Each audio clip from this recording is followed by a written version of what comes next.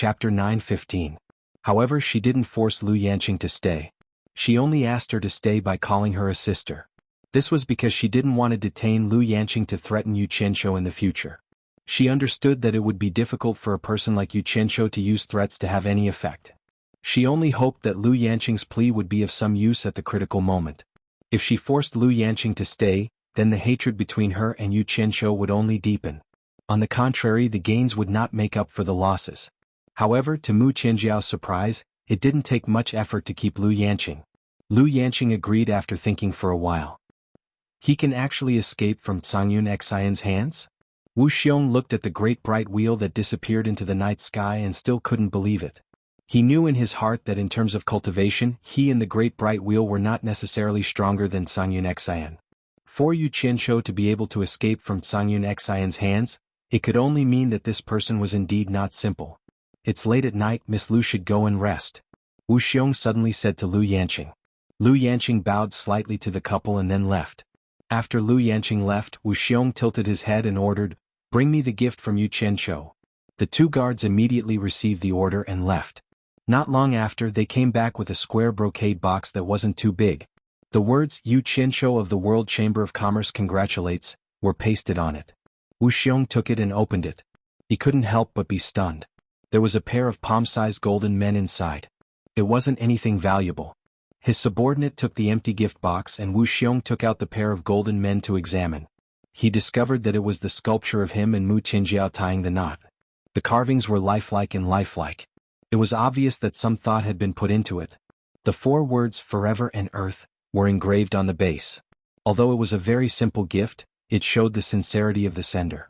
Wu Xiong silently glanced at Mu Bing, who was busy counting the congratulatory gifts, and sighed regretfully in his heart. If it weren't for you, why would I have to drive away a sincere congratulatory guest? Little did they know that Yu Qianqiu had no choice but to give away this thing, because he realized that the valuable immortal herb he had prepared in advance was simply not presentable, and he did not have the time to prepare another one, so he could only use the gold Jew to show his sincerity. Yu Qianqiu is Madame's friend. Madame, take a look. Handing the sculpture over to Mu Qianjiao, Wu Xiong sighed, "I'm afraid that my actions today have hurt your friend." Mu Qianjiao held the sculpture in silence, her gaze lingering on the 4 words "Forever and Earth" for a long time. No one knew what she was thinking. It's late. Wu Xiong looked at Mu Qianjiao with a sly smile. "Madam, the most important part of the wedding hasn't been completed yet." Mu Qianjiao was startled for a moment, then immediately understood what he meant. Her face instantly became flushed, and she was so embarrassed that she could barely lift her head. Wu Xiong laughed heartily as he grabbed her hand and pulled her away. The door to the bedroom in the inner residence was tightly shut, and the room was brightly lit, illuminating the newly decorated bridal chamber. Under the illumination of the candles, a beautiful couple sat on the edge of the bed, their arms crossed, and drank a cup of cross-cup wine. Wu Xiong took the empty wine cup from Mu Qianjiao's hand, and with a wave of one hand, the 2 wine cups landed firmly on the table in the room. At this moment, Mu Qianjiao's face was flushed, and her head was slightly lowered. Under the candlelight, she looked especially charming. Wu Xiong couldn't help but feel a little dazed. His throat moved and he swallowed his saliva. "Out of all the people in the world, I was moved the first time I saw you, madam. I have never felt this way since I embarked on the path of cultivation.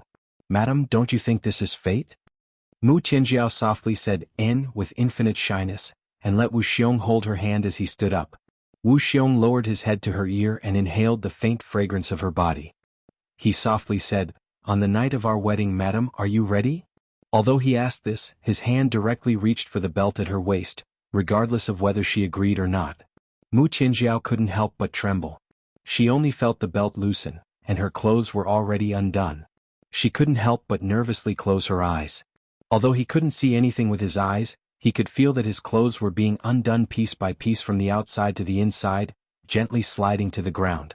Very quickly, a slight chill invaded his skin, and a pair of strong palms directly touched his slightly trembling body. Her body was petite and exquisite, but it didn't lose its ample curves. Her skin was smooth and lustrous under the candlelight. Mu Qianjiao's alluring naked body stood unreservedly in front of Wu Xiong. Wu Xiong found it difficult to move his gaze and he swallowed with difficulty. He could feel Mu Qianjiao's rapidly rising and falling full breasts, and he could feel her accelerated heartbeat. He immediately and efficiently took off his clothes, and hugged Mu Qinjiao by the waist. As soon as Mu Qinjiao came into contact with the other party's similarly naked skin, and smelled a rich masculine scent, she couldn't help but let out a moan. She didn't dare to open her eyes at all. The naked man and woman quickly rolled onto the bed, and a brocade quilt covered their restless and entangled bodies. Wu Xiong, who was half on top of Mu Qinjiao, looked at the beauty whose eyes were tightly shut and said with a smile, "From today onwards, you are truly my wife. Why are you still shy when you see me? Madam, open your eyes and look at me." Feeling the restless object in her lower body, Mu Qinjiao's eyes trembled open, and she looked at the man in front of her who was pressing on top of her. However, the moment she opened her eyes, she saw the naughty smile on the man's face in front of her. Following that, a heavy pressure came from her lower body, and that restless thing directly penetrated her. Mu Qinjiao immediately let out a cry of pain, and in an instant the brocade quilt flipped, and the room was filled with the stirring of passion. It was late in the morning, but no one dared to disturb the newlyweds in the room. On the brocade bed in the room, the man and woman embraced each other naked. After a night of overflowing passion, Mu Qinjiao, who had just received the pleasure of the rain and dew, almost had no strength left in her body. The flush on her face had yet to fade, and she lay softly in Wu Xiong's arms. "Madam, do you regret following Wu Xiong?" Wu Xiong suddenly looked at the woman in his arms and asked. Mu Qinjiao lay on his chest and shook her head, saying, "Mu Qinjiao is not a fickle person. In this life I will only follow one man and make a choice once. Since I followed him, I will never regret it." As she spoke, she raised her head to look at Wu Xiong and said, "Unless my lord doesn't want me anymore, I won't ask to live together, but I will ask to die together." Wu Xiong immediately covered her mouth and said with a satisfied smile, "What do you mean live or die? How can you say such things on such a joyous occasion? Moreover, in the immortal world, besides the immortal emperor, who dares to decide our life and death?" Mu Qinjiao subconsciously looked at the golden sculpture that Yu Qianqiu gave her on the dressing table, and a trace of uneasiness flashed through her subconscious. She bit her red lips and said, "My lord, my father's conduct is not satisfactory, and I hope my lord will forgive him in the future. Of course we are all one family now, so how can we be different?" Wu Xiong gently patted her smooth back and said, "Get up and change your clothes. We are newlyweds, and I will take you to the immortal palace to pay our respects to the immortal emperor." The two immediately got up to wash up and change their clothes. Mu Qinjiao had just tasted the forbidden fruit, so her body was somewhat uncomfortable, and her movements were a bit slow. When Wu Xiong saw this, he glanced at the red spots on the bed and couldn't help but laugh happily. Mu Qinjiao, who was sitting in front of the dressing table, was startled. She didn't know what he was laughing about, but she saw Wu Xiong stride over and gently take away the eyebrow pencil in her hand. He pressed down on her shoulder to prevent her from getting up, and patiently helped Mu Qinjiao draw her eyebrows. Mu Qinjiao was pleasantly surprised, and she acted like a spoiled child to cover up. "My lord's technique is so skilled, it seems like you are an expert. Who knows how many times you have done this?" Wu Xiong laughed and said, "This is my first time doing this, and I didn't expect to receive madam's praise on my first try."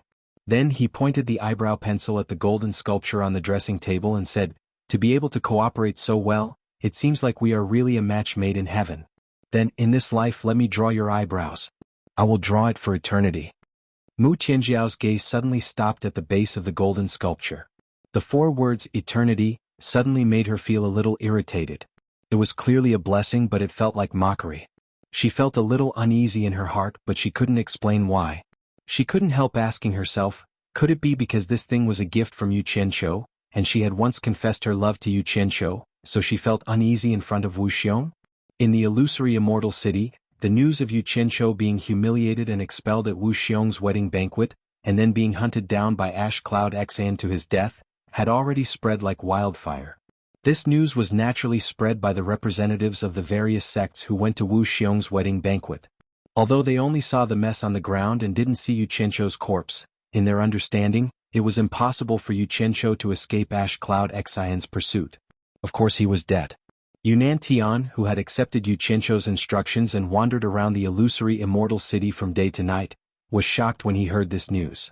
He immediately rushed back to the World Chamber of Commerce to discuss it with Hu Changshou. The two of them knew that this was a serious matter, and the news couldn't be spread before it was confirmed. Otherwise, it would cause the hearts of the people in the World Chamber of Commerce to fall apart. Thus, they went upstairs together to ask for confirmation. However, this news had already spread like wildfire, so how could it be hidden? Many people in the illusory immortal city heard the news and came to the World Chamber of Commerce to inquire about this matter. They were more or less taking pleasure in other people's misfortune. This was terrible. The lords of the various countries were all alarmed. They left a portion of people to guard downstairs, and the majority of them gathered upstairs. After Wei Chuanxiu, who was guarding by Suzhen's door, heard Yunnan Tian and Hu Changshuo's narration, he immediately snorted disdainfully and said, "This is utter nonsense. I can't wait for him to die, but your sect master's life is very cheap. He even wandered around in front of me early in the morning and was chased away by me. It would be strange if he could die." Yunnan Tian and Hu Changshuo looked at each other and felt that Wei Chuanxiu was comforting them. At the same time, the lords of the various countries also ran up in a bustling manner. When they saw the three people at the door, they immediately made a big fuss and hurriedly reported the news they heard. Chapter 9:16. At this time, the door to Wei Chuanxiu's room at the end of the corridor suddenly opened, and a sleepy Yu Qianqiu walked out. Standing at the door, he knocked on it twice, immediately attracting everyone's attention. They saw Yu Qianqiu pointing at a group of people and cursing, "What is it? Why are you shouting and making a ruckus here? Are you all tired of living and want to rebel? Get out of here if you don't want to die." In the eyes of these people, Yu Qianqiu's authority was unquestionable. The authority of the torture envoy had long been ingrained in their bones.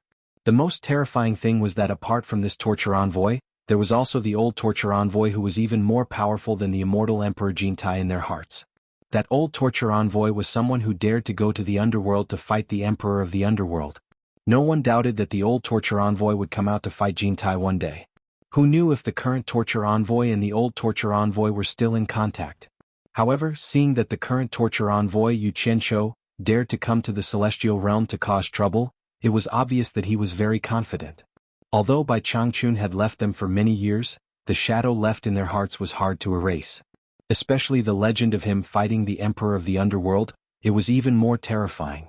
They were both proud and afraid. When Yu Qianqiu showed up and yelled at them, the rumor was shattered. Who dared to stay and look for trouble? The group of people immediately lost their temper and shut their mouths obediently. They all ran away with their tails between their legs, afraid that they would be beaten up if they were too slow. The entire 22nd floor became quiet again. What happened? Who died? Yu Qianqiu swayed his sleeves as he walked over. Wei Chuanqiu looked him up and down and asked suspiciously, "Everyone is saying that you were humiliated at Wu Xiong's wedding and then killed by Grey Cloud XN. What is going on?" Yu Qianqiu was startled when he heard that. Then he sneered and gritted his teeth. "It's not just a humiliation, it's a great humiliation.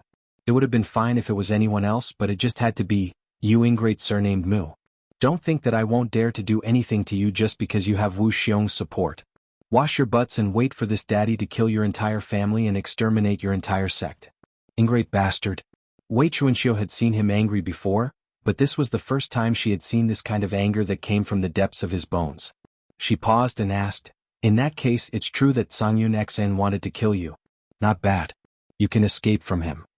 Yu Qianqiu rolled his eyes at him and sneered, "He wants to kill me? If I wasn't at the edge of the paradise of bliss, I would have roasted him with my purple fire. Shoo."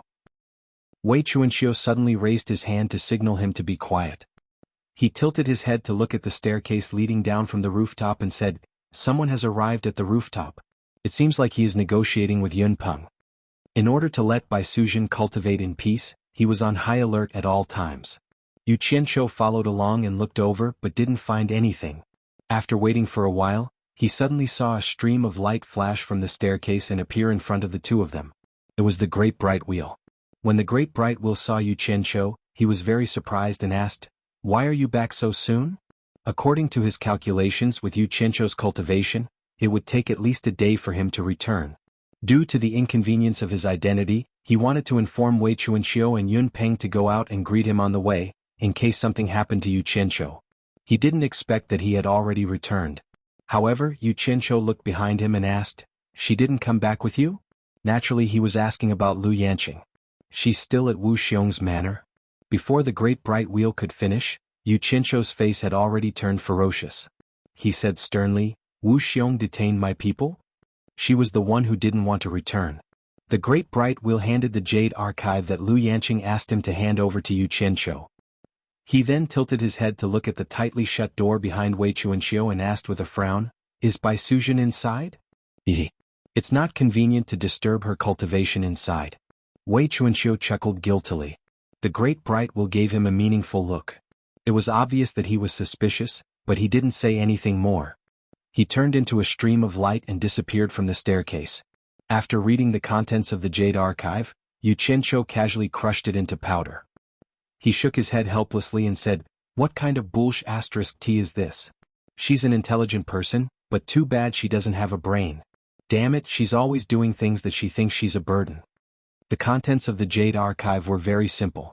The gist of it was that Lu Yanqing felt that she was useless and that there was no point for her to stay at the World Chamber of Commerce. Wen Lanfeng's departure made her feel very guilty. It also made her realize that a useless person like her should leave the World Chamber of Commerce. Hence, she decided to accept Mu Tianjiao's invitation to stay there and not return.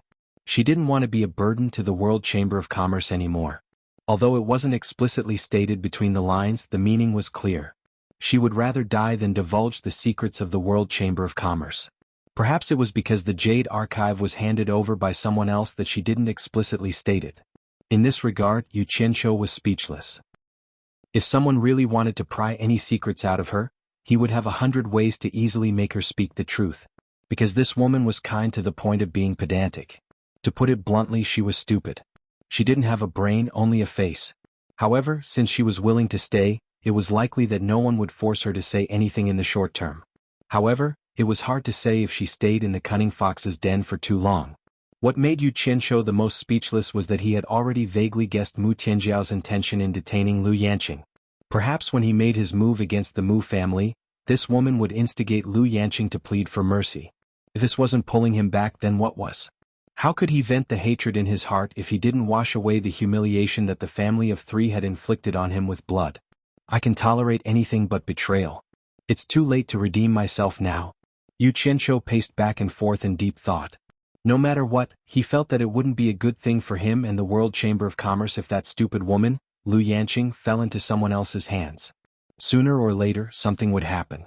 His footsteps paused and he casually came up with an idea. He felt that he needed to find an opportunity for Wei Chuanxiu to ask the Great Bright Wheel to make another trip and bring that stupid woman, Lu Yanqing, back. The idea was simple. He was also prepared to have the Great Bright Wheel bring a Jade Archive to Lu Yanqing. This was called giving her a taste of her own medicine. He didn't need to be too clever to trick that stupid woman back. He just needed to write a paragraph in the Jade Archive, saying that when Lanfeng had returned from the outside with serious injuries and was on the verge of death, he wanted to see her one last time and wasn't afraid that she wouldn't return. Once she returned, he would immediately send her back to the human realm for no reason. He would let her be merciful in the human realm and continue to be that merciful and compassionate Guanyin Bodhisattva. Wei Chuanqiu saw the sinister smile on his face as he fell into deep thought. He couldn't help but ask, "Brat, what kind of rotten idea are you coming up with to harm people again?" Yu Qianqiu came back to his senses. He waved his hand and said, "Nonsense. Am I that kind of person? Forget it, I won't talk about it anymore. I need to go out and expose myself. I need to stop those unfavorable rumors from spreading." With that said, he flicked his sleeves and left, leaving Wei Chuanqiu standing there with a look of disdain on his face. Inside Wan Gutong's branch, the moment Wan Lihong exited the paradise of bliss, she had spent a long time investigating the ruins left behind by Grey Cloud Xian before coming here. In the rear hall, Wan Lihong told Wan Ling and Wan Gi in detail how Yu Qianqiu was humiliated at Wu Xiong's wedding banquet, as well as how Grey Cloud Xian tried to kill him afterwards. Wan Gi sighed and said, "This matter has already spread like wildfire. It looks like this Yu Qianqiu has already fallen into Grey Cloud Xian's hands. I find it strange. Isn't this Yu Qianqiu a member of the Immortal Palace? Why would the Immortal Palace let him die at Grey Cloud Xian's hands?" Wan Ling and Wan Lihong looked at each other. Wan Ling asked suspiciously, "You're saying that Yu Qianqiu is a member of the Immortal Palace?" Wan Gi rolled his eyes. "I'm not an idiot, don't try to hide it from me. The sect master has personally asked about it several times, on top of the series of events that have happened. If I still can't guess his background, then there's no need for me to stay here." Wan Lihong smiled bitterly. "It's enough for you to know this, don't spread it." Wan Ling also smiled awkwardly, indicating that she didn't mean to hide it. Then she asked suspiciously, Fifth uncle, in that case you didn't see Yu Qianqiu being killed by Grey Cloud Xian with your own eyes? Yes. I also feel that with Yu Qianqiu's background, not to mention that it was near the paradise of bliss, no matter how high Grey Cloud Xian's cultivation was, he couldn't have killed Yu Qianqiu. Wan Lihong looked solemnly at Wan Ling. If Grey Cloud Xian really killed Yu Qianqiu, the Immortal Emperor will be furious, and the division of power in the immortal world will change again. We Wan Gutong must prepare for a rainy day and seize the initiative. I'm here to ask you to personally go to the World Commerce Hall and wait, see if Yu Qianqiu really died in Grey Cloud Xian's hands. Fifth uncle, I understand your meaning, I'll go now. Wan Ling understood and immediately left. When Wan Ling arrived at the World Commerce Hall, she saw Yu Qianqiu standing outside the building, pointing at a group of people and cursing. Who's the one who started this rumor, cursing me to die? Just that old bastard Grey Cloud Xian wants to kill me? All of you scram. The group of onlookers really did scram, but it was obvious that they were sent by the sects to gather information, so they left to report. Even though the sects didn't know as much as Wan Ling, gathering information was the least they could do. In the blink of an eye, the area in front of the World Commerce Hall became much quieter. Wan Ling was speechless when she saw Long Xiaojiu standing beside Yu Qianqiu, smiling like a flower as if she really liked Yu Qianqiu. Seeing this scene, Wan Ling suddenly felt a nerve in her brain inexplicably throbbing. She felt as if her nerves had suddenly gone haywire. She couldn't help but recall that day in the bathroom downstairs of the World Chamber of Commerce when she was forced to flee in tears by Long Xiaojiu. Wan Ling's face instantly lit up with a bright smile, and she dashed down, blocking the path of a man and a woman who were about to enter the building. Seeing that it was Wan Ling, Yu Qianqiu was about to greet her with a smile, but Wan Ling leaned over and called out sweetly, "Big brother Yu, it's great to see that you're fine. Do you know how worried I was when I heard the rumor that something happened to you?" Her voice was coy, almost causing goosebumps to rise all over Yu Qianqiu's body. Chapter 9:17. Brother Yu? Yu Qianqiu was somewhat baffled. He couldn't help but touch his own face. He didn't seem to be so handsome that everyone would like him. Shameless slut. Long Xiaojiu snorted in disdain. Who are you scolding, Miss Long? Wan Ling's eyes flashed fiercely. Long Xiaojiu snorted and didn't reply. If she pointed out names, it would undoubtedly give the other party a reason to flip out. In any case, everyone knew who she was scolding. It was fine as long as she could piss them off. Yu Qianqiu had already heard about these two, especially Wan Ling's abnormal story. He immediately woke up from his narcissism and realized that he had become the object of these two women's competition. He immediately said to them bluntly, "You two are here to scout for information. Now that you see that I'm not dead, why aren't you going back to report?" The two women's expressions were a bit awkward after being exposed by him. However, Wan Ling's skin was clearly thicker. She rolled her eyes and replied, "Brother Yu, others might not know you, but do you think I don't? How could Sangyun Xn hurt you in the pure paradise immortal realm? I'm here to ask Brother Yu, the once-in-a-century ranking conference is about to begin. I wonder if Brother Yu's World Commerce Association is going to participate? Who's your brother? You're so many times older than me." Although Yu Qianqiu cursed in his heart, he still believed Wan Ling's words.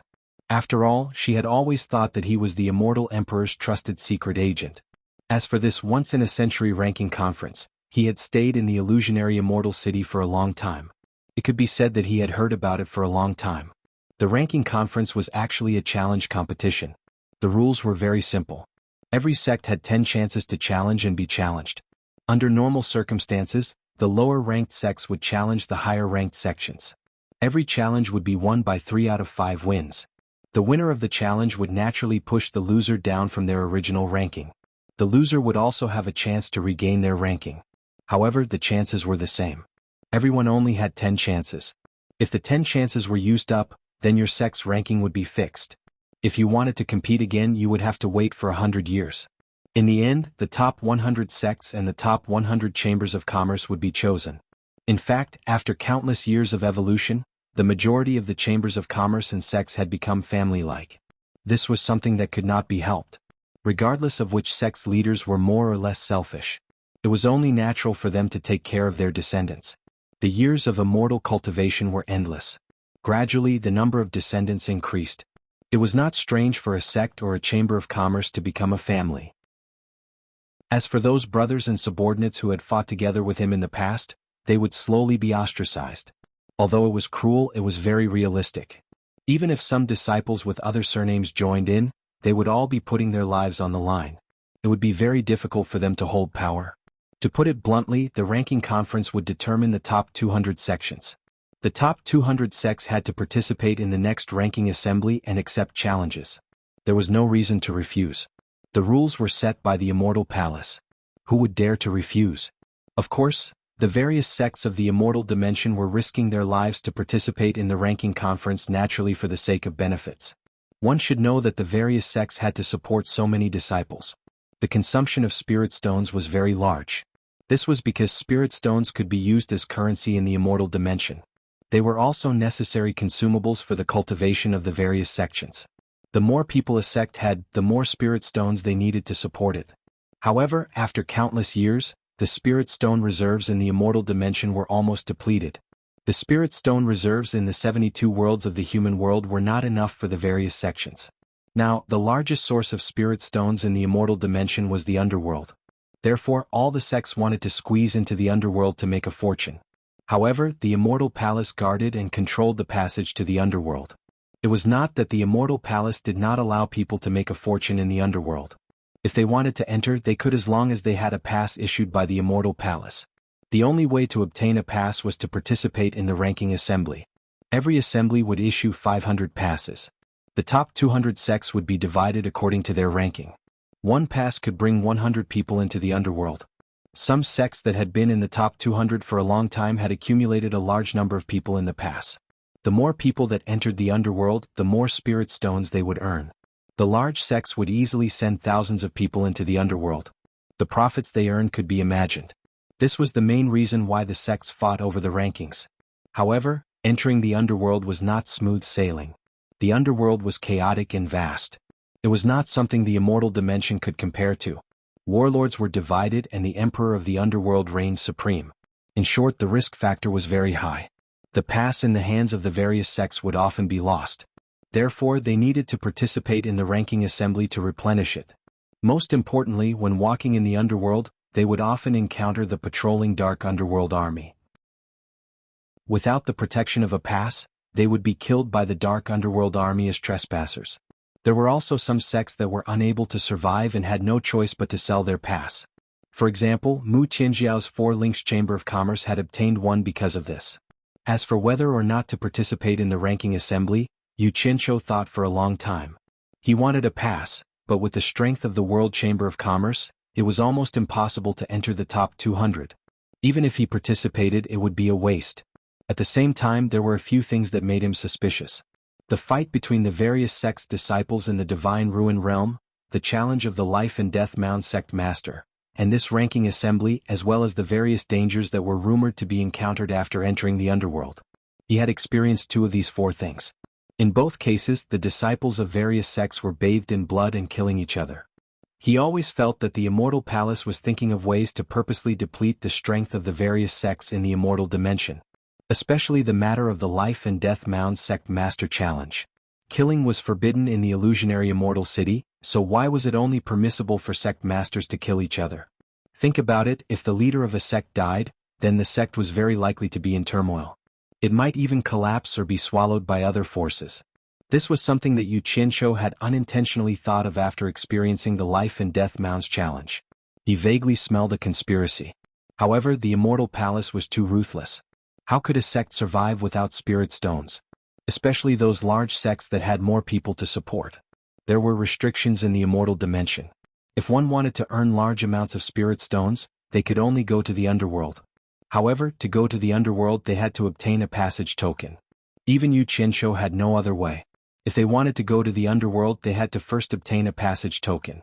Otherwise, even if they found a way to sneak into the underworld, they wouldn't be able to pass through the dark underworld army. Therefore, they still had to think of a way to obtain a passage token. Ranking assembly? Yu Qianqiu looked at Wan Ling and said with a bitter smile, "With our world commerce's current strength, do you think there's any meaning in participating in the ranking assembly? Even if we go, we won't be able to squeeze into the top 200.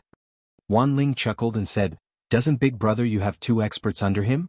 If White Cloud Mountain Chieftain and Green Wing Bat King were to make a move, we might have a chance."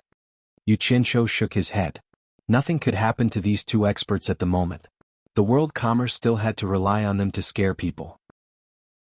Especially Wei Chuanxiu, they still had to rely on him to impart the myriad demon heart sutra to Bai Suzhen. Nothing could happen to him. As for the passage token, it wasn't necessary to participate in the ranking assembly to obtain it. Stealing, robbing were all good methods. Of course, it would be even better if someone was willing to sell it. It naturally wouldn't do if the price was too high. We'll talk about this when the time comes. I still have some matters to attend to, so I won't be accompanying the two of you. Yu Qianqiu cupped his hands towards the two girls and entered the World Commerce's building in a flash. Meanwhile, Wan Ling and Long Xiaojiu looked at each other in disdain, snorted provocatively and went their separate ways. On the first floor of the World Commerce, Yu Qianqiu walked around the various counters that sold immortal herbs. He discovered that there weren't many immortal herbs left and business was very quiet. Most of the country lords had returned to their rooms to meditate and cultivate. Only a small portion of people remained at their posts, seemingly taking turns to be on duty. Seeing that Yu Qianqiu had come to inspect, someone couldn't help but grumble to him, "Sect Master, take out some good stuff to sell. If this goes on, there won't be any customers coming. You guys sell what you want. Whether they want to buy it or not, just take your time to sell it." Yu Qianqiu left everyone speechless, then went upstairs. At this time, in the illusionary immortal city, the rumors about Yu Qianqiu being killed by Grey Cloud Xian were quickly purged. Instead, it was inconceivable that Grey Cloud Xian actually failed to kill Yu Qianqiu. Everyone found this a little hard to believe. Returning to the 22nd floor, Yu Qianqiu quickly took out a jade archive and inserted something into it. Then he walked to the door of his room. Wei Chuanxiu was sitting cross-legged at the door. Yu Qianqiu crouched in front of him and handed him the jade archive. "Bat King Wei, I'll have to trouble you with something. Based on your relationship with the Great Bright Wheel, can you ask the Great Bright Wheel to make another trip to Wu Xiong in the Paradise Immortal Realm and help me pass this jade archive to Lu Yanqing, then bring her back?" Wei Chuanxiu slowly opened his eyes and sneered, "Who do you think the Great Bright Wheel is, running errands for you when he has nothing better to do? Leave it here. If he goes to the Paradise Immortal Realm, I'll have him deliver it for you." He took the jade archive and put it away. Yu Qianqiu thanked him, then peeked through the crack in the door and said, "I won't disturb you anymore." Just as he was about to leave, he heard Wei Chuanqiu say, "Don't go yet. You have something to do first." Yu Qianqiu was stunned. "What is it?" "At first, I was worried that you wouldn't be able to solve this problem. However, seeing that you were able to safely escape from Grey Cloud Xian's hands, I've gained some confidence in you." Wei Chuanqiu glanced at him and said indifferently, "Didn't you say that I would only be responsible for teaching her the cultivation method and that you would solve any problems?" He had indeed said this before. Yu Qianqiu asked suspiciously, "What problems do you need me to solve? Why don't you tell me about it first?" To cultivate the myriad demonic heart sutra, the first thing you need to do is to communicate with your own inner core. In other words, you need to understand your own inner core and become connected with it. She's almost done with this step. It won't be long before she enters the next step of cultivation. Wei Chuanqiu slowly stood up and said with a solemn expression, "I want you to collect 10,000 inner cores to help her refine her own inner core." "Collect 10,000 inner cores?" Yu Qianqiu scratched his head and asked in confusion, "What do you mean? How do I collect them?" "Kill Yao cultivators or ferocious beasts and seize their inner cores. Use their inner cores to help Bai Suzhen refine her own inner core," Wei Chuanqiu said, enunciating each word. Yu Qianqiu was stunned. He was tongue-tied for a while before he gulped and said, "You're not joking, are you? Doesn't that mean I'll have to kill over 10,000 Yao cultivators and ferocious beasts? Where am I supposed to find so many fellows?" Wei Chuanqiu's face was solemn like never before. He gritted his teeth and said, "I know it's cruel. I don't want to do it either. After all, we're all demons. But with success comes sacrifice. If the demon clan has another ancestor of all demons, who would dare to easily enslave the demon clan and use them as mounts as they wish? Sacrificing a portion of the demons can save the dignity of the majority. It's worth it." Yu Qianqiu was speechless. He didn't expect this fellow to have such great ambitions. He actually wanted to benefit all demons. It seemed like he couldn't use him as a mount anymore. Wei Chuanqiu paused and continued, "Of course, you don't really have to kill over 10,000 Yao cultivators and ferocious beasts. But the more inner cores there are, the better it will be for her to refine her inner core. Why is it called the Myriad Demonic Heart Sutra? Because a demon's inner core is equivalent to a demon's heart. It contains the meaning that only by comprehending the heart of 10,000 demons can one cultivate the true sutra. If one doesn't understand 10,000 demons, how can one be worthy of being the ancestor of all demons? So, the more inner cores she has, the better it will be for her future cultivation. If it's really difficult to obtain 10,000 inner cores, you have to get at least 5,000. Otherwise, her future cultivation will be very difficult. Yao cultivators. Ferocious beasts also have inner cores. Then you. Wei Chuanxiu waved his hand and said, although ferocious beasts are chaotic and reckless, most of them are from the desolate era. Compared to normal birds and beasts, they all have unique talents. As long as a ferocious beast is born, it will start to nurture its inner core. When it reaches adulthood, its inner core will also be formed. Unlike other birds and beasts, they need to cultivate painstakingly before they can condense their inner core. Once a ferocious beast develops its spiritual intelligence and becomes an immortal beast, its inner core will fuse with its main body. Heaven's creation has its differences. There are gains and losses. It's really magical.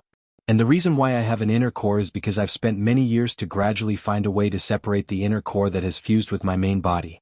When my inner core is completely condensed, I can start cultivating the 10,000 Demon Heart Sutra.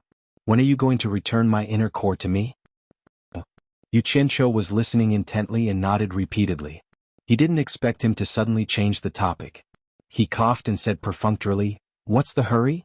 I'll naturally return it to you when the time comes. But where am I going to kill so many Yao cultivators and ferocious beasts? The celestial realm is mostly immortal beasts. If I have to find them one by one, how long will it take? The place with the most Yao cultivators is naturally the human world. The place with the most ferocious beasts is naturally the divine ruin realm." Wei Chuanxiu frowned and said, "It's best to get more inner cores from both ferocious beasts and Yao cultivators. The more complex the better. That way it will be more beneficial to her future cultivation." Chapter 9:18. Human World. Yu Qianqiu hesitated and frowned. As the torturer of the realm of monsters and ghosts, he commanded countless monster cultivators and ghost cultivators. It was not difficult for him to obtain 10,000 monster cores. But those demon cultivators and ghost cultivators were all prepared for the Fey and Ghost Immortal Exterminating Array. Especially after coming to the immortal realm, he could see and understand more clearly. If the spiritualization smoke was said to be the first barrier that prevented the immortal dimension from interfering with the mortal dimension, then the demonic spirit exterminating formation was the final trump card to prevent the immortal dimension and netherworld from interfering with the mortal dimension, and it was also the only trump card. It couldn't be used rashly, and once it was used, it would be a peerless trump card. Even if the immortal emperor and emperor of the netherworld were to fall into this formation, they would probably only have a slim chance of survival. Generations of torture enforcers had been stationed in the realm of monsters and ghosts to prepare for the activation of the formation of monsters and ghosts. Although it was inferred that the demon cultivators and ghost cultivators in the demon region would become sacrifices sooner or later, they were all subordinates of his commander after all. Unless it was absolutely necessary, he really didn't want to kill them. To put it bluntly, Yu Qianqiu could not bear to do it. Although he was cruel and merciless, that was only in situations that had nothing to do with him. If he wanted to be as merciless as Bai Changchun, he still needed time to temper himself. Seeing that he was speechless when he said the word human world, Wei Chuanqiu thought he was worried that he couldn't go to the human world to slay demons, so she immediately said, "In fact, the more inner Dan, the better it is." In other words, the higher the cultivation of the demon cultivator, the better it is, and the older the ferocious beast, the better it is. The best place to meet these conditions was actually the demon world. That was the true world of the demons, and there were countless old monsters there. However, the demon world had been sealed for many years, and there was no way to enter. Similarly, you have no way of entering the divine ruin realm.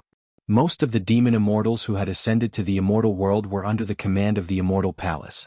There were also those demon immortals who had the ability to establish themselves in the immortal world. They were not people you could afford to offend. As for the rest of the weaker ones, most of them have submitted to various forces in order to survive. You still can't afford to offend them. Come to think of it, you can only go to the human world to find a way. Yu Qianqiu felt helpless in his heart. He sighed inwardly. Could it be that he had no choice but to use his subordinates from the demon region? However, he replied perfunctorily, "Without the permission of the immortal palace, it's not easy to go to the human world. You worry too much. You don't have to go to the human world yourself. It's human nature to pursue profit. In the immortal world, as long as you have money, there's no problem you can't solve. Wei Chuanxiu took out a handful of divine-grade spirit stones, playing with them as he harumphed coldly. There are 72 worlds in the human world, other than the world where the immortal netherworld and myriad swords devil monarch fought. The other 71 worlds are frequently visited by the immortal palace's emissaries. You understand what to do now, right? Yu Qianqiu's eyes suddenly lit up. If he could avoid hurting his innocent subordinates in the demon ghost realm, he should spend some money. He rubbed his hands and asked, "You mean you want me to bribe the emissaries of the immortal palace with spirit stones and ask them to help me collect Monster Dawn in the 71 worlds of the human world?" He was good at this and he had practiced it in his previous life. Wei Chuanxiu immediately rolled her eyes. Is there a need to be so sneaky? The more sneaky you are, the easier it is to arouse suspicion. Why don't you just spend money to buy the Monster Dawn? At that time, the emissaries of the immortal world will naturally come to the human world, and the cultivators in the human world will think of a solution. They don't need to do anything, they can just buy the Monster Dawn at a low price and sell them at a high price in the immortal world. One must know that a divine-grade spirit stone in the immortal world is worth a fortune in the human world. They won't need to spend much. Yu Qianqiu was aware of this point. A divine-grade spirit stone was equivalent to 100 million spirit stones in the human world. It was indeed a fortune. Since there was a way to get the Monster Dawn, it was easy to handle. Moreover, it didn't seem like it would cost a lot of money. He waved his hand and said, "I understand, leave this matter to me. Alright, when do you want the Monster Dawn? Give me a time frame so I know what to do." Wei Chuanxiu glanced at the closed door behind her, pondered for a moment, then said, "Half a year later." About half a year later, she will enter the cultivation period to comprehend the heart of a myriad demon. The length of this period depends on her luck, and there is no turning back, there is only one chance. To put it bluntly, it depends on her talent in cultivating the heart of a myriad demon. The longer she takes to comprehend the heart of a myriad demon, the higher her talent, and the higher her achievements in the future. Conversely, her achievements will be limited, and it all depends on whether she has the heart of wisdom. Hence, the higher the quality of the Monster Dawn, the better, and the more complex it is, the better.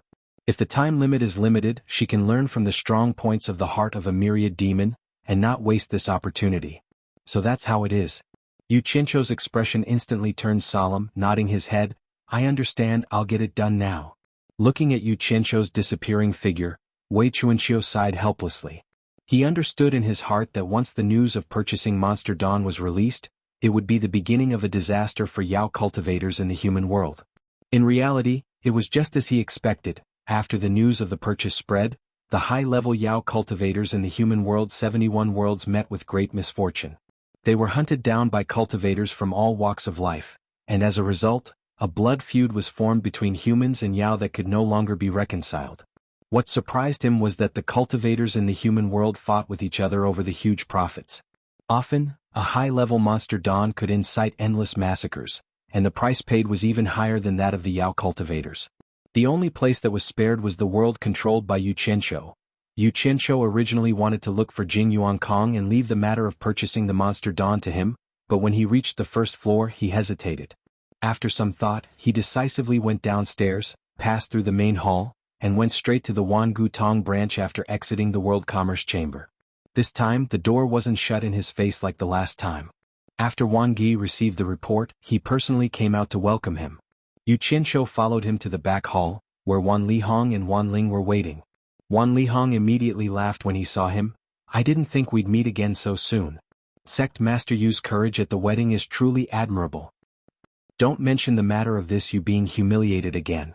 Yu Qianqiu cupped his fists towards them and said bluntly, "One doesn't come to a temple without a cause, so this you won't beat around the bush. This time I'm here to ask for a favor from your esteemed sect."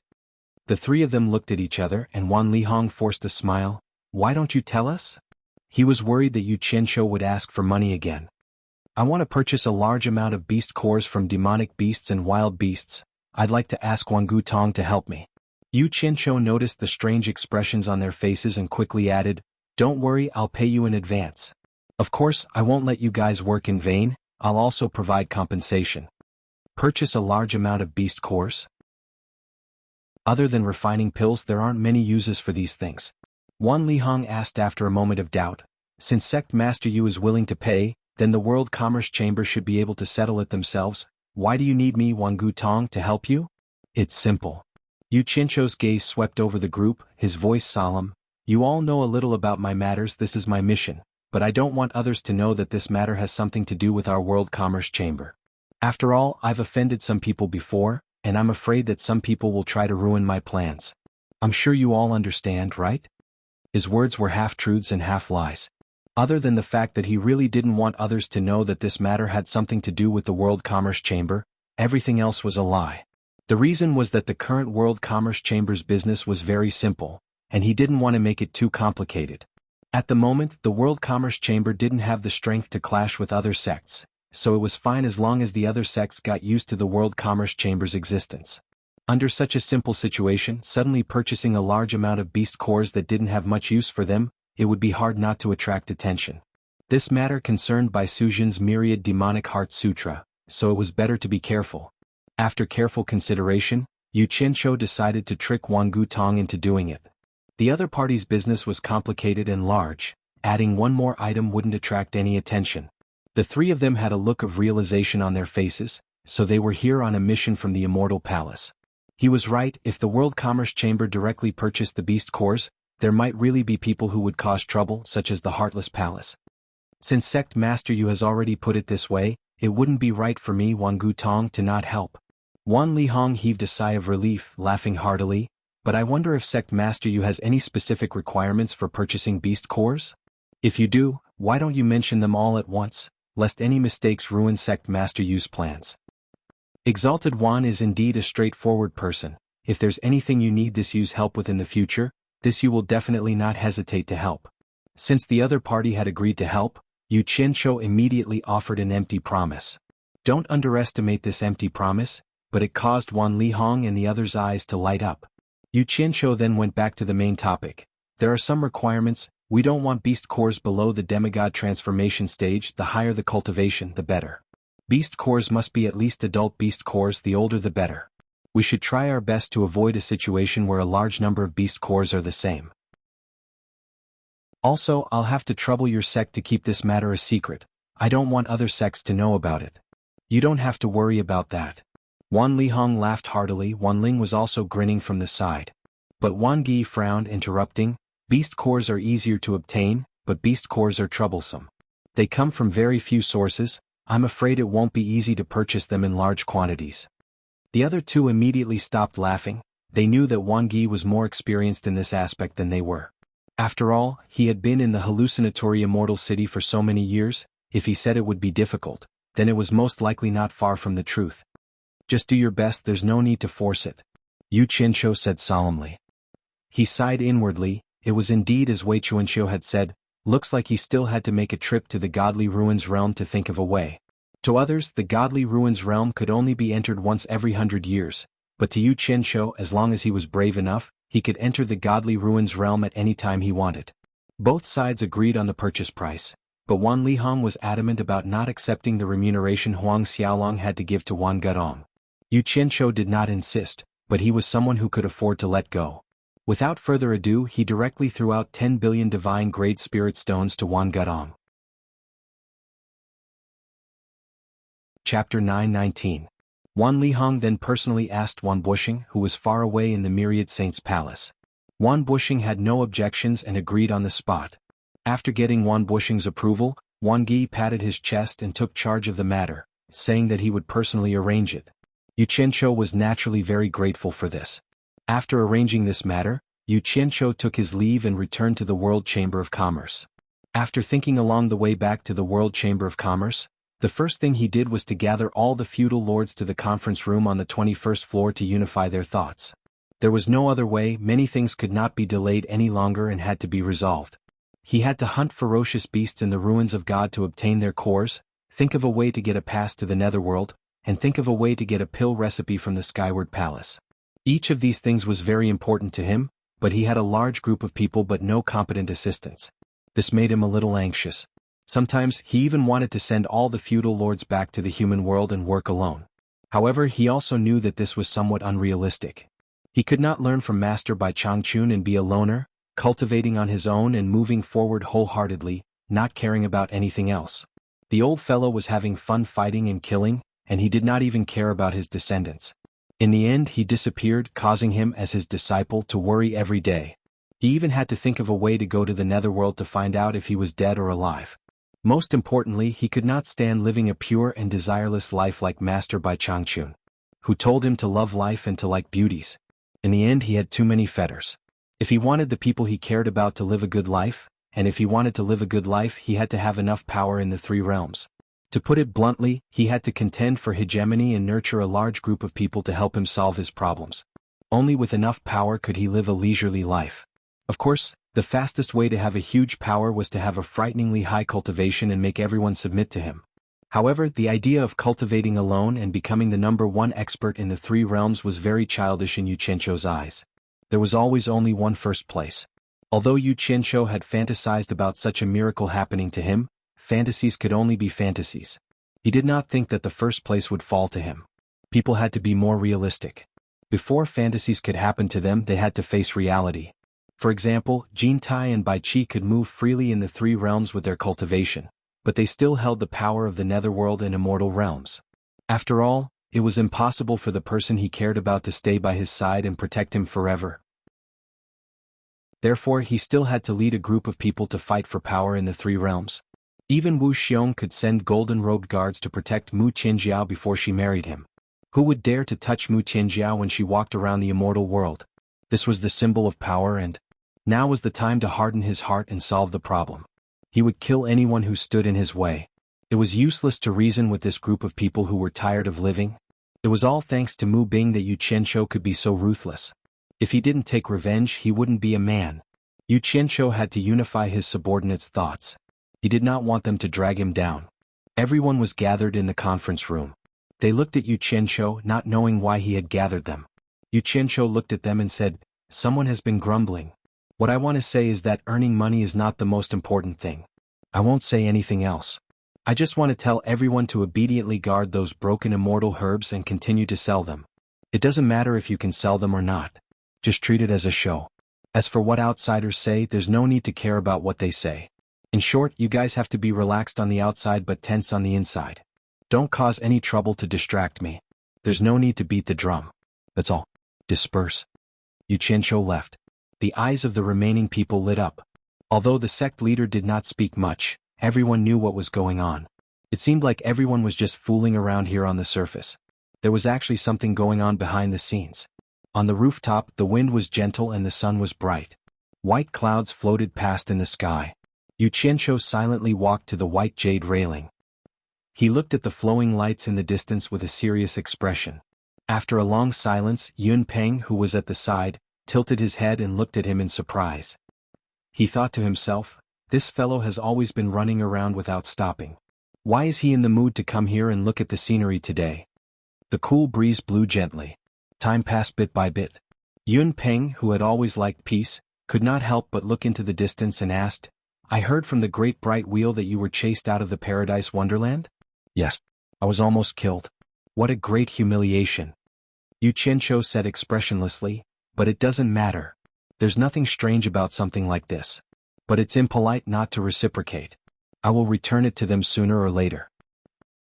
Yun Peng replied nonchalantly.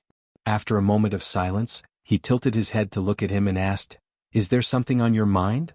"No, I just came to look at my territory. It wasn't easy to get a foothold here. I'm worried that someone will touch my territory. If that happens, I will be very unhappy." Yu Qianzhou looked ahead and said, "This is the hallucination immortal city. With the immortal palace, who dares to cause trouble in the hallucination immortal city? But I'm still living under someone else's roof. I'm getting a little impatient from waiting." Yu Qianzhou said indifferently and turned to leave. Yun Peng turned back to look at his back and frowned. In a vast swamp that stretched as far as the eye could see, there were several towering mountains connected to each other. One of the mountains in the middle was scorched black. The mountain was full of caves of all sizes. There were stone stairs cut out of the mountain walls that connected the caves to each other. Many people could be seen coming and going on the stone stairs. It was very magnificent. The only drawback of this mountain was that there was almost no green vegetation. On the other hand, the few mountains on the side were lush with houses faintly discernible in the midst of the greenery. There was a suspension bridge between the mountains with iron chains. There were people swaying on it leisurely. A large area of the swamp at the foot of the mountain was like boiling water, constantly bubbling with large and small bubbles. The rising water mist shrouded several mountains that were not too high in the clouds and mist. The 8 adjacent mountains were of different heights. They were arranged like a crescent moon. Those who were familiar with them would know that this was where the Heaven Palace, the #1 alchemy sect in the immortal realm, was located. The scorched black mountain in the middle was the important alchemy ground of the Heaven Palace. The first mountain to the right of the east was the residence of the disciples of the Heaven Palace who were doing odd jobs. They were all disciples who had not reached the immortal stage. Shui Mingqing walked out of a cave on the Black Mountain. He had just helped Master Yi deliver the immortal herbs needed for alchemy. Master Yi needed a lot of time to refine pills, so he didn't need to accompany him. During the time before Master Yi finished his alchemy, he was free to do as he pleased. After leaving the cave, Shui Mingqing stood on the stone stairs and couldn't help but look at the first mountain on the right. He sighed with emotion. Not long ago he had been living there like a slave. After a trip to the Divine Ruin Realm, his fate had completely changed. He had actually become an elder's disciple, so he had finally moved out of that messy, crowded place where people could beat and scold him. Now he had his own small courtyard to live in. Although this small courtyard belonged to Master Yi and he only occupied a room inside, it was better than sleeping in a room with more than a dozen people. The reason for such a big change was all thanks to Yu Qianqiu. Thinking of Yu Qianqiu, he couldn't help but think of how Yu Qianqiu had asked him to steal the pill formulas of the Heaven Palace. Just thinking about it made him shudder.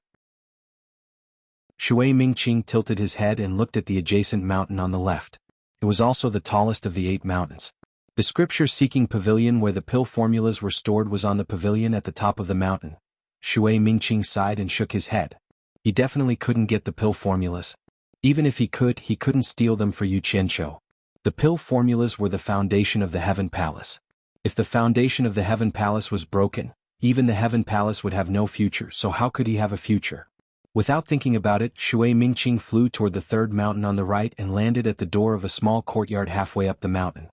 He was about to push the door open and enter when he suddenly found a person standing on the top of a big tree not far to the left. The person's back was facing him and he didn't know what he was looking at. Shui Mingqing wanted to ask who the person was, but when he saw that the person was wearing the clothes of the sect and standing leisurely with his hands behind his back, he took a closer look and found that he couldn't see through the person's cultivation. He couldn't help but feel a chill in his heart. The person who dared to put on airs in front of the elders must be a senior expert of the sect. He was not someone he could provoke. Shui Mingqing pushed the door open and silently entered the courtyard. In the courtyard he couldn't help but look back. He found that the person's clothes seemed to be a little big, but this was not something he worried about. He entered the room on the left and closed the door. That was his room. After entering the room, Shui Mingqing immediately found that the room seemed to be missing something. His gaze fell on the windowsill and found that the golden Buddha he had placed on the windowsill had been moved, and the clothes he had casually thrown on the bed were gone. Someone had entered his room. Shui Mingqing glanced around and was slightly shocked.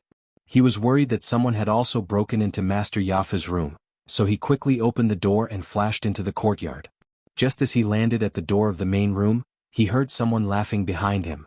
"Brother Shui, why are you in such a panic?" Shui Mingqing looked back and was shocked. Yu Qianqiu. He saw Yu Qianqiu looking at him with a smile. He was wearing a slightly large gray robe, which was the uniform of the Palace of Heaven. He couldn't help but look at the big tree where there had been someone before. The person on the top of the tree had disappeared. He immediately understood everything. "What? Don't you welcome me?" Yu Qianqiu asked with a smile. Shui Mingqing quickly looked around, grabbed Yu Qianqiu's arm, and quickly pulled him into his room and closed the door. He asked with a terrified expression, "Why are you here?" Chapter 920. Then his expression relaxed and he answered his own question with sudden realization. "I know, you must be here to discuss the purchase of elixirs with our sect." He found a reason to comfort himself, otherwise he couldn't figure out how Yu Qianqiu came here. Purchase elixirs? Yu Qianqiu raised his eyebrows and snorted coldly. "It's enough to be snubbed once. To tell you the truth, I snuck in." Snuck in? Shui Mingqing almost jumped up in shock. He hurriedly opened the door and ran outside to look around. After confirming that there was no one, he hurriedly ran back in and closed the door. He said in fear, "My Chaotian Palace has a mountain protecting formation.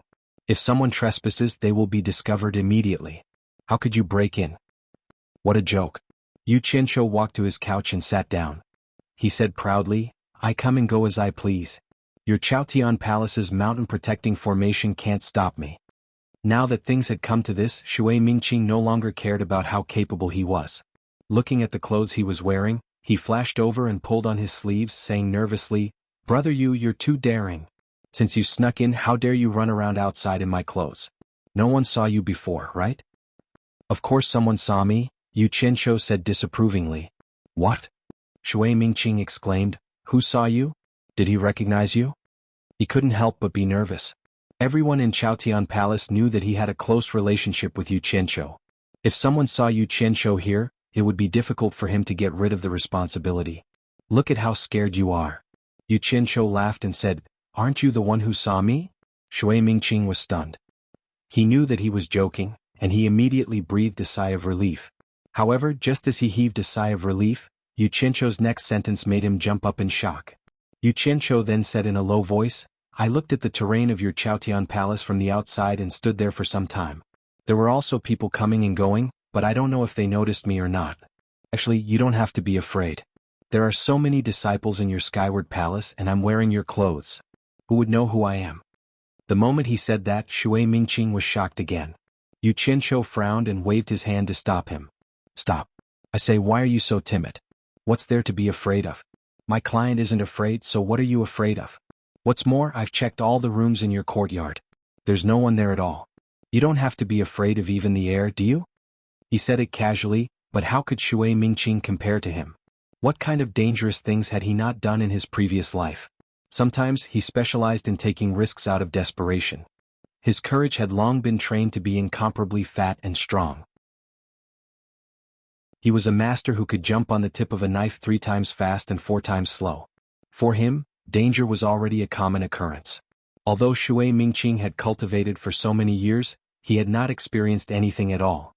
The last trip to the Divine Ruin Realm was already the biggest battle he had seen, and it could be said that he had gained some courage and knowledge.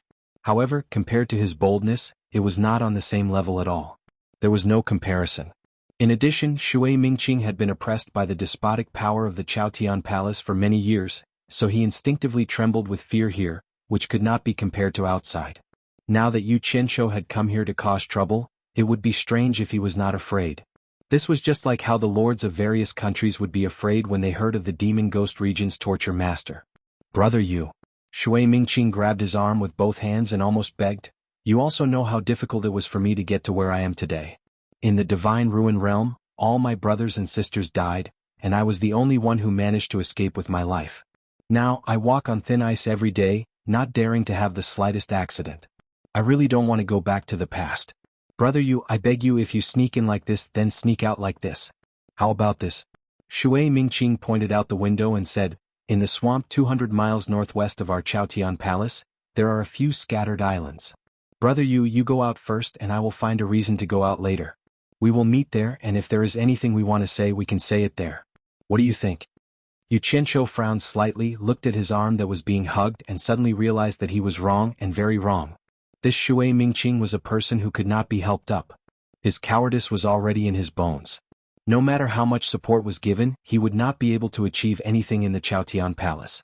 Yu Qianqiu snorted coldly in his heart. Not to mention that he would not do as he said. Even if he did as he said, how could he go to the scattered islands 200 miles northwest of the Chaotian Palace? He admitted that he did not have the ability to break through the mountain protection formation of the Chaotian Palace, and if he used the golden bead to transfer, he could only return to the fantasy immortal city first, and then fly from the fantasy immortal city to the scattered islands. What a joke. "Let go of your hand," Yu Qianqiu said indifferently. Shui Mingqing was stunned and let go of his hand in embarrassment. As soon as he said this, Yu Qianqiu himself felt that his tone was a little too much, so he put on a smile and stood up, patted Shui Mingqing on the shoulder and said with a smile, "When did I hurt you? Don't worry, since I dare to do this, I naturally have confidence that I will not let you be implicated." As he said this, he walked to the windowsill, picked up the golden Buddha statue that he had given to Shui Mingqing and looked at it. When he put it back, he said casually, "I have looked around the various rooms in the courtyard. It seems that you should live with your master. Your master is very good to you. By the way, when will your master come back?" After being scolded by him, Shui Mingqing suddenly became a lot more well-behaved, and no longer looked like he was going to die. He followed behind him and replied, "He is going to refine a batch of elixirs for the sect, and he will probably be in seclusion for 10 days to half a month." Yu Qianshou nodded and said, "Then you don't have to worry even more. Come with me."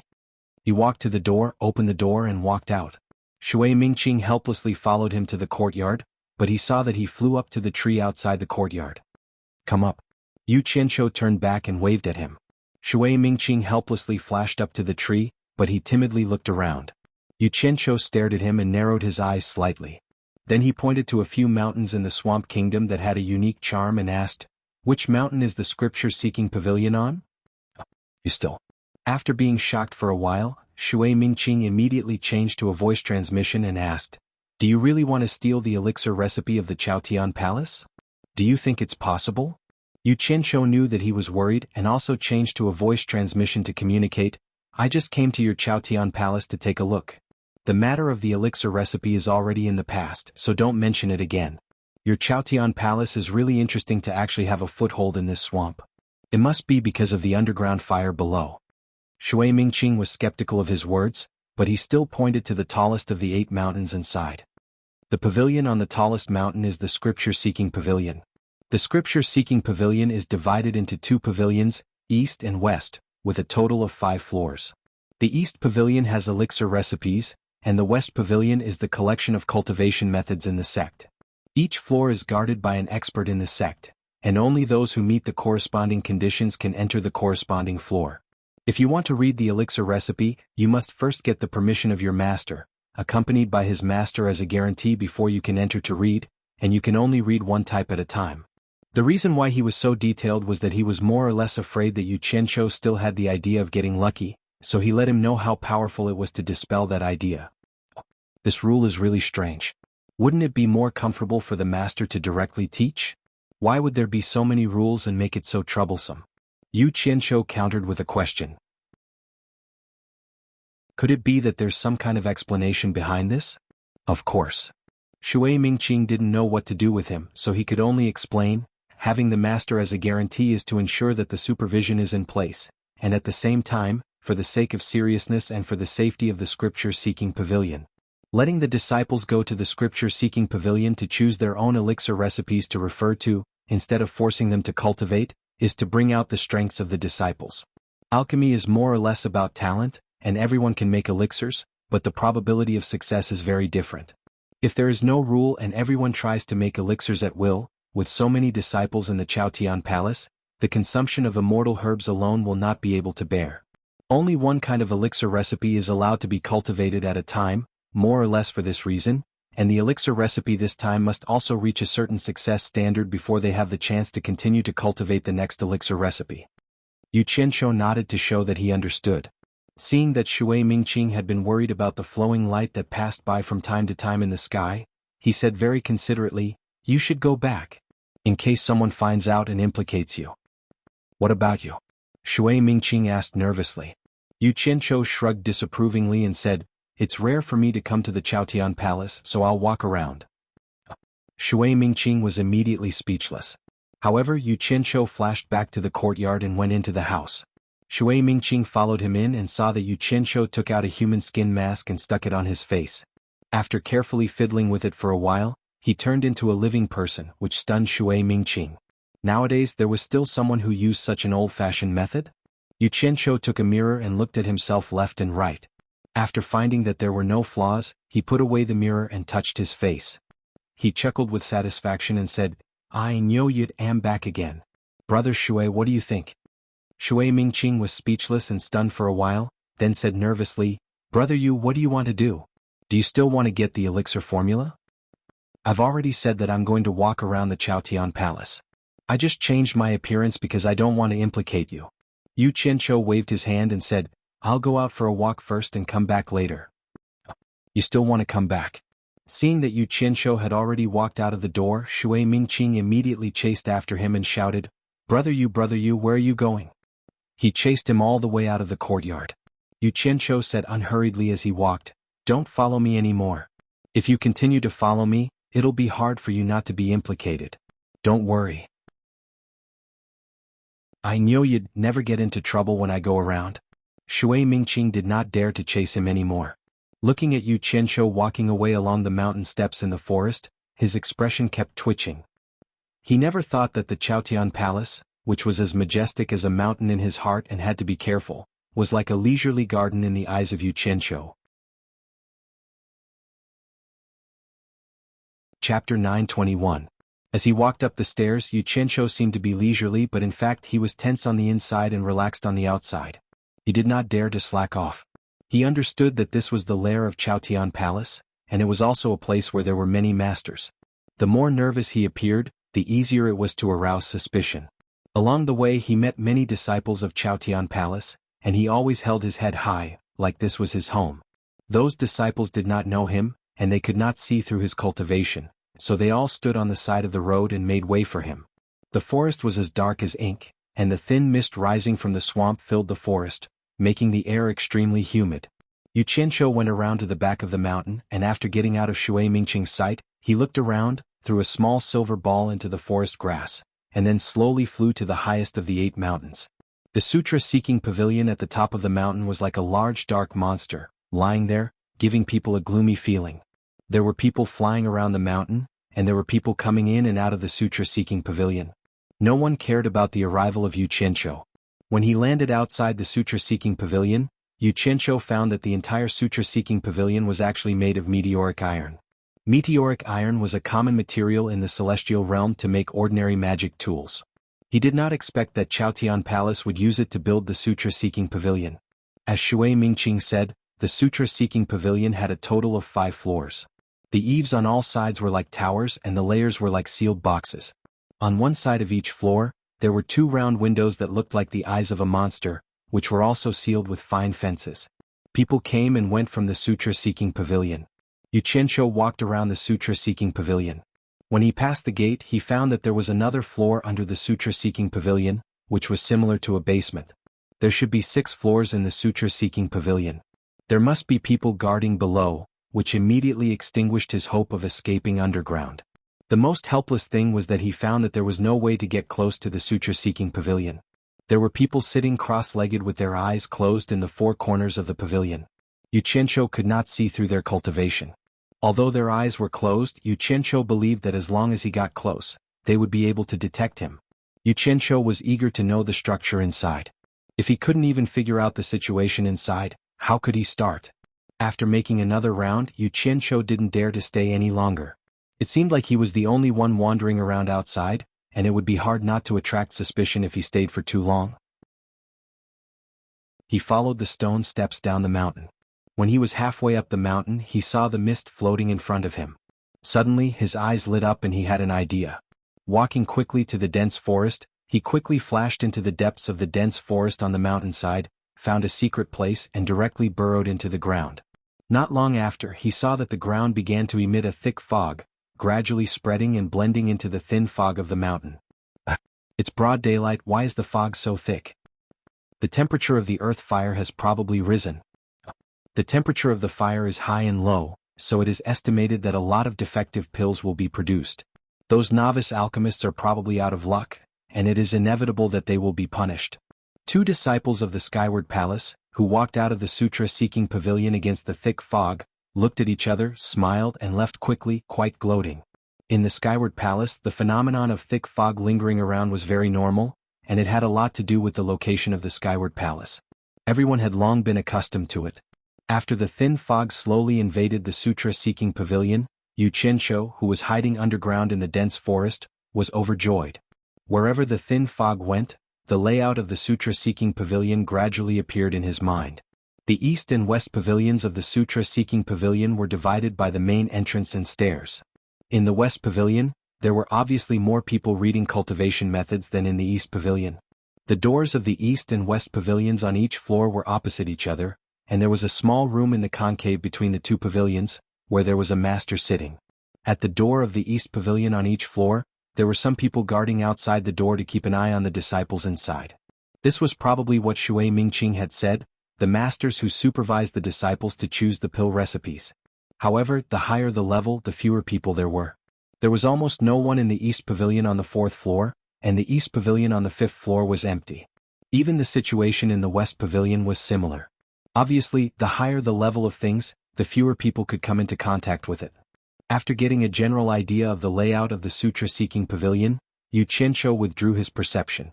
He did not dare to let his perception explore unscrupulously inside, for fear of being discovered.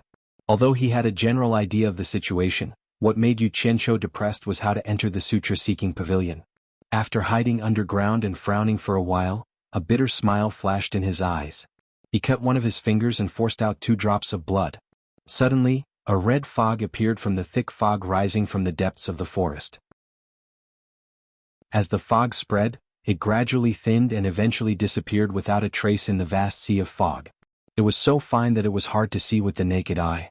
After drifting for a while, the red fog split into 2 and surged silently through the windows of the east and west pavilions on the top floor of the sutra-seeking pavilion.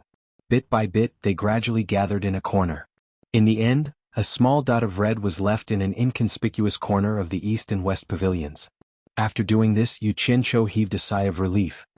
He rubbed his hands together excitedly and disappeared underground. When he reappeared, he was in the meeting room of Utopia's military camp. The door to the meeting room was tightly shut. Zhang Peng was the only one standing guard inside, and there was a pile of jade archives on the table. When he saw Yu Qianqiu, Zhang Peng stood up and bowed. "Master." Yu Qianqiu swept his gaze across the table and asked, "Is everything ready?" Zhang Peng solemnly replied, "Everything is ready. After writing it down in the jade archives, should I give the pill formula to Chief Qin?" Yu Qianqiu frowned and gave an irrelevant answer. "How are the people I asked you to keep an eye on?" Chief Preceptor Guan is very calm, but Chief Chen's mood and condition seem to be worsening. Right, that woman made her son acknowledge Master's wife as his godmother. Both mother and son spend most of their time with Master's wife. It seems like they're on good terms with her, Zhang Ping reported. "I hope they won't do anything that I have no choice but to do. Continue keeping an eye on them." Yu Qianqiu glanced at the jade archives on the table. He pointed at them and said, "Other than you, don't let anyone else know about this, including your master's wife. As for the immortal herb garden, send someone to keep an eye on it. You should understand what I mean." "Understood." Zhang Peng cupped his fists with a serious expression. Yu Qianqiu nodded and disappeared from the meeting room. In the eastern pavilion of the scripture-seeking pavilion in Skyward Palace, Yu Qianqiu quietly appeared and floated in the room. He did not dare to move around, afraid that he would be discovered if he made any noise. He looked around and immediately pressed his hand against his chest in relief. Perhaps it was because no one had come to the 5th floor yet, the door was tightly shut. Even if someone were to pass by, they would not be able to see him. This gave him a sense of security. Inside the room there were many jade archives hanging on silk threads. He estimated that there were more than 100 of them. They were clearly the jade archives for pill formulas. Without any hesitation, Yu Qianqiu started from the corner of the room. He inserted his divine sense into one of the jade archives and saw that it was indeed a pill formula. Unfortunately, these jade archives for pill formulas could neither be copied nor stolen. However, he was prepared for this. Without another word, he took out a jade archive and repeated it as he recorded. He then transmitted his voice directly to Zhang Peng, who was in the meeting room in Utopia's military camp. The reason why he wanted the 2 of them to record it together was mainly because he was afraid that they would make a mistake if they were pressed for time. He still had to compare the contents of the jade archives after they were done. This way he could be more certain. Meanwhile, Zhang Peng, who was in Utopia, focused his attention and started writing rapidly on the blank jade archives. The 2 of them worked together at lightning speed. Yu Qianqiu swept through the rows of jade archives. In just a few hours he had stolen the contents of nearly 100 jade archives for pill formulas from the entire eastern pavilion on the 5th floor. After he was done, the sky outside gradually darkened. Yu Qianqiu reached out and gently pressed his hand against the meteoric metal wall. He quietly sensed the movements in the entire scripture-seeking pavilion and realized that the number of people downstairs was gradually decreasing. He checked the color of the sky outside through the window and decided to hide there until it turned dark. As he expected, once the sky turned dark, the people on the lower floors gradually left. Not long after, the doors of the eastern and western pavilions on the lower floors began to close one after another. This was exactly what he wanted. He directly fell upside down, his head piercing through the meteoric metal floor and appearing on the ceiling of the 4th floor. He had a panoramic view of the situation in the rooms on the 4th floor. Seeing that there was no one else around, he emerged from the ceiling and quietly floated in the air. The number of jade archives hanging in the rooms on the 4th floor was double that of the ones on the 5th floor. Time was precious. Yu Qianqiu immediately made use of the time to repeat the jade archives one by one. After spending a few hours quickly clearing the 4th floor, he used the same method to enter the 3rd floor. In the end, he discovered that the number of jade archives on the 3rd floor was another 100 or so more than on the 4th floor. Hence, he immediately started copying them. By the time he was done with the 3rd floor, the sky was already beginning to brighten. Taking advantage of the fact that no one had arrived yet, he went back to the 2nd floor and continued. He managed to get close to 200 jade archives. When he heard someone coming up to the 2nd floor, he immediately memorized the location of the jade archive that he had yet to finish and quickly disappeared. He did not escape. Instead, he appeared in the Western Pavilion on the 5th floor and began to steal the cultivation manuals from Skyward Palace. After he was done with the cultivation manuals in the Western Pavilion on the 5th floor, he discovered that there were already 2 people in the 4th floor. Hence, he gave up on the idea of continuing and prepared to continue at night. After returning to Utopia's conference room, the master and disciple listed the items they had stolen on the floors. Each of them took half of the items and started comparing them to see if there were any areas that they could not match up. In the end, after checking, they found that there were indeed areas that did not match up due to their speed. However, it did not matter. The 2 of them picked out the areas that did not match up and prepared to go back and check the originals to make changes. After the sky turned dark, Yu Qianqiu snuck back to the 2nd floor of the Eastern Pavilion and continued what he had not finished. After he was done with the 2nd floor, he continued on to the 1st floor. As there were too many pill recipes in the basket on the 1st floor, he spent the entire night but was still unable to finish them. He only came back the next night and spent another half of the night before he was finally done with all the pill recipes in the entire Eastern Pavilion. The cultivation manuals in the few floors of the Western Pavilion were much fewer compared to the pill recipes. However, on the other hand, the contents of the cultivation manuals were many times more than the contents of the pill recipes. For the sake of the items in the Western Pavilion, Yu Qianqiu worked for a total of 5 nights. The master and disciple stole at night and quickly checked the items during the day. In the end, they discovered that there were close to 100 mistakes. Hence, Yu Qianqiu spent a lot of time running back to check them. In the end, after calculating the time, it took him exactly 10 days to finally get his hands on the items that Skyward Palace had accumulated over the years. Chapter 922. What a pity. I can't get my hands on the sect leader of Skyward Palace. Those are the real treasures. Yu Qianqiu sighed as he looked at Zhang Peng, who was sorting through the jade archives. Under his orders, Zhang Peng was cataloging the names and effects of all the pills so that it would be easier to find them in the future. After sorting through the cultivation methods, Zhang Peng became more and more excited. He couldn't help but exclaim, "Master, are these all cultivation methods from the immortal realm?" Yu Qianqiu replied with a He didn't care much for these cultivation methods that required tens of thousands of years to be effective. After a pause, he said, "After sorting through the items, make a copy of the cultivation methods and keep it. When the time comes, see if there are any suitable ones for everyone to cultivate. But I warn you, it's not necessarily a good thing to practice too many miscellaneous things. Often, when a cultivation method is mastered to the extreme, it will naturally be comprehended by analogy.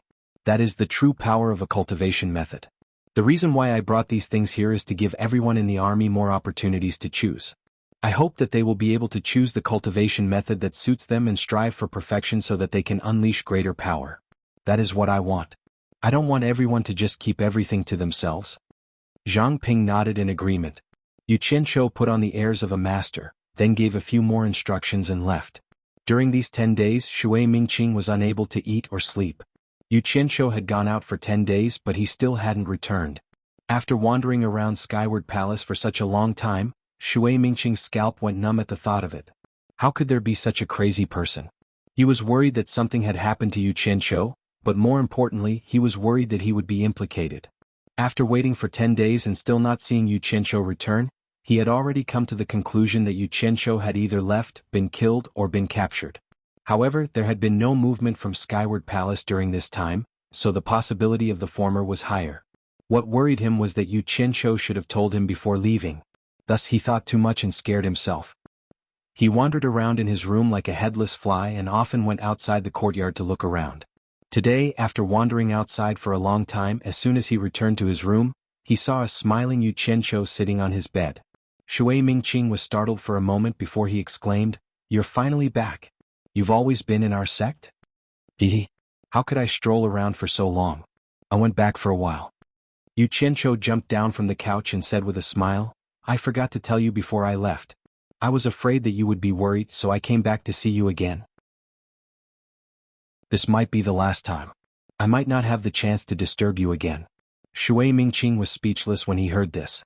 Could it be that the mountain-protecting formation of the Skyward Palace was just a decoration, and outsiders could come in whenever they wanted? This loophole was way too big. However, when he thought about it, he felt that something was amiss.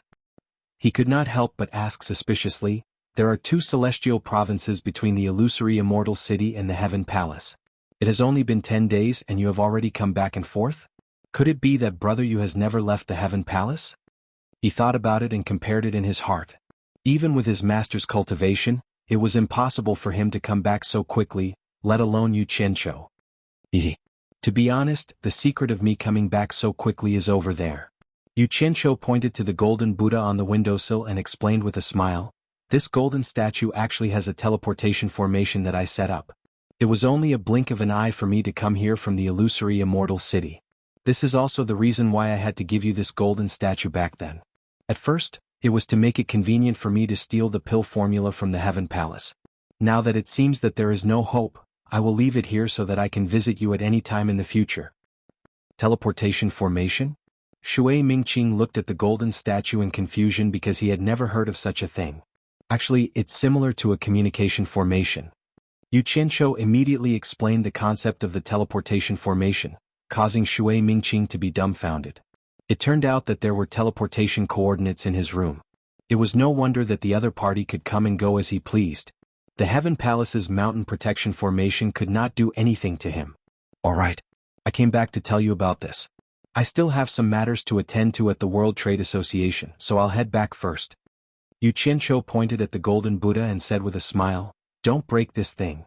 Once it's broken, I won't be able to visit you next time." With that, he waved goodbye and disappeared from the room. Actually, he did not return to the World Trade Association. Instead, he stood on a mountain peak in Utopia. His clothes fluttered in the wind. Yu Qianqiu looked into the distance coldly and stood quietly alone on the mountain peak. Then he slowly closed his eyes. Teleportation formation. Shui Mingqing looked at the tightly shut doors and windows. If he had teleported away, there must be a space that allowed him to leave. However, the doors and windows were tightly shut, and Yu Qianqiu had disappeared into thin air just like that. This forced him to believe Yu Qianqiu's words.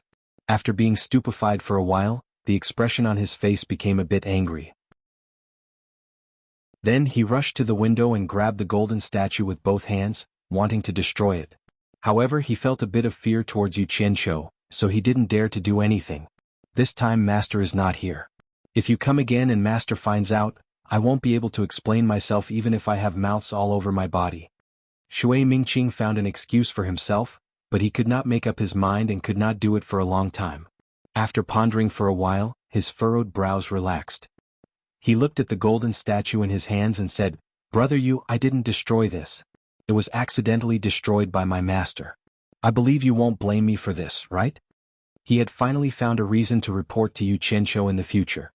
He exerted force with both hands, and with an ear-piercing sound of metal grinding against each other, a lifelike golden Buddha turned into a golden fried dough twist in his hands.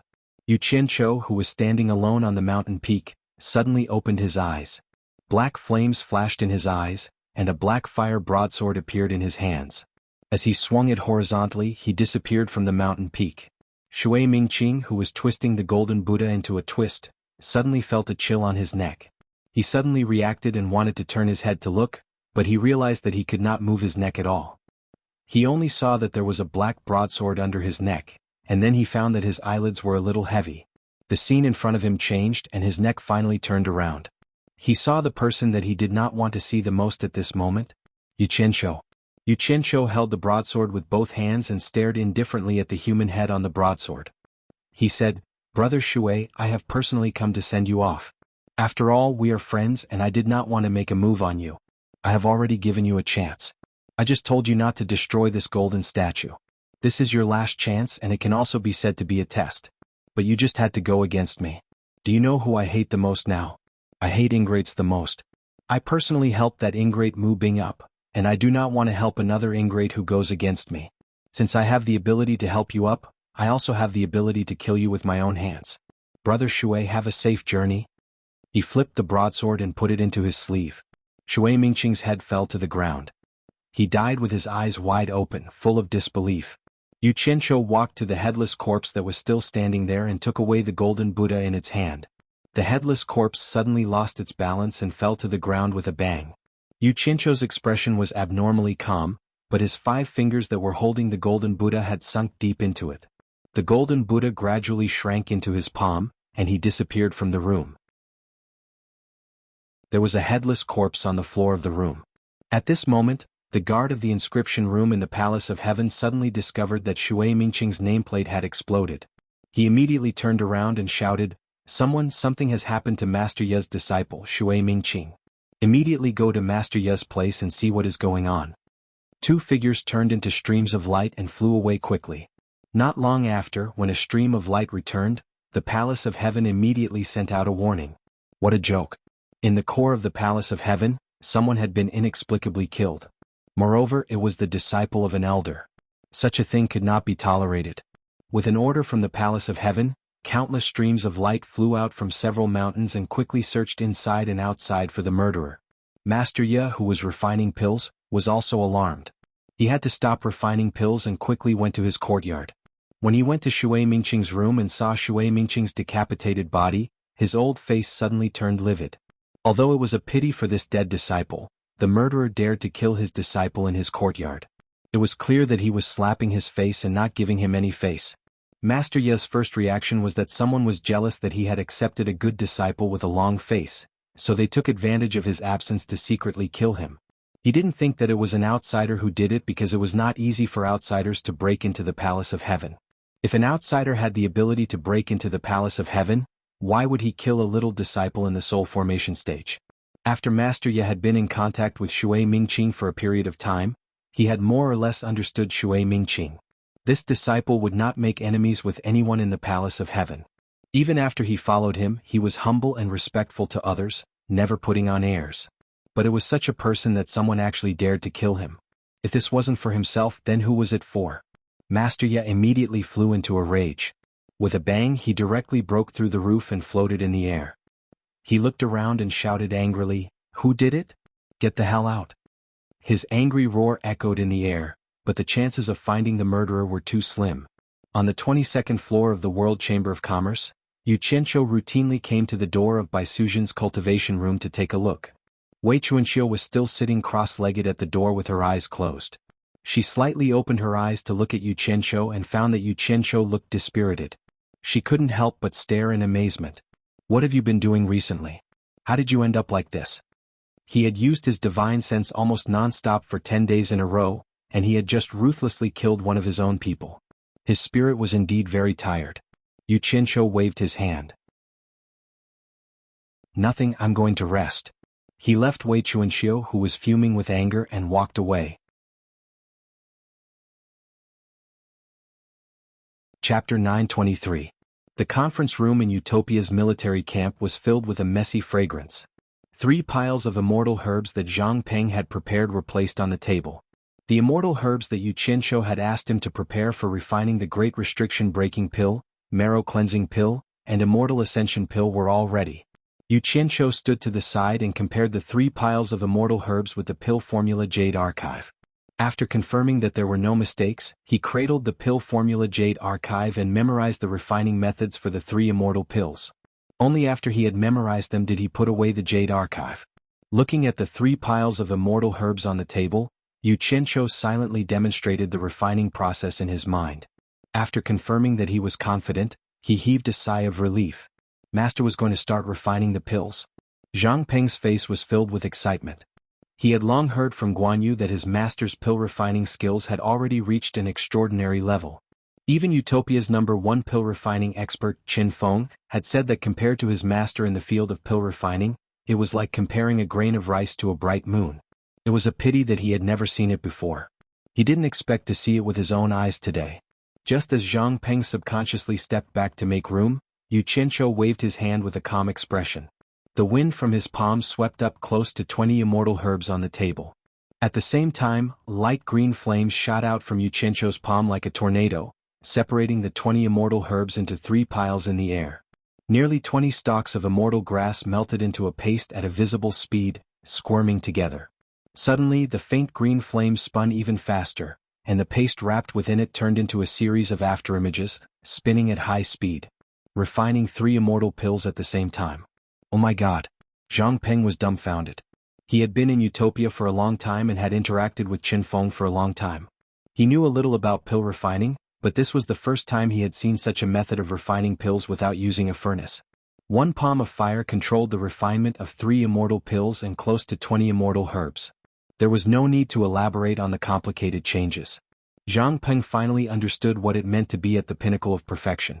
It would not be an exaggeration to describe his master's ability to control fire as extraordinary. Suddenly, the swirling flames began to release waves of gray mist. Zhang Peng knew that this was the essence left behind after the impurities within the immortal herbs were removed. As the impurities were removed, the swirling shadows inside gradually brightened, turning into colorful ribbons that danced in the air. As the impurities were removed, the colors became brighter and brighter, like shooting stars dancing in the sky. When there were no more impurities being expelled, the light green flame suddenly stopped spinning. Almost 20 glittering and resplendent liquid beads of different colors were like stars hanging in the night sky, slowly spinning according to the remaining inertia. After it stopped floating in the air, it seemed to be even more beautiful than the brightest gems. It was clear, bright, colorful, and beautiful in an instant. Zhang Peng slowly exhaled. He had been holding his breath since the beginning, not even daring to breathe loudly. Just as he let out a sigh of relief, the nearly 20 colorful liquid crystal beads suddenly collided with each other and killed each other. Such a beautiful thing was destroyed and Zhang Peng felt a little heartache. The liquid beads continuously collided, fused, and separated. The light green flame was like an executioner adding fuel to the fire, constantly stirring them up. By the time the light green flame began to rotate in a regular pattern, there were only 18 of the nearly 20 clusters of liquid crystal beads left in the upper, middle, and lower layers. Their shapes were similar to amber and they were very beautiful. There were 3, 6, and 9 beads respectively. The top 3 beads were golden and as big as fists, the middle 6 beads were the size of chicken eggs, and the bottom 9 beads were the size of chicken eggs. The 3, 6, and 9 beads were arranged in a pyramid formation. Zhang Peng had personally picked out the immortal herbs according to the pill recipe. He could roughly make out what they were. The 3 golden ones were immortal ascension pills, the 6 brown ones were marrow cleansing pills, and the 9 black ones were restriction breaking pills. Just as he was counting, the 18 beads of liquid beads began to roll up and down like waves. Zhang Peng understood that this was the final baking stage. Normally, when a pill was refined to this stage, it would be a foregone conclusion. Most pills would not be wasted. The color of the light green flame gradually deepened. Yu Qianqiu slightly increased the temperature of the fire, and the 18 beads of liquid beads gradually shrank until they were the size of quail eggs. Then the roasting flame spun rapidly, and 18 3-colored immortal pills immediately popped out. Zhang Peng stretched out his hands and directly sucked the 18 immortal pills into his palms. Yu Qianqiu clenched his fingers, and the green flame was completely absorbed into his body. A refreshing fragrance began to emit from Zhang Peng's hands. Just taking a few more sniffs would make one feel refreshed. Wow, this is my first time refining. There isn't even a single waste pill. No wonder they said that master's alchemy skills are extraordinary. Zhang Peng looked at the 18 scorching hot immortal pills in his hands and was secretly speechless. He looked up at Yu Qianqiu and said enviously, "Master, I heard that you once held 10 layers in each hand and refined 20 cauldrons of pills at the same time in Ethereal Palace. Is that true?" 20 cauldrons? Yu Qianqiu was stunned. He recalled that he had indeed done that in Ethereal Palace. Looking at the immortal pills in Zhang Peng's hands, Yu Qianqiu smiled and said, "I did do that when I was in the early stage of tribulation passing. But now," he smiled but did not say anything. He felt that there was nothing to brag about in front of his disciple. Back then, when he refined 20 cauldrons with both hands, his cultivation was only in the early stage of tribulation passing. Now that he was the strongest expert in the world in the late stage of soul formation, the difference between his cultivation and that of the past was like heaven and earth. If he were to use his full strength, he wouldn't dare to say that he could refine 100 cauldrons at the same time. Zhang Peng's heart skipped a beat. He vaguely guessed the hidden meaning behind Yu Qianzhou's words. He immediately begged with a bitter face, "Master, why don't you teach me your alchemy skills?" Yu Qianzhou was slightly stunned. He remembered that apart from passing the Guiyuan sword technique to them, he really did not care about them anymore. He had been busy with other things. But if he wanted to teach them the alchemy skills, he must first teach them the Starflame Fire technique. But this technique could easily cause a big fuss. After a moment of silence, Yu Qianzhou put away the immortal pills in Zhang Peng's hands and said in a low voice, "Alchemy has no benefits when fighting enemies. How about this? 100 kilometers to the east, I'll wait for you there. I'll teach you a great technique." With that said, he disappeared from the house. Zhang Peng's mouth was agape. He didn't expect that his master would teach him a great technique just because he said it casually. On second thought, he felt a little ashamed. His master was busy with important matters, but he said something like that. He really shouldn't have said that. Thinking about it, he was still extremely excited and he dashed outside. After dashing out of Utopia's military camp, he immediately flew east. When he arrived 100 kilometers to the east, he realized that there were two people waiting for him. When he landed, he realized that his senior brother Hong Qi was also there. At that moment, Hong Qi was already a stalwart man. He had a dignified appearance, and coupled with the fact that he had been in charge of the Hong gang for many years, he more or less exuded the aura of a leader. However, as Yu Qianzhou was standing at the side, he didn't dare to show any aura. His master was the #1 expert in the world. Therefore, he obediently hid at the side. Hee. "Junior brother, you're here." Hong Qi smiled wretchedly. Although he was much older than Zhang Peng, there was nothing he could do about it. He had entered the sect earlier than Zhang Peng. Yu Qianzhou glanced at him. He couldn't stand how smug he was after taking advantage of Zhang Peng, so he immediately kicked his butt. Hong Qi's smirk instantly froze, and he obediently stood at the side with an awkward expression, not daring to even fart. Zhang Peng didn't take the opportunity to kick him while he was down. He still cupped his hands and greeted, "Senior brother." Then he stood beside Hong Qi and waited for his master's instructions. Yu Qianzhou looked into the distance calmly and said, "Today Zhang Peng mentioned imparting techniques. After some thought, I also feel that I should impart some things to you." As he said this, his expression became serious. He looked at the two of them and said with a serious expression, "I have the 5 elements grand techniques of water, fire, metal, wood, and earth. Each of these techniques has extraordinary effects. I wish to impart them to the two of you. Are the two of you willing to cultivate them?" Although he himself hadn't mastered the 5 elements grand techniques, he felt that as a master he should act like a master. Therefore he put on the airs of a master. However, he felt that it was a little strange to speak like this. 5 elements grand techniques? The two of them looked at each other and immediately revealed expressions of wild joy. They knelt in front of Yu Qianzhou and kowtowed excitedly, "Disciple is willing to cultivate it. I have some ugly words to say first." Yu Qianzhou stared at the two of them coldly and snorted, "This 5 elements grand techniques is not ordinary. It is not allowed to be spread outside. Remember this. In the future, whether you teach disciples or pass it on to your own descendants, this technique can only be passed on to one person. If you dare to violate this, don't blame me for taking your lives. Do you understand?" Disciple understands master's teachings. The two of them kowtowed again. "Get up." After Yu Qianzhou called the two of them up, he didn't say anything else. He pointed his hand forward and the ground immediately shook violently. The two of them's expressions changed slightly. They saw that not far away from them, a hill that was nearly 100 meters tall had risen. The two of them were immediately stunned. "Who has a flying sword?" Yu Qianzhou asked. The two of them immediately woke up. Although they didn't know what their master was going to do, they both took out a flying sword. The two of them saw their master wave his sleeve and immediately felt the weight in their hands lighten. In front of their eyes, silver dust floated with the wind and the flying sword disappeared. Both of them had silently turned into silver dust. The two of them felt as if they were struck by lightning. Their hearts were extremely shocked. The two of them knew that their master's cultivation was high, but they didn't expect it to be so high. With a flick of his finger, a mountain could rise from the ground, and with a wave of his hand, metal could be turned into dust. His methods were so magical that it was indescribable. It was really too frightening and had already exceeded their imagination. The two of them looked at Yu Qianzhou with cold eyes. They were trembling with fear. They didn't expect their master to be so strong.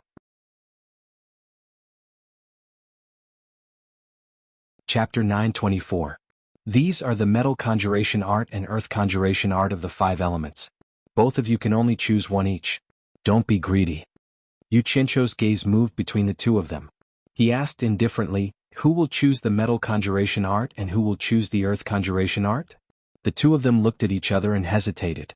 In the end, Zhang Peng cupped his hands at Hong Qi and said, Senior apprentice brother, you choose first. Hong Qi chuckled. He wanted to choose first, but in front of his master, how could he not maintain the demeanor of a senior apprentice brother?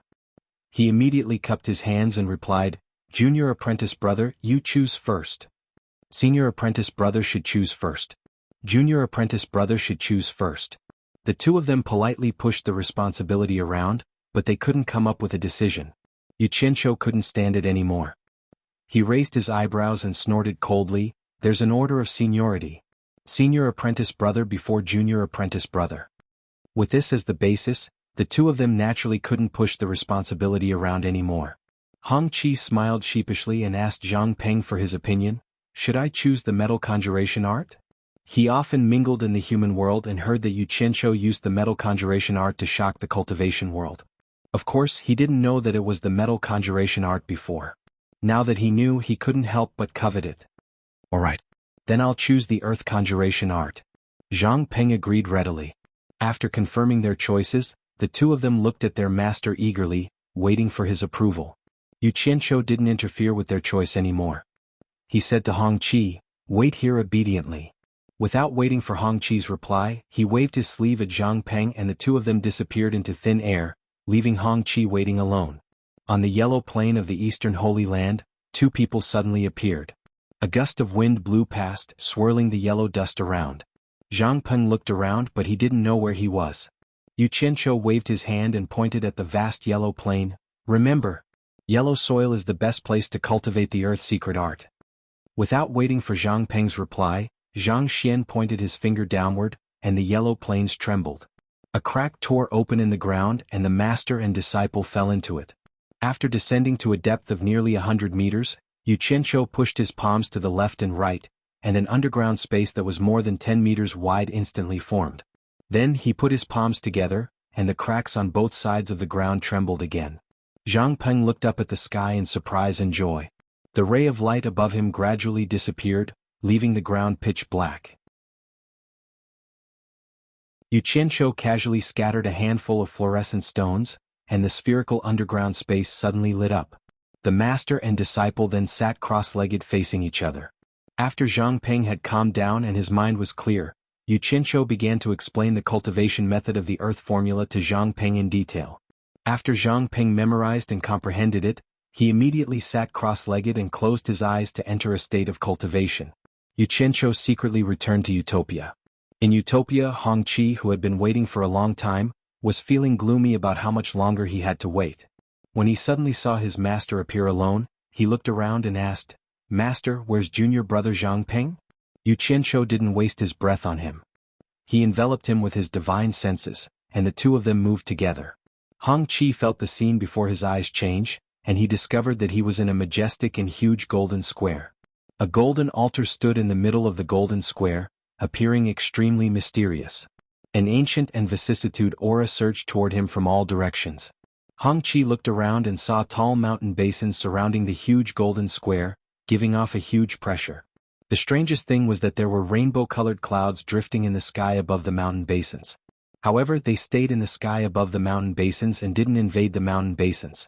Hong Qi had a nagging feeling that the rainbow-colored clouds were somewhat familiar. He suddenly thought of something and turned to ask in surprise, Master, could this place be inside the fog forest? That rainbow-colored cloud is the soul transformation smoke. Even immortal cultivators from the immortal world will die with a single touch. I've never heard of a way to save them. You better behave yourself and not touch them. If anything happens, I won't be able to save you. Yu Qianqiu casually pointed to the altar in the middle of the golden square and said, That's the legendary immortal ascension stage. Don't touch the things there. If you cause any trouble, I won't let you off. Do you hear me? I'll remember, replied Hong Qi as he shrunk his head back. Speaking of the immortal ascension stage, he had naturally heard of the story of how the various countries had sent nearly 10,000 people to hunt down his master. In the end, his master had killed thousands of them, and in the end, his master had been forced to flee to this place. To think that his master would come to such a forbidden place as he wished. No wonder his master was the #1 expert in the world. Hong Qi looked at Yu Qianqiu with even more admiration. He had been taken away by Yu Qianqiu since he was a child. In his heart, besides being his master, Yu Qianqiu had more or less treated him like a father. Therefore he would often show off in front of Yu Qianqiu and enjoy the pleasure of being beaten or kicked. It wasn't that he was a pervert, but he subconsciously hoped to find the kind of fatherly love that was missing. Now that his master was in charge of the demon domain and had the prestige of being the #1 expert in the world, he felt even more honored and proud to have such a master. Remember, the reason why I brought you here is because the environment here is indispensable for cultivating the gold incantation. Once you've mastered it, you'll naturally understand the mysteries here. Sit down cross-legged and listen to your master's teachings, shouted Yu Qianqiu. Hong Qi immediately sat down excitedly and quickly calmed his mind and entered a state of concentration. Yu Qianqiu then explained the cultivation mysteries of the gold incantation in detail. After familiarizing himself with it, Hong Qi quickly entered a state of cultivation. After the teachings, Yu Qianqiu would occasionally return to the World Chamber of Commerce to take a look. The rest of his time was spent shuttling back and forth between the yellow soil plain and the Golden Plaza, checking on the two's cultivation progress. Speaking of which, the two of them were lucky. Back then, Yu Qianqiu had put in a lot of effort in order to figure out these two sets of incantations. It was only by chance that he had the opportunity to successfully comprehend them. On the other hand, Zhang Peng and Hong Qi picked up a ready-made advantage without any danger. This was the benefit of being a disciple. A few days later, Zhang Peng was the first to successfully cultivate the earth incantation. He broke through the ground of the yellow soil plain and excitedly flew to Yu Qianqiu in the air to bow. Yu Qianqiu raised his hand and pressed it on Zhang Peng's shoulder. He injected his divine sense into Zhang Peng's dantian to check and found that Zhang Peng's cultivation had indeed directly soared from the tribulation stage to the soul formation stage. However, he immediately frowned. According to the signs of success in cultivating the earth incantation, a yellow crystal bead should have formed in his dantian. However, there was no bead in Zhang Peng's dantian. What was going on? Seeing his master frown, Zhang Peng hesitantly asked, "Master, is there a problem?" Yu Qianqiu shook his head, indicating that there was no problem. He had been supervising their cultivation, so there shouldn't be any mistakes in the process. He wanted to see the results after Hong Qi mastered it. After bringing Zhang Peng back to the Utopia military camp, Yu Qianqiu went to the Golden Square again. He saw that Hong Qi was looking at the hanging golden horn on the golden altar and pondering about something. Yu Qianqiu then let out a cold snort. Hong Qi heard the sound and looked over. When he saw that it was him, he immediately rushed over dejectedly and bowed. "Master." Yu Qianqiu placed his hand on him and injected his divine sense to check. He discovered that Hong Qi, who had also advanced to the soul formation stage, did not have a crystal bead in his dantian. He heaved a sigh of relief. He believed that it should be because he had cultivated a technique alone. Then he brought Hong Qi back to the Utopia military camp. When the two of them met in the meeting room, they realized that each other's cultivation levels had increased tremendously. They could not help but click their tongues, lamenting how powerful the technique that their master had imparted to them was. Yu Qianqiu looked at the two of them, who were in high spirits and could not contain their joy. He said calmly, "I've already imparted the metal art and earth art to the two of you. You'll have to figure out how to use them to fight the enemy. My master, who is your grandmaster, once told me that those who are good at using them are invincible. This sentence has always been my classic, and I'll tell you the same thing now. I hope that you can use the metal art and earth art well and unleash their greatest power." At the mention of his grandmaster, Zhang Peng only showed respect on his face and did not feel much. However, Hong Qi had been out there for so many years, so he knew how terrifying his grandmaster by Changchun was. He was a legend in the cultivation world. "We'll follow master's teachings." The two of them bowed respectfully. Yu Qianqiu had many things to do at the moment, so he did not have the time to chat with the two of them. He took out a pill with a black halo and placed it on the table. A rich fragrance quickly filled the room. Zhang Peng, find a reliable subordinate at the early stage of the tribulation transcendence to test the pill. Great limit break pill? Zhang Peng's eyes lit up. He had seen the pill recipe before, so he naturally knew that the great limit break pill was an immortal pill that could increase one's cultivation level. It seemed that his master was prepared to use this. He immediately cupped his fists and said, "Yes," before quickly leaving. "Great limit break pill?" Hong Chi's eyes stared at the pill on the table.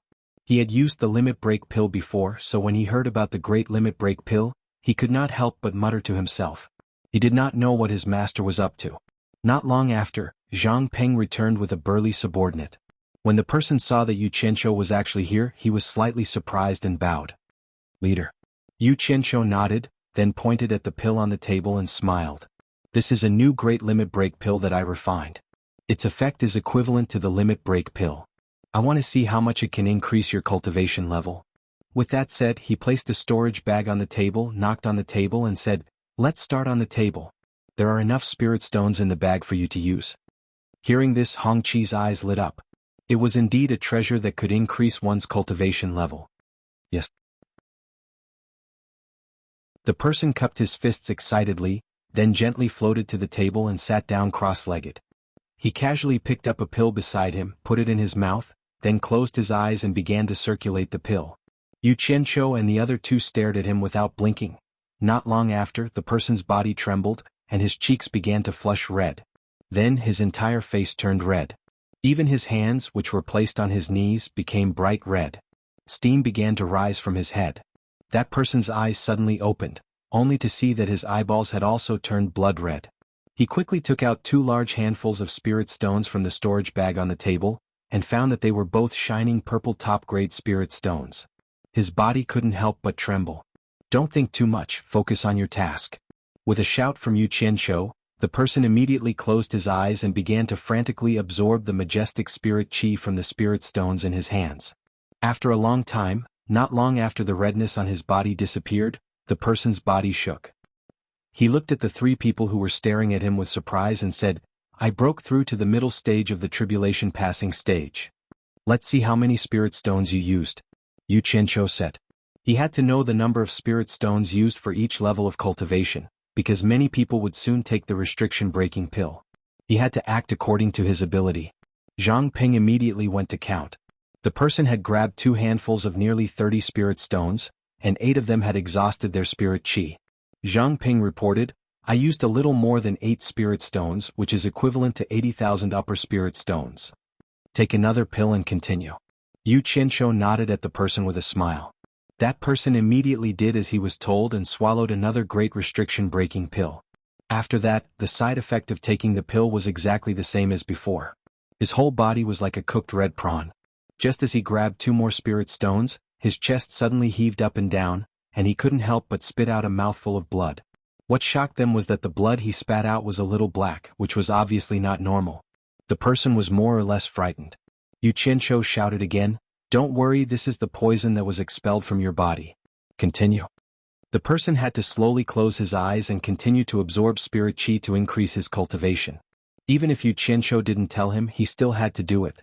At this moment, his body was like a big furnace, and he urgently needed to use spirit chi to cool it down.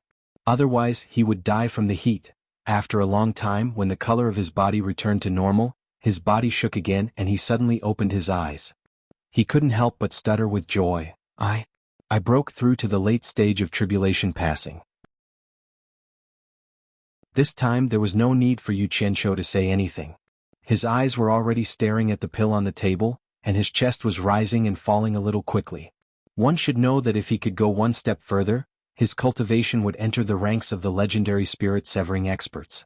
This temptation was a little big, but he didn't dare to be greedy. He looked at the leader with a questioning gaze. Zhang Peng took the initiative to count the spirit stones, and after counting he reported, 24 pieces of top-grade spirit stones were used, equivalent to 240,000 high-grade spirit stones.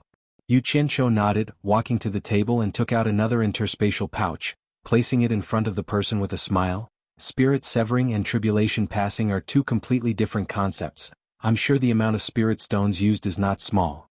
He took out a handful of shiny black spirit stones and waved it in front of the person, continuing, "Use divine grade spirit stones to continue."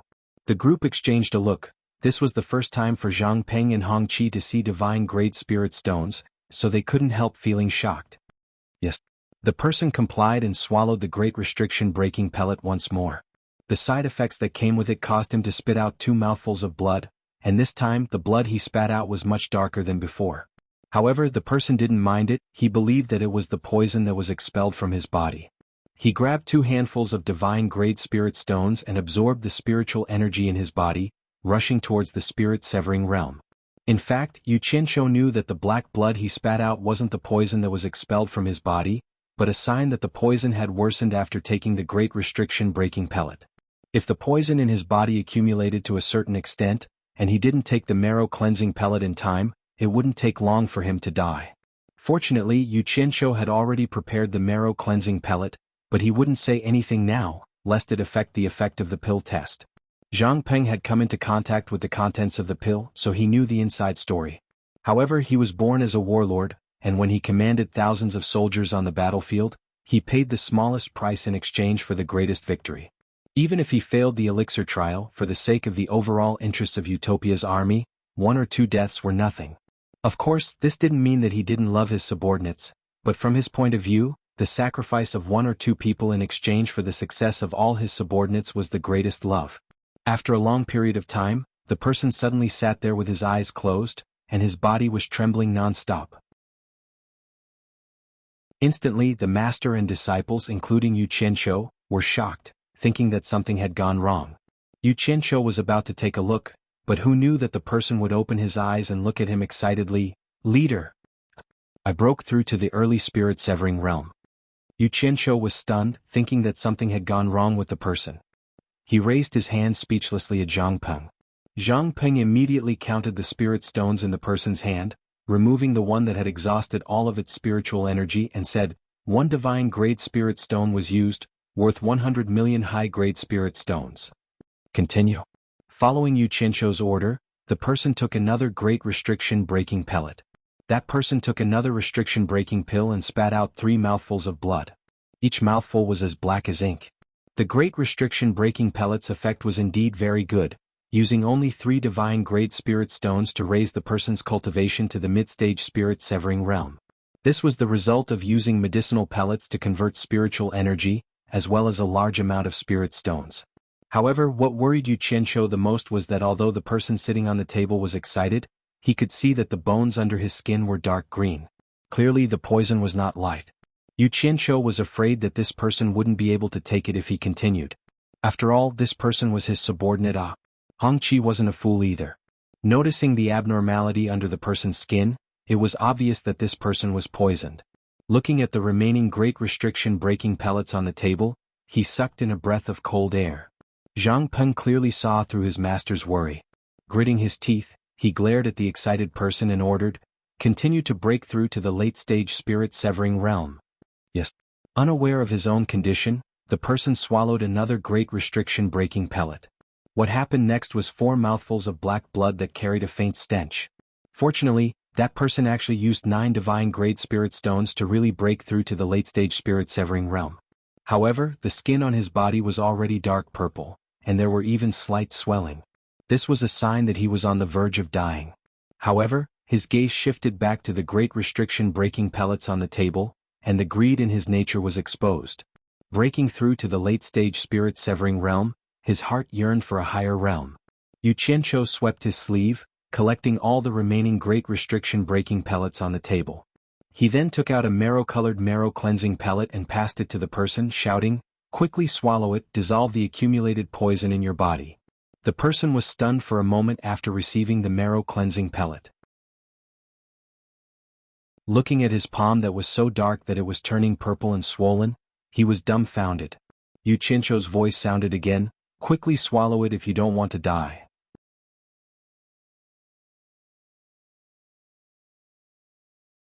Chapter 925. Under the severe blow, that person hurriedly swallowed the marrow-cleansing pill in fear and quickly circulated the medicinal power.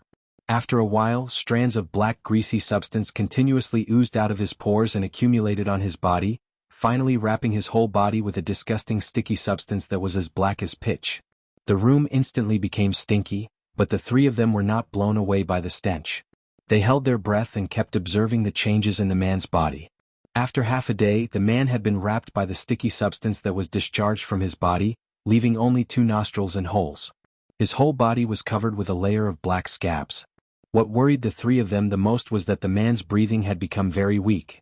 Fortunately, the frequency of his heart, which was so chaotic that it was about to stop at any time, had gradually stabilized, which meant that he had passed the critical period. However, the three of them did not relax. No one could be sure what would happen until the end. When his weak breathing gradually became stronger, he moved slightly, and his body made a cracking sound. The black scabs that covered his whole body began to crack and peel off piece by piece. A face was the first to be revealed. He looked at Yu Qianqiu weakly and said in a weak voice, "Leader."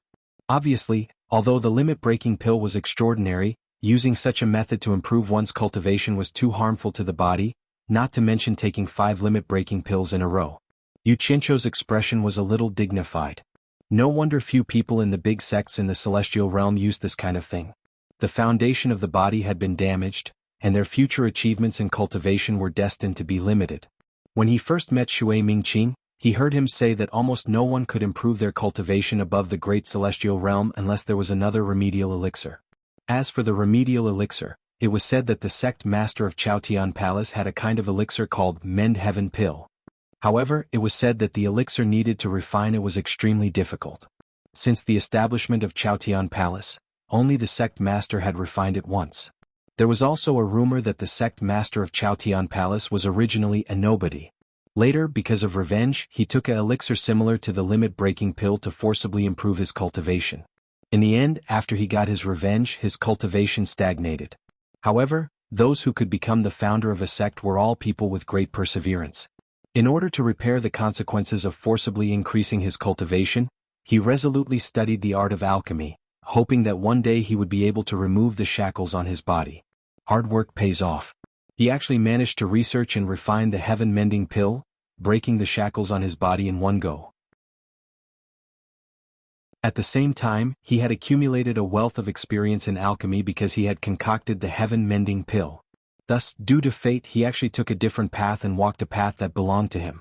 He established a sect with alchemy and founded the Skyward Palace of today. This is an immortal pill. Consume it and not only will it recover your strength, it will also help you raise your cultivation to the immortal realm. Yu Qianqiu took out the golden immortal ascension pill and added solemnly, "The cultivation base of the immortal realm is divided into minor immortal, upper immortal, great immortal, and immortal emperor. Take this immortal ascension pill and it will help you break through to the early stage of minor immortal." An immortal pill. Hong Qi, who was at the side, was dumbfounded. He stared at the pill in his master's hand and could not help but sigh in his heart. His master was becoming more and more unfathomable. He actually had such a thing in his hands. Actually, when it came to immortal pills, only people like Yu Qianqiu who knew alchemy and had lived in the immortal realm knew that the so-called immortal pills in the immortal realm and the so-called spirit pills in the cultivation realm were the same thing. The only difference was the medicinal properties and the effects. Some of the immortal pills in the immortal realm were even worse than the spirit pills in the mortal realm. The so-called immortal herbs and spirit herbs were also the same thing. Many of them were common in both the immortal realm and the mortal realm. However, in the immortal realm they were called immortal herbs and in the mortal realm they were called spirit herbs. For example, the Adumbra flower, that Yu Qianqiu regarded as a treasure, was not only a top-notch immortal herb in the mortal realm, but also one of the top-notch immortal herbs in the immortal realm. When Yu Qianqiu had bought the treasure guide from Wan Ling, he had seen that the Adumbra flower, one of the 9 top-notch immortal herbs in the immortal realm, was actually among them. Advance to the immortal realm. The man with the weak body cried out involuntarily. His trembling hand reached for the immortal pill in Yu Qianqiu's hand and put it into his mouth without hesitation. He ignored his body's weakness and impatiently circulated the medicinal power. Not long after, the three of them saw the man's weak and pale face turn red. His sunken eyes and cheekbones, which had been tossed around due to taking 5 great restriction-breaking pills, gradually became plump. A majestic aura slowly seeped out of his body and circulated around his body. It forced all the black scabs on his body to fall off, and in the blink of an eye he was completely naked. On the surface, there didn't seem to be much movement, but the three of them could feel that his dantian was undergoing an earth-shattering change. The three of them wanted to use their divine senses to invade his dantian to investigate, but they were all forced out by the violent aura that was like a tornado. This time the process of circulating the immortal ascension pills was a little long. He sat on the table for a full 3 days without moving at all. During this period, Yu Qianqiu would occasionally return to the World Chamber of Commerce to see if there was anything going on. In the end, the World Chamber of Commerce was deserted and almost no one came to visit. After asking around, It turned out that all the sects in the immortal realm were actively preparing to participate in the ranking conference. This concerned the honor of each sect, so it naturally attracted everyone's attention. Now, who would care about the trivial matters of the World Chamber of Commerce? Even Heartless Palace probably didn't have the leisure to care about him for now. In this way, Yu Qianqiu felt at ease. You guys worry about yourselves and I can also do my own thing without worry. If there are any debts, we can settle them in the future. Let's not disturb each other for now. 3 days later, that disciple suddenly let out a painful groan, which immediately attracted the attention of the three master and disciples. They saw that the majestic aura that lingered outside his body had been completely absorbed into his body. His entire body swelled up like a ball, and cracks appeared on the surface of his body. Drops of blood seeped out, and it was obvious that his body had burst open. The three master and disciples looked at each other, not knowing why this was happening. This situation continued for close to half a day. That disciple's entire body was already dripping with blood. Fortunately, his body that was swollen like a ball was gradually drying up. Not long after, his entire body returned to normal. However, the dried bloodstains on his body looked a little horrifying. Oh! That disciple suddenly let out a long groan from his throat. It was the kind of groan that was comfortable to the bones, and it was the kind of groan that came after suffering. Then the bones all over his body made explosive crackling sounds. His hands, which were clenched tightly around his abdomen, suddenly opened his arms, and a burst of golden mist burst out from his body. Immediately, the bloodstains on the surface of his body turned into dust and drifted away. After the golden mist circled around his body, he opened his mouth and sucked it all in. Zhang Peng and Hong Qi looked at each other. For some reason, Yu Qianqiu's eyes lit up. This was because he knew that after one's cultivation reached the immortal realm, the true essence in one's body would turn from white to gold after turning into immortal essence. This should be a success. Sure enough, that disciple's eyes suddenly opened, and a burst of light shot out. His entire body was full of vigor and spirit, and the joy on his face was indescribable. His gaze swept past Hong Qi and Zhang Peng, and found that the two were only at the early soul formation stage. His gaze landed on Yu Qianqiu, and he found that he still couldn't see through his leader's cultivation. He immediately landed lightly on the ground and excitedly bowed. "Thank you for your help, leader. My cultivation has already broken through to the legendary immortal realm." Put on your clothes first." Yu Qianqiu pointed at his exposed body. The disciple looked down and immediately found his storage bag awkwardly. He took out some clothes from inside and put them on. After he put on his clothes, Yu Qianqiu placed his hand on his body, and found that he had indeed advanced to the early small immortal realm.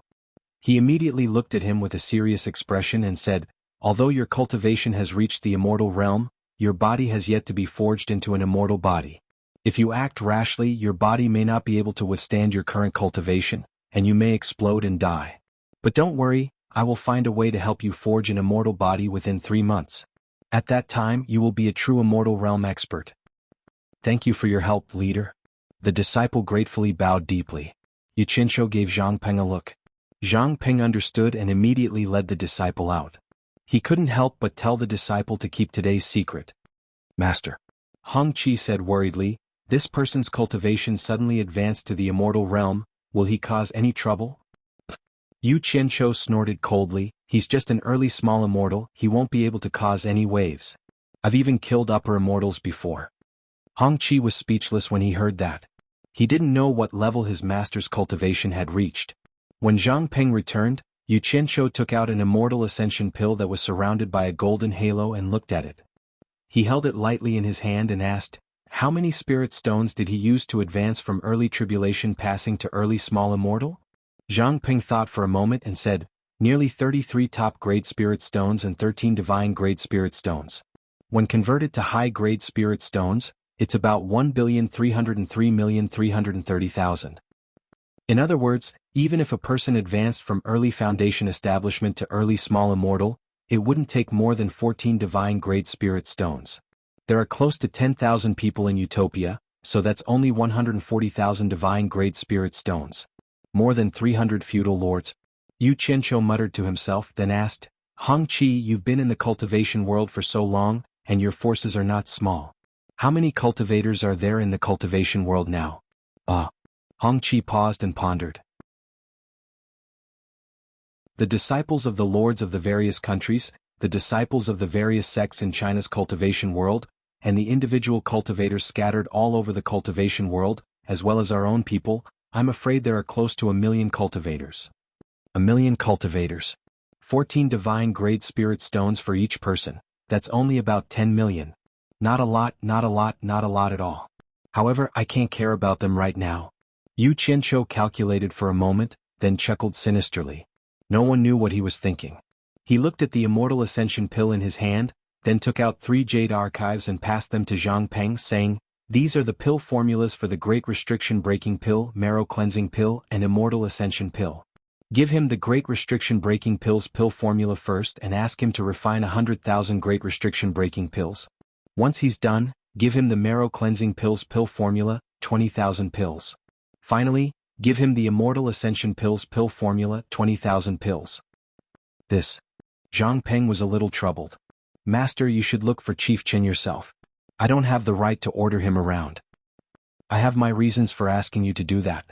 I want them to understand my attitude, and I hope that we won't be too distant from each other." Yu Qianqiu sneered. "Go ahead and pass on the message. Whether they carry it out or not is up to them. If all these pills are refined, the first thing you need to do is to raise your army's cultivation. You've seen the process of refining the pills, there's no need for me to teach you. There are 100 million divine grade spirit stones inside, enough for everyone." Huang Xiaolong threw a storage pouch to Zhang Peng.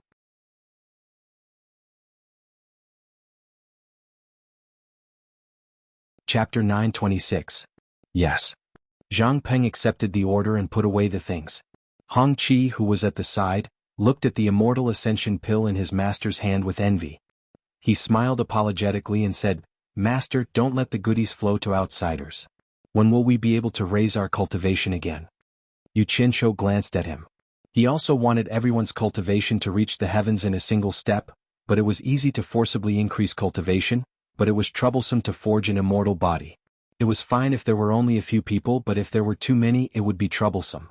It would definitely attract the attention of the Immortal Palace. Moreover, the Immortal Palace controlled the 72 worlds' Immortal Ascension passages. It would be difficult to avoid them. "What's the hurry?" Yu Qianqiu said indifferently. "There is something you need to pay attention to when you get out. Use the connections of Hong Gang and Qing Gang to find out who can make pills in the entire cultivation world. And those cultivators scattered around the cultivation world, as long as they can make pills, record their whereabouts. When I need them, you must make sure that you can find them at any time." Hong Qi was stunned. He scratched his face in confusion.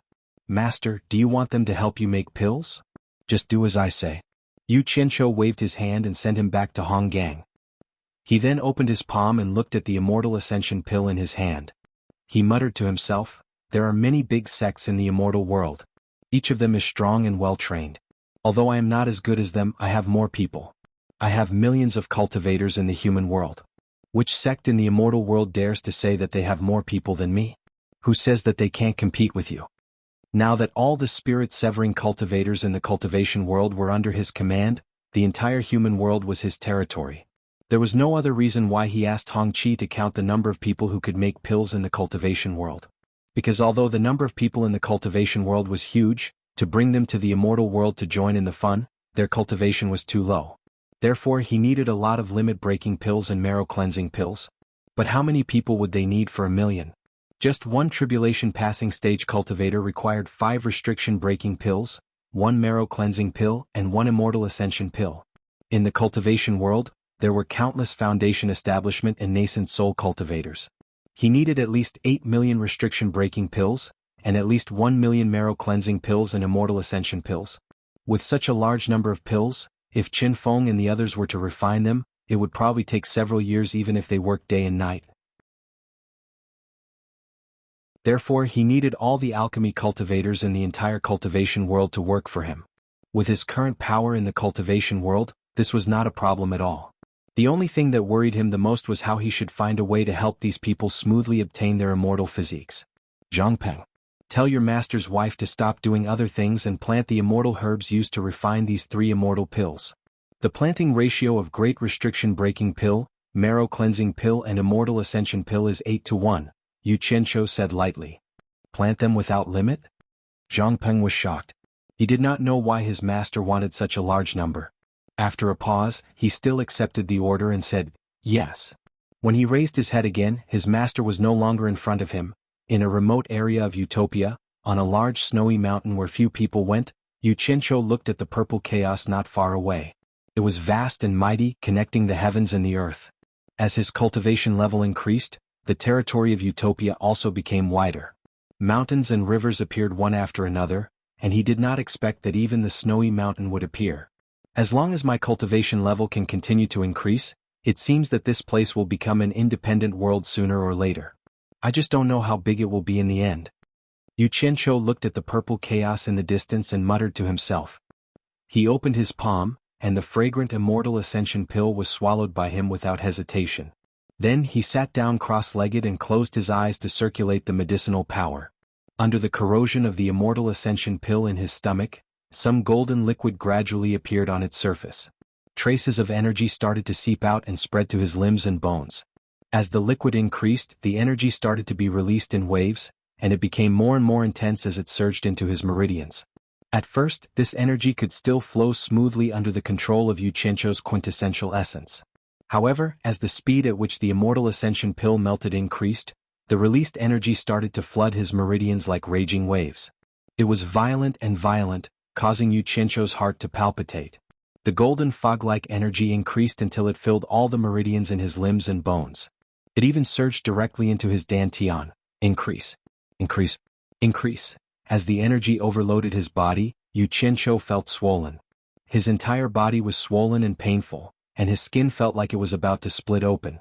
At that moment he was no longer in the mood to control the energy in his body. He raised his cultivation level to the limit and tried his best to protect his swollen body. Damn it. It was too painful.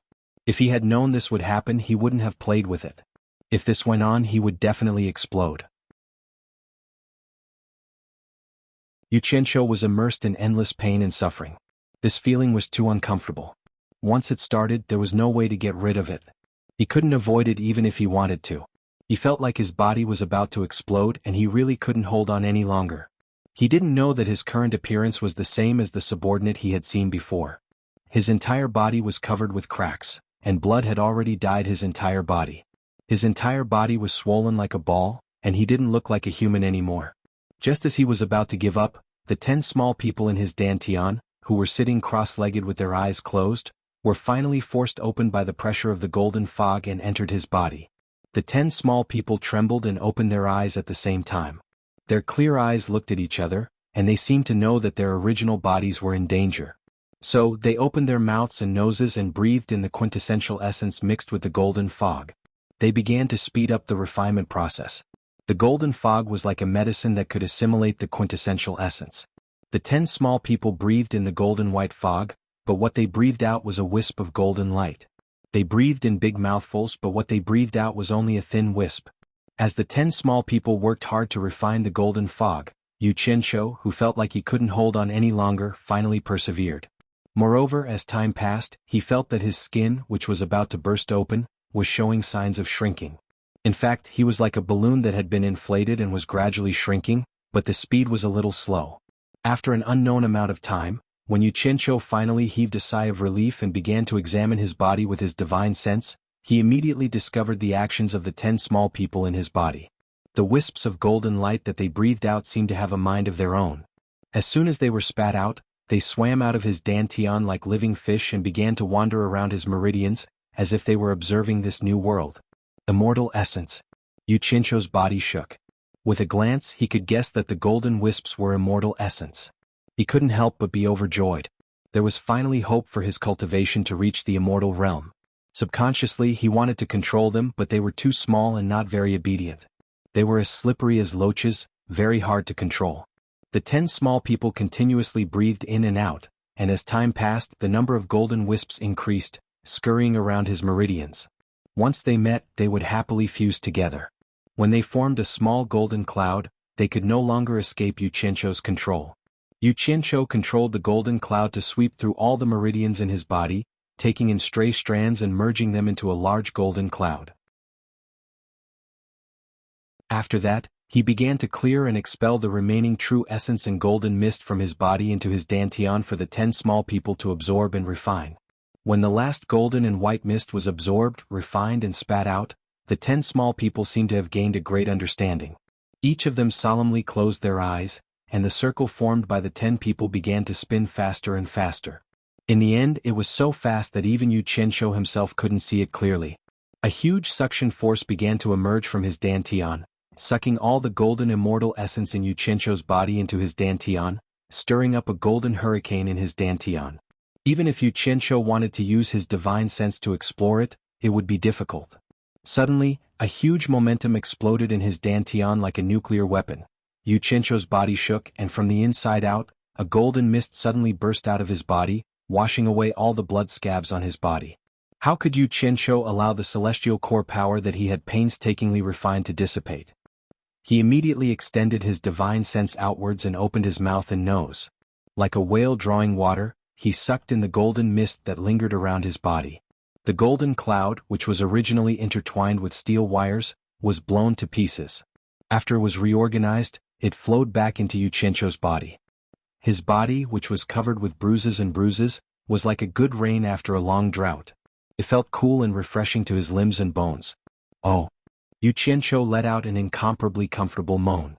He found that the effects of the explosion were quite good. The immortal elemental energy didn't have its own consciousness like before. At this moment, his consciousness was the immortal elemental energy's consciousness. It was completely under his control. When he controlled the immortal essence to nourish his meridians and circulate it to his dantian, Yu Qianqiu realized that the 10 little people in his dantian had become 9. After the explosion, the 7 souls had merged with his life soul. The 7 souls had begun to return to his life soul, which meant that his cultivation had entered another level, reaching the early stage of minor immortal. Yu Qianqiu's eyes widened, and he suddenly stood up with his arms facing the sky. He laughed out loud excitedly. However, before he could laugh for a while, his laughter stopped abruptly. He saw that the purple chaos not far from the Great Snow Mountain had disappeared without a trace. Looking from the Great Snow Mountain, the foot of the mountain where the snow had melted was connected to a large area of wilderness. As he looked further, he saw a beach. At the edge of the beach, white waves surged, crashing against the shore, and a vast ocean surged. The ocean actually appeared. Yu Qianqiu did not expect to see such a scene the moment he opened his eyes. He immediately let out a long howl toward the sky in excitement, echoing the surging ocean in the distance.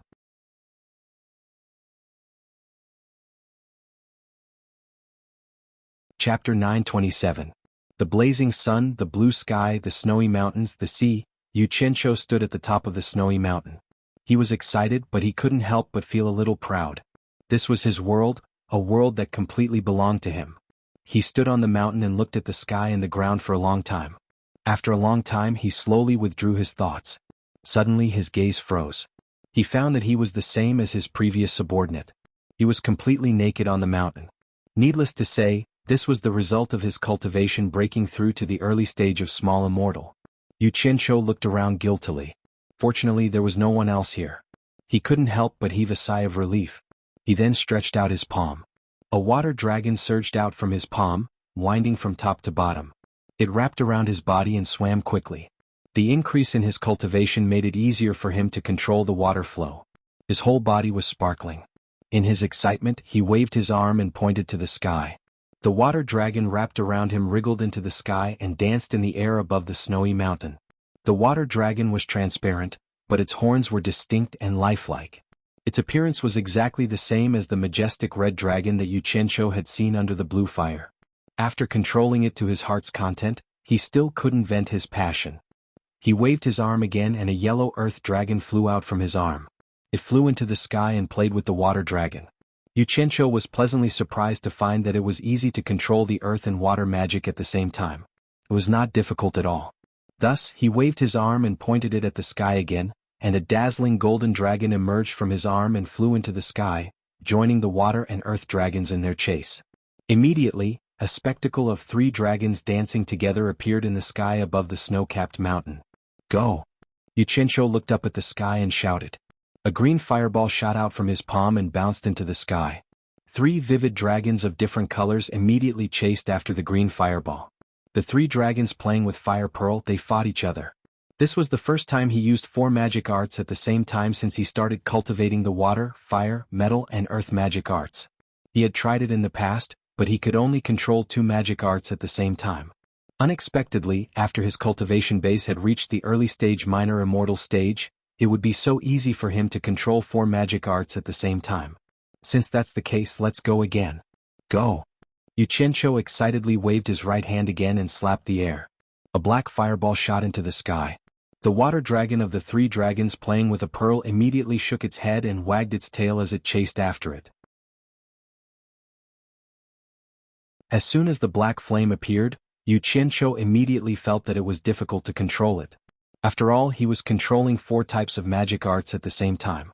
However, his left hand still shot out a purple fireball. However, the moment the purple flames rose into the sky, the entire utopia seemed to tremble slightly. There seemed to be a faint purple light flashing in the sky. Although it only appeared for the blink of an eye, Yu Qianqiu saw it clearly. He could not help but look at the purple fireball that was burning in the sky. He had a strange feeling in his heart. This ball of purple flame seemed to be a fire seed, and when it appeared, it seemed to have ignited something in Utopia. The sound of waves crashing against the shore suddenly rang out. Yu Qianqiu looked over and saw that the sea in the distance had suddenly surged with raging waves. It looked abnormally uneasy. In the sky above the sea, the sky gradually darkened and dark clouds brewed. Moreover, the clouds seemed to be getting thicker and thicker. After a while, one could hear the faint sound of thunder coming from within. Could it be? Yu Qianqiu's gaze stopped on the purple flame in the sky again. He was almost connected to the entire Utopia, so he naturally sensed that something abnormal was happening in Utopia. He could clearly sense that the abnormal activity in Utopia had something to do with the purple flames that he had released. Purple flames are the energy that maintains the operation of a world. Almost every world has it. Yu Qianqiu's eyes flickered as he muttered softly. Then he waved his arms and summoned the 3 types of flames in the sky. The 3 wyverns also flew over and circled around him. In the blink of an eye, they disappeared into his body. After the purple flames disappeared, the rumbling and rolling dark clouds above the sea immediately lost their momentum and slowly shrank back to their original positions. From this, Yu Qianqiu was even more certain of his guess. His shoulders trembled slightly, and a ball of purple flames suddenly burst out from his body, enveloping his entire body. The wind could not disperse it. In an instant, the sound of thunder rang out again. Yu Qianqiu stared at the sea with a burning gaze. The dark clouds that had just retreated immediately churned again. They spewed out like ink, and the sound of thunder rumbled as they pushed forward. Not long after, they arrived above his head. In an instant, the wind and clouds surged and the weather changed. The snow on the mountain peak was blown everywhere, and bolts of lightning were faintly visible in the dark clouds. I see. The energy that maintains the operation of a world. If I can control it well, I believe the might of the world can be used by me. A faint smile appeared on Yu Qianqiu's face. He finally felt the connection between the dark clouds and the purple flames. Then he slowly closed his eyes and silently felt the subtle changes between the purple flames and the dark clouds above his head. Just like that, he stood there with his eyes closed for an entire day. Lightning flashed across the dark clouds above his head, and his body was covered in purple flames. When he suddenly opened his eyes, he stretched out a finger and brazenly pointed at a ridge halfway up the mountain. In that instant, there was a loud bang in the air, and a bolt of lightning rapidly struck down from the dark clouds, directly hitting the ridge. Boom! Earth and rocks exploded, and the ridge that was covered in pure white snow disappeared in the blink of an eye. Only a large piece of pitch-black land was left, and the slightly burnt green smoke was swept away by the mountain wind. The speed of lightning is close to teleportation. If it is used to attack, haha. I didn't think the purple flames could be used in this way. As expected, if you use it well, you will be invincible under the heavens. Yu Qianqiu couldn't help but laugh wildly. He had never thought that the purple flames could be used in this way. Again? A fierce look appeared on Yu Qianqiu's face. He stretched out both his palms, and the purple flames that covered his body quickly flowed into his palms, forming a deep purple fireball in each of his palms. He clenched his 5 fingers and with a yes sound, he suddenly opened his arms. Rumble! The dark clouds in the sky began to churn rapidly, and the wind in the mountain also began to howl mournfully. The wind swirled and danced in the air, gradually condensing into numerous wind blades that were almost tangible. They densely covered the entire sky, and danced chaotically like flying darts with shio-shio sounds. At this moment, Yu Qianzhou's gaze suddenly shot towards another ridge, and in an instant, the densely packed wind blades shot out in a frenzy. Bang bang bang. A series of explosions rang out incessantly. After a short while, the remaining wind blades collapsed and disintegrated, turning into a gale that swept away the dense dust and smoke. The mountain ridge that was more than 10 meters high suddenly disappeared. It had been disintegrated by the wind blades, leaving only densely packed deep marks where it had been. There's more. Yu Qianzhou clenched both his fists and following his explosive shout, "Rumble!" The thick dark clouds above his head immediately responded violently. The electric snakes shuttling through the clouds quickly intertwined into a thunderbolt, and with a loud bang, another ridge was blasted into pieces. Soon after, a second, a third, a fourth. For a moment, thunder and lightning intertwined, and the thunderbolts were as dense as a curtain of rain, winding and dazzling. The sky and earth were flashing, and it was almost impossible to see the surrounding scenery clearly. Countless thunderbolts crazily struck the surroundings of the snowy mountain, and the sky and earth changed color. The explosions were deafening, and in the blink of an eye, mountain ridges were razed to the ground. Only when the snowy mountain under his feet began to sway, did Yu Qianzhou, who was standing alone in the crisscrossing light and shadow, put down his arms, and the countless thunderbolts immediately disappeared. Yu Qianzhou looked around, and only then did he realize that within a few miles, with the main peak as the center, all the small mountains had been destroyed by the thunderbolts, and the ground was full of potholes caused by the thunderbolts. The main peak under his feet had become a lonely peak that stood tall and straight, but it was also filled with cracks of different width, and could collapse at any time. The thunderbolts that filled the sky left behind a reverberating sound, and the thunderbolts in the dark clouds above his head also disappeared. In an instant, the entire world returned to silence. The purple flame gradually disappeared from his palm, and Yu Qianzhou looked around and sneered, "Wind, fire, thunder and lightning, the power of heaven and earth, all for my use, hee. If there's a chance, I'll find some blind fools to test their power." His whole body felt like it was being torn apart, and he let out a cold breath. When he looked down, he was immediately shocked.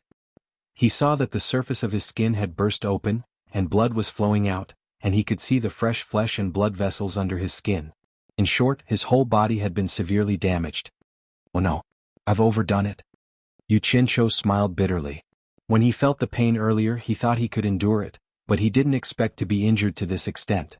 Obviously, because his body wasn't tough enough, he used his immortal level cultivation to forcibly exert great power, and as a result, his body was damaged. It was good that his body didn't explode. "I'll recover first, then I'll go back to the immortal world and use the immortal passage to forge an immortal body." Yu Qianzhou sighed helplessly and sat down cross-legged. He looked up at the dark clouds in the sky, and just as he was about to make them disappear, he suddenly froze, and looked at the dark clouds in the sky in a daze. He suddenly felt that the scene of summoning the lightning was somewhat familiar, as if he had seen it somewhere before. In a flash, he recalled the process of summoning lightning in the Eastern Holy Land to refine his body and forge an immortal body. Yu Qianzhou, who came back to his senses, looked at his body that was covered with cuts and bruises. After a moment of hesitation, a ruthless expression flashed across his face, and he gritted his teeth. He spread out his palms, and the two purple flames were pinched in his palms again. Rumble. The dark clouds in the sky rolled again, and thunder rumbled. Electric snakes also shuttled back and forth. Suddenly, a small electric snake flashed and struck Yu Qianzhou's body. On the spot, his hair exploded and his whole body was charred black. He fell to the ground and cursed, "Mother ******. He shook his head and sat up again.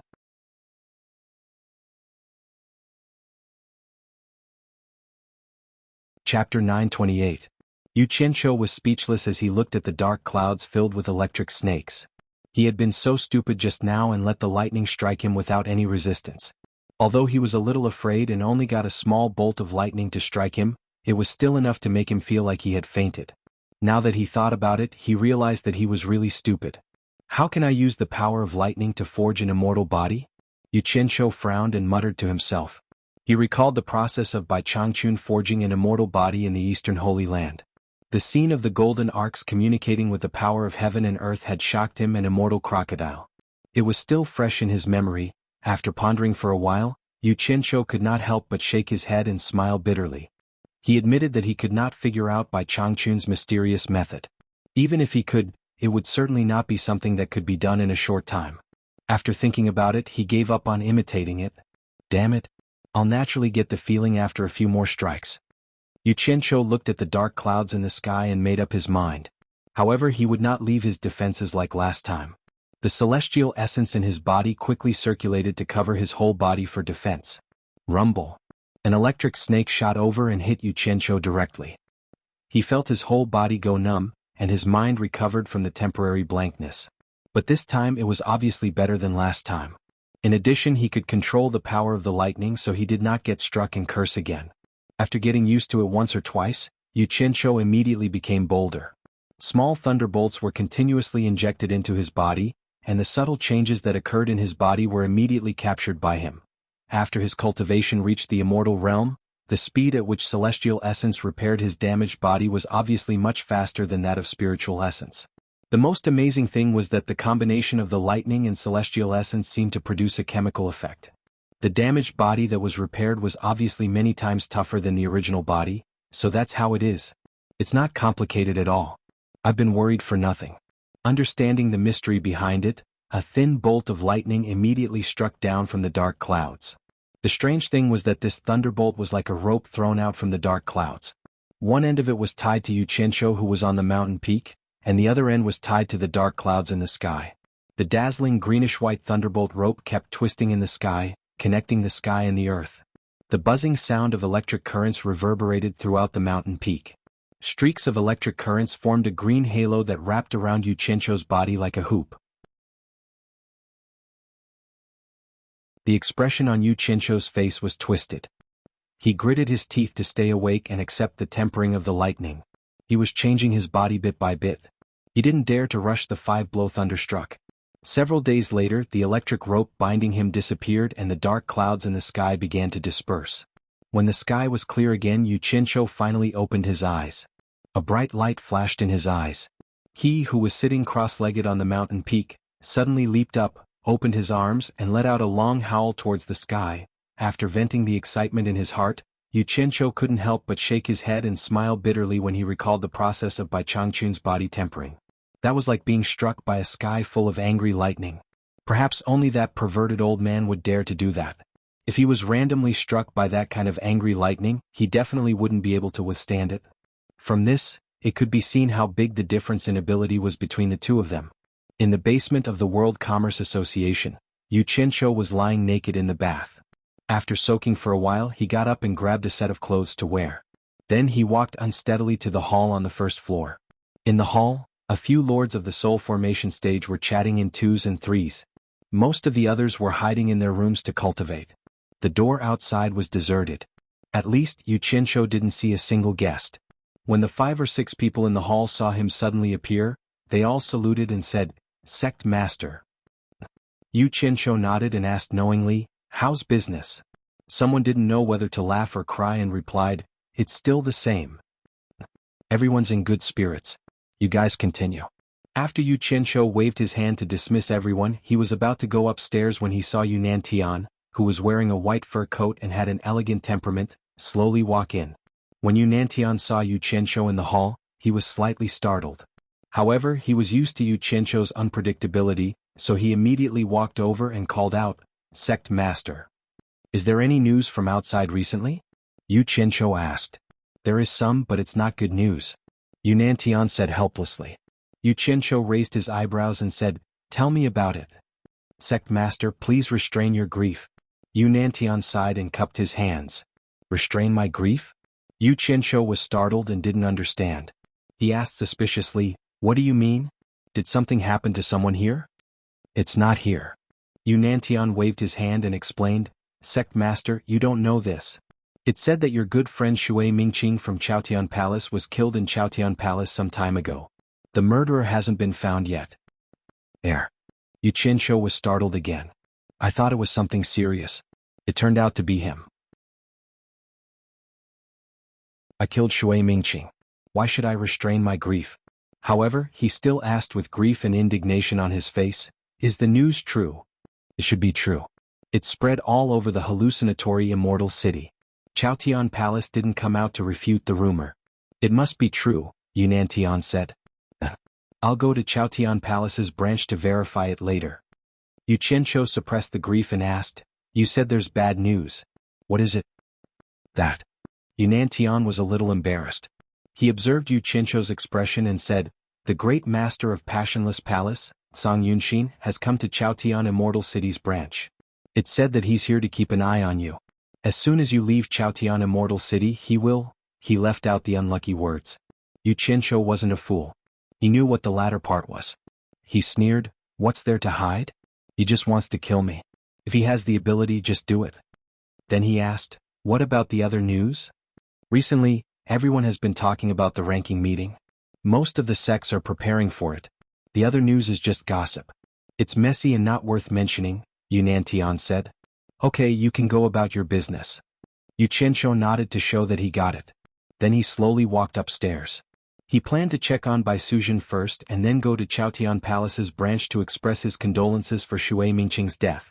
When he reached the 22nd floor, Yu Qianqiu walked lightly to Wei Chuanqiu, who was sitting cross-legged at the door with his eyes closed. He peeped through the crack of the door, only to see white streamers moving inside. He couldn't see the situation inside at all.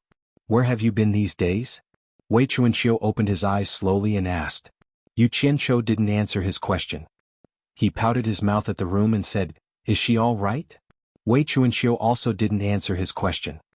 He pouted his mouth at the room diagonally opposite and said, Your subordinate one-armed old ghost kept asking for you. He disturbed the tranquility here. I asked him to face the wall and think about it. One-armed old ghost? Li Duxing? Why is he looking for me? Yu Qianqiu murmured. He turned around and opened the door diagonally opposite. He saw Li Duxing standing stiffly facing the wall. He didn't move even when he came in. What's the matter? Yu Qianqiu walked to him and asked. However, Li Duxing still didn't move. Yu Qianqiu then realized that Li Duxing must have been restrained by Wei Chuanqiu. Otherwise, with Li Duxing's character, how could he face the wall and think about it obediently? Just when he was about to ask Wei Chuanqiu to release Li Duxing's inhibition, a ray of light outside the door shot into Li Duxing's body. Li Duxing gave a slight muffled hum, then moved his body a little and slowly turned around. Obviously he had been trapped for a long time. I haven't seen Miss for a long time. What did you do to her? Li Duxing stared at him and asked with his eyes sparkling. Yu Qianqiu knew that the Miss he was talking about was Lu Yanqing. This guy was ranked behind Wen Lanfeng. He was Lu Yanqing's second patron saint, but he didn't stick to Lu Yanqing as much as Wen Lanfeng. Yu Qianqiu sighed, It's really hard to explain in a short time. Your Miss's brain is not normal. He immediately told him how he went to the wedding banquet with Lu Yanqing after Wen Lanfeng left, and how Lu Yanqing was stimulated by Wen Lanfeng's departure and refused to come back, so she stayed in the Elysium Fairyland. Li Duxing was speechless after listening. Based on his understanding of Lu Yanqing, he knew that it was very likely that she would do such a thing. After a pause, he frowned and said to himself with a gloomy expression, Wen Lanfeng is gone. Don't worry. Your Miss has a good relationship with Wu Xiong's wife.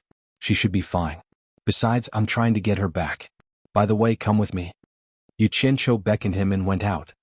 Bat King Wei, have you given the thing I asked you to give to the great Ming Luan?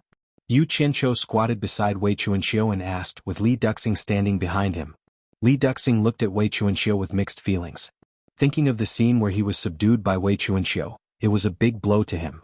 Wei Chuanqiu first glanced at Li Duxing, then replied, I've asked the great Ming Luan to deliver the thing, but the girl has left Wu Xiong's mansion. You two don't need to worry. The girl is fine. I heard that because the girl played and sang well, Immortal Ji Wu took a fancy to her. Immortal Emperor Jin Tai personally asked Wu Xiong to send the girl to Immortal Ji Wu's residence. Wei Chuanqiu took out a jade archive and handed it to Yu Qianqiu, saying, Before the thing was delivered to the girl, the great Ming Luan brought it back and returned it to you. He asked me to tell you that it's not convenient for him to meet Immortal Ji Wu at will. And since it's the Immortal Emperor who asked for the girl, there's no need to see her again. Unless the Immortal Emperor agrees, no one dares to let the girl leave the Elysium Fairyland.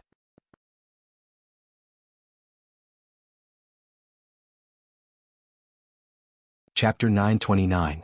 As soon as the Jade Archive fell into Yu Qianqiu's hand, Li Duxing snatched it and quickly injected his divine sense into it. But after reading it, he immediately looked at Yu Qianqiu with disdain and threw it back to Yu Qianqiu. It could be said that he had a deeper understanding of Yu Qianqiu's character. The contents of the Jade Archive were the words that Yu Qianqiu made up to trick Lu Yanqing to come back. The general meaning was that when Lan Feng came back with serious injuries and wanted to see Lu Yanqing again before he died. Li Duxing had to admit that such words really hit Lu Yanqing's soft spot. Based on Lu Yanqing's character, as long as she saw the contents of the Jade Archive, she would risk her life to come back. Then again, this also convinced Li Duxing that Yu Qianqiu did not lie to him. Lu Yanqing did not come back voluntarily. Wei Chuanxiu, who was sitting cross-legged, glanced at Yu Qianqiu and chuckled coldly. His character wasn't that great either, and he couldn't hold back for a moment. He had long since seen the contents inside. Yu Qianqiu looked at the two of them, who were seated on one side and standing on the other, and laughed awkwardly. He had crushed the Jade Archive in his hand. It could be considered as a last-ditch effort to erase the evidence. Li Duxing, if there's nothing else, go back first. Yu Qianqiu laughed as if nothing had happened. Miss is in Paradise Wonderland. Li Duxing frowned and muttered. Yu Qianqiu was startled. He stared at him with a serious face and warned, Li Duxing, you'd better not act recklessly. Paradise Wonderland is not a place you can trespass. The top masters of the immortal world gather there. With your current cultivation, going there is no different from seeking death. Besides, even if you don't think for yourself, you have to think for the World Chamber of Commerce. Don't mess with the Immortal Palace and bring trouble to everyone. Don't worry, I will get Lu Yanqing back when I have the chance. I know what I'm capable of. Li Duxing shook his head to show that he knew what to do. After hesitating for a while, he frowned and asked, You, Headmaster, do you know where Lan Feng went for cultivation? He didn't say that. Before he left, he only said that he had lost the ability to protect Lu Yanqing. He hoped to find back the ability to protect her. Yu Qianqiu paused for a moment, then sighed, I think he wants to find back his dignity even more. At the very least, he wanted to regain his dignity in front of Lu Yanqing. A man who was trapped by love. Why do you have to do this? Li Duxing fell into silence. After a long time, a resolute look flashed on his face. He slowly raised his head to look at Yu Qianqiu and said in cadence, My life was saved by Mississippi. Although Miss doesn't care about it, I once swore to Miss that as long as Miss needs me, I will do anything for you. A man should never go back on his words, but the situation here really makes me blush with shame. If Miss really needs me one day, I'm afraid I'll be powerless. What Lan Feng did was right. What do you mean? Yu Qianqiu's pupils suddenly shrank. He had already guessed what he wanted to do. Li Duxing's eyes suddenly burst out a vigorous fighting spirit. He stared at Yu Qianqiu's eyes and said word by word, Among the people I have met in my life, the one I admire the most is your master. Although I almost died in his hands, I admit my defeat. My greatest wish in this life is to have the qualifications to fight with him again. I believe that he is still alive, and perhaps I will have the chance to see him again. If I can fight with him again, I will die without regrets. Yu Qianqiu looked at him speechlessly. He found that there were always people who overestimated themselves in this world. They were not opponents of the same level at that time, and now the gap between them was like heaven and earth. If the old guy was still alive, you would die without regret if you provoked him again. There would not always be someone to save your life at the critical moment. Just say it. What do you want to say? Yu Qianqiu squinted his eyes and moved his fingers behind his back. Li Duxing immediately sensed a faint murderous intent from Yu Qianqiu, but he still said without fear, Lan Fengshan can work hard, but I, Li Duxing, won't stop here. Yu Qianqiu's eyes flashed with fierceness. He said, I know what you mean. You also want to learn from Lan Feng and go out to practice alone. But you have to know that the wind and rain outside are treacherous. There's something I might as well tell you in advance. Before long, I'll be able to let everyone in the World Chamber of Commerce step into the immortal realm. This is a rare opportunity, don't miss it. There is a plum garden in the ghost village. In the cold winter, thousands of trees wither, but only the fragrance of plum blossoms comes from the bitter cold. Only by climbing the perilous peak can you see the wonderful scenery that others can't. People are born in hardships and die in peace. Li Duxing turned around resolutely and said while walking, Don't worry, leader Yu. No one can pry a word of the secret of World Chamber of Commerce out of my mouth. If you let me go today, I hope I can come back alive to repay you. He knew that he was no match for Yu Qianqiu. If Yu Qianqiu didn't let him go, he couldn't leave at all.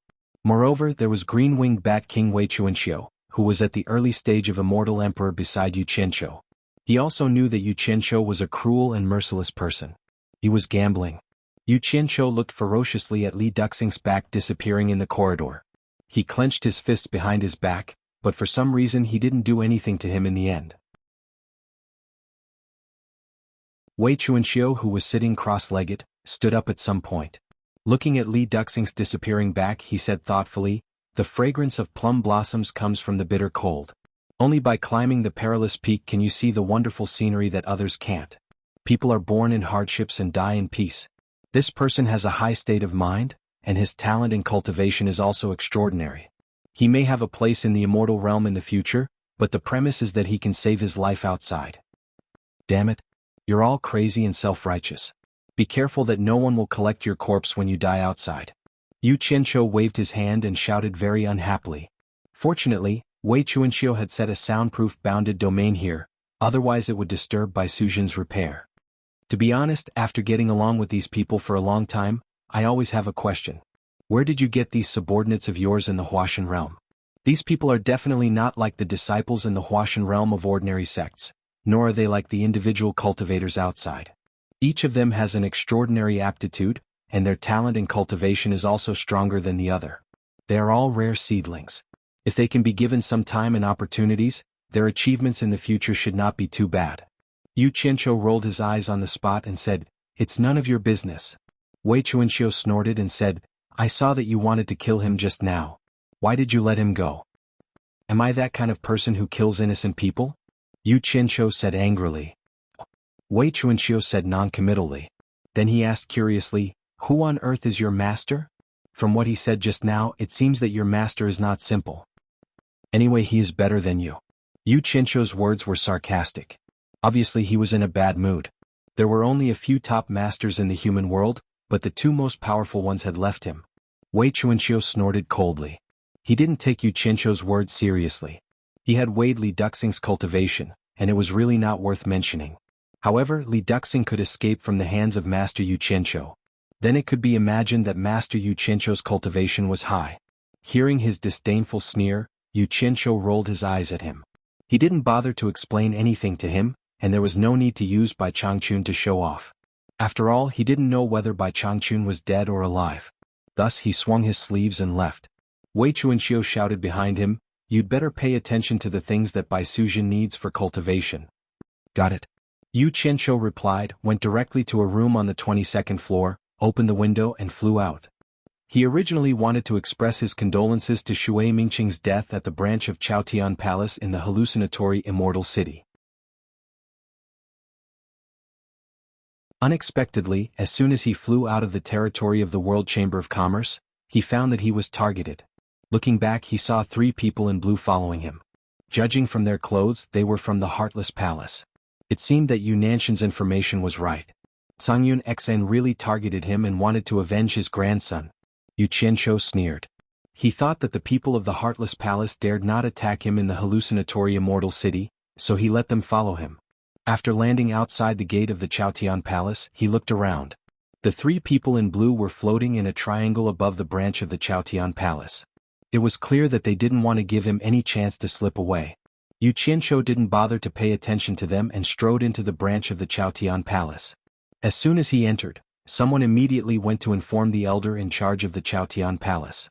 Yadong Lu stood at the door of the back hall with a smile on his face and welcomed him in.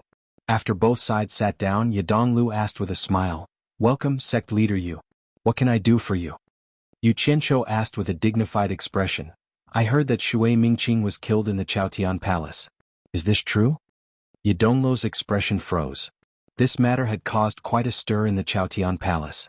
Although it was a small disciple who died, the serious thing was that someone had secretly killed someone in the Chaotian Palace without anyone knowing. What was even more frightening was that they did not know whether the murderer was an insider of Skyward Palace or an outsider who had sneaked in to do it. However, Shui Mingqing's master, Master Yafuzi, insisted that it was his own people who had done it. He first targeted several of his opponents in the sect. In fact, many people in the Chaotian Palace thought the same, because there was really no need for outsiders to sneak in and kill a small disciple like Shui Mingqing. However, because the ranking contest was imminent, this matter was temporarily suppressed by the Chaotian Palace leader. However, after this matter spread to the outside world, there were various versions. Because Shui Mingqing was somewhat famous outside, it became a moderate scandal in the Palace of Heaven. Many people suspected that it was the result of internal strife in the Palace of Heaven. It seems to be true. After a moment of regret, Yu Qianqiu said with an angry expression, Brother Shui has always been modest and has never offended anyone. I didn't expect someone to kill him. Don't let me know who did it or I won't forgive him. Yidong forced a smile and said, It seems that the relationship between sect leader Yu and Shui Mingqing is not shallow. However, this is our own matter and we will solve it ourselves. We don't need outsiders to intervene. Yu Qianqiu said with an unfriendly expression, Oh, don't misunderstand. I don't want to intervene in the affairs of your Chaotian Palace, but I have no choice. Everyone knows that I have a good relationship with Shui Mingqing, so it's a bit unreasonable not to say anything. I'm just going through the motions and I'll leave after a while. Did sect leader you come here for this matter? Yidong changed the topic indifferently. I heard that the Heartless Palace's high priest, Songyun Xin, has personally taken charge of the fantasy immortal city. There is news that he is here for you. Sect leader you need to prepare early. The two of them suddenly didn't see eye to eye. After a while Yu Qianqiu said goodbye. After leaving the Chaotian Palace branch, he glanced at the sky and found that the three people were still guarding in the air. He immediately turned into a stream of light and rushed out of the fantasy immortal city. Turning into a stream of light, immortal stage cultivation? The three people were stunned and looked at each other, thinking that they had seen wrong. However, the three of them clearly saw that the person who left was indeed Yu Qianqiu.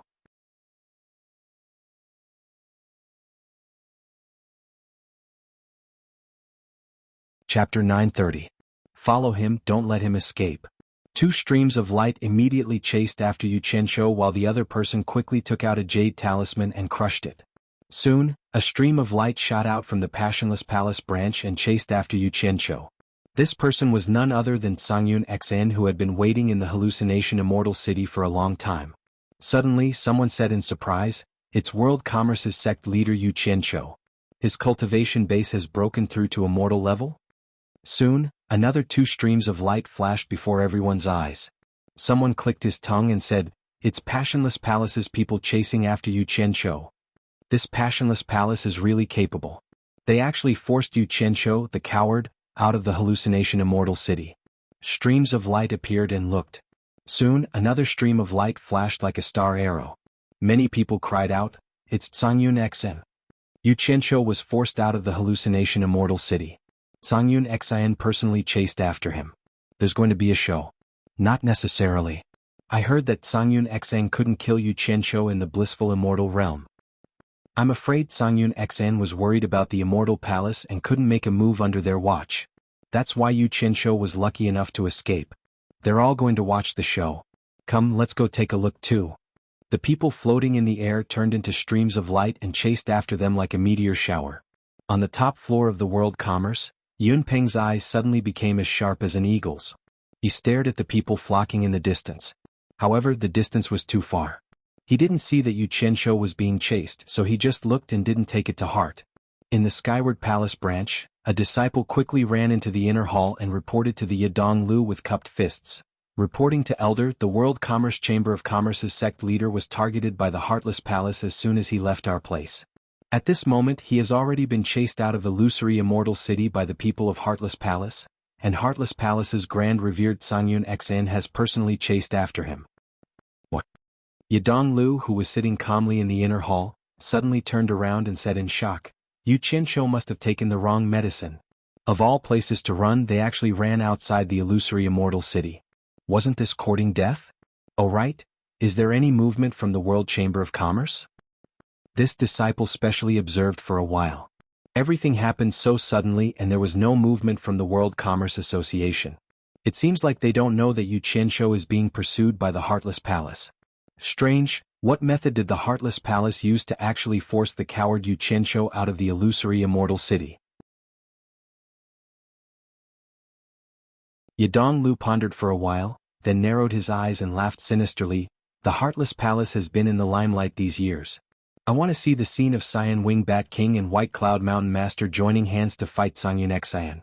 I wonder if Songyun Xin can block the two of them. The battle of three early-stage Immortal Emperor experts is really exciting. As soon as he finished speaking, Yadong turned into a stream of light and shot out of the inner hall directly towards the direction of the World Commerce Association. After flying above the World Commerce Association, Yadong immediately noticed that Yunpeng's eyes were locked on him. He flashed and landed beside Yunpeng. Before Yunpeng could do anything, he cupped his hands and exclaimed, "Senior Yun, it's bad. When Yu Qianqiu came out of my Heaven Palace branch, he was targeted by the Heartless Palace. Now he has been tricked out of the illusory immortal city by the Heartless Palace's High Priest Songyun Xan is personally pursuing him. Yu Qianqiu is in danger. Please be prepared, Senior Yun." The cold and indifferent Yunpeng's eyes narrowed when he heard that. He had seen Yu Qianqiu leave earlier and he had also seen Yu Qianqiu being targeted by the people of Heartless Palace.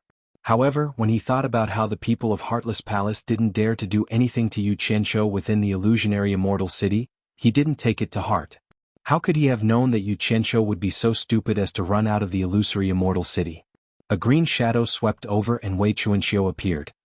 His small eyes emitted a faint green light as he stared at Yadong and shouted sternly, "Is what you said true?" Yadong had always wanted the world to be in chaos, so he deliberately raised his voice to let Wei Chuanqiu hear him. Now that he had succeeded, he couldn't help but be secretly delighted. He immediately cupped his hands and said with a solemn expression, "Senior Wei, I saw it with my own eyes. It can't be wrong." Wei Chuanqiu suddenly turned his head and looked into the distance. He could still see streams of light gathering in one direction. They were actually people rushing to watch the show. He pointed and asked, "That direction?" "Senior Wei is wise. It's that direction." Yadong's attitude was unprecedentedly polite and respectful. Wei Chuanqiu immediately looked at Yunpeng with a sinister expression and said, "There's no time to lose. You and I will go together and kill that Song guy." Yunpeng frowned and stared sharply at Yadong. He said in a deep voice, "The human heart is sinister. It's obvious that this person came with evil intentions. You guard here and be careful of someone taking advantage of the situation." After saying that, he turned into a white stream of light and flew at a speed faster than a meteor, creating waves in the air. He quickly flew in the direction that everyone was rushing to. Yadong was speechless by Yunpeng's words. He wanted to explain but found that Yunpeng had already left. He didn't know whether to laugh or cry. He had long heard that White Cloud Mountain Master didn't have a good impression of humans, but he didn't expect his words to be so direct. He didn't even hold back and said that he came with evil intentions in front of him. If he had known earlier, he wouldn't have come personally. Wei Chuanqiu was currently in a very bad mood. In addition to Yunpeng's words, he immediately shouted at Yadong, "Scram!" Yadong was stunned and wanted to slap himself. He could only blame it on his bad luck and dejectedly left. He also flew in the direction that everyone was flying to watch the show. Wei Chuanqiu cast his gaze into the distance. At this moment, Bai Sujun was quietly cultivating. Without anyone protecting her, it would be very dangerous for her. However, Yu Qianqiu was in control of his Naiden. If something were to happen, he would be in deep trouble. He calmed his mind and returned downstairs to continue protecting Bai Sujun. Yu Qianqiu flew as fast as lightning out of the hallucinatory immortal city.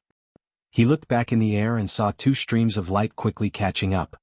He immediately sneered and muttered, "Good, I'll use you two to test the waters."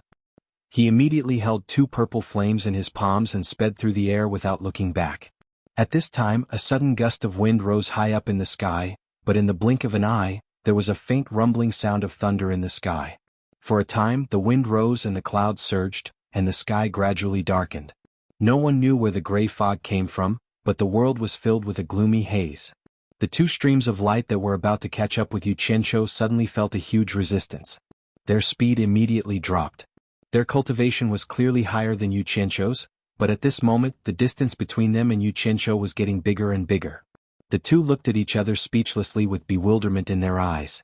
They saw the gale in front of them like stormy waves pushing forward layer by layer. The wind was like a blade, so they had no choice but to protect themselves with their earth energy.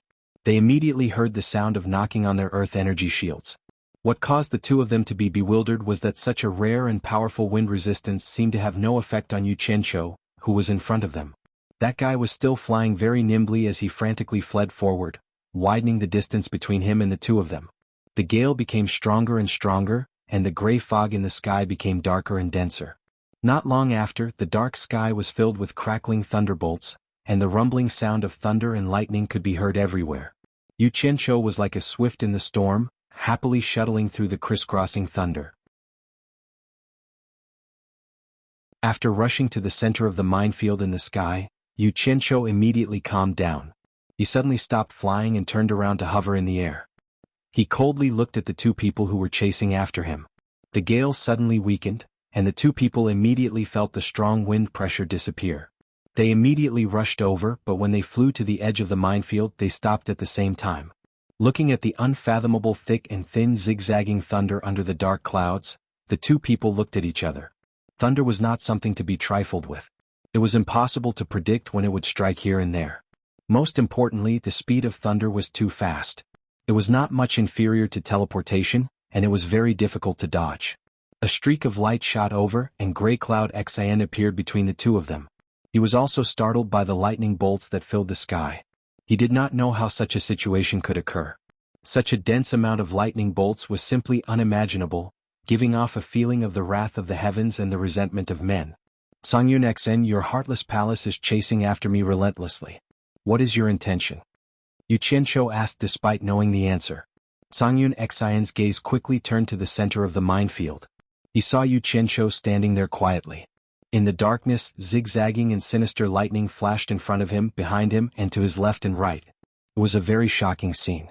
The crowd that came to watch the show also looked at each other when they saw this scene.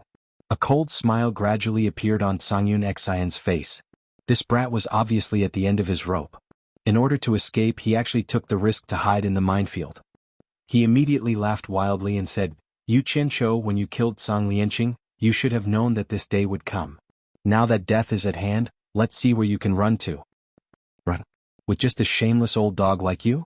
Yu Qianqiu said with a disdainful expression. The world is so big. I can leave and stay as I please. This was proven when you chased after me in the Paradise Wonderland. What can you do to me? The crowd that was watching the show immediately burst into an uproar. They all sighed at this guy's audacity. He actually dared to speak to Songyun Xian like this. It seemed like he really knew that death was at hand and was ready to throw caution to the wind. Under the flickering lightning, Songyun Xian's expression was a little twisted. Yu Qianqiu's words had really hit his soft spot. That time he had let Yu Qianqiu escape right under his nose. He had always been deeply ashamed, and the last thing he wanted was to hear someone mention it to his face. He immediately ordered in a low voice, "Kill him."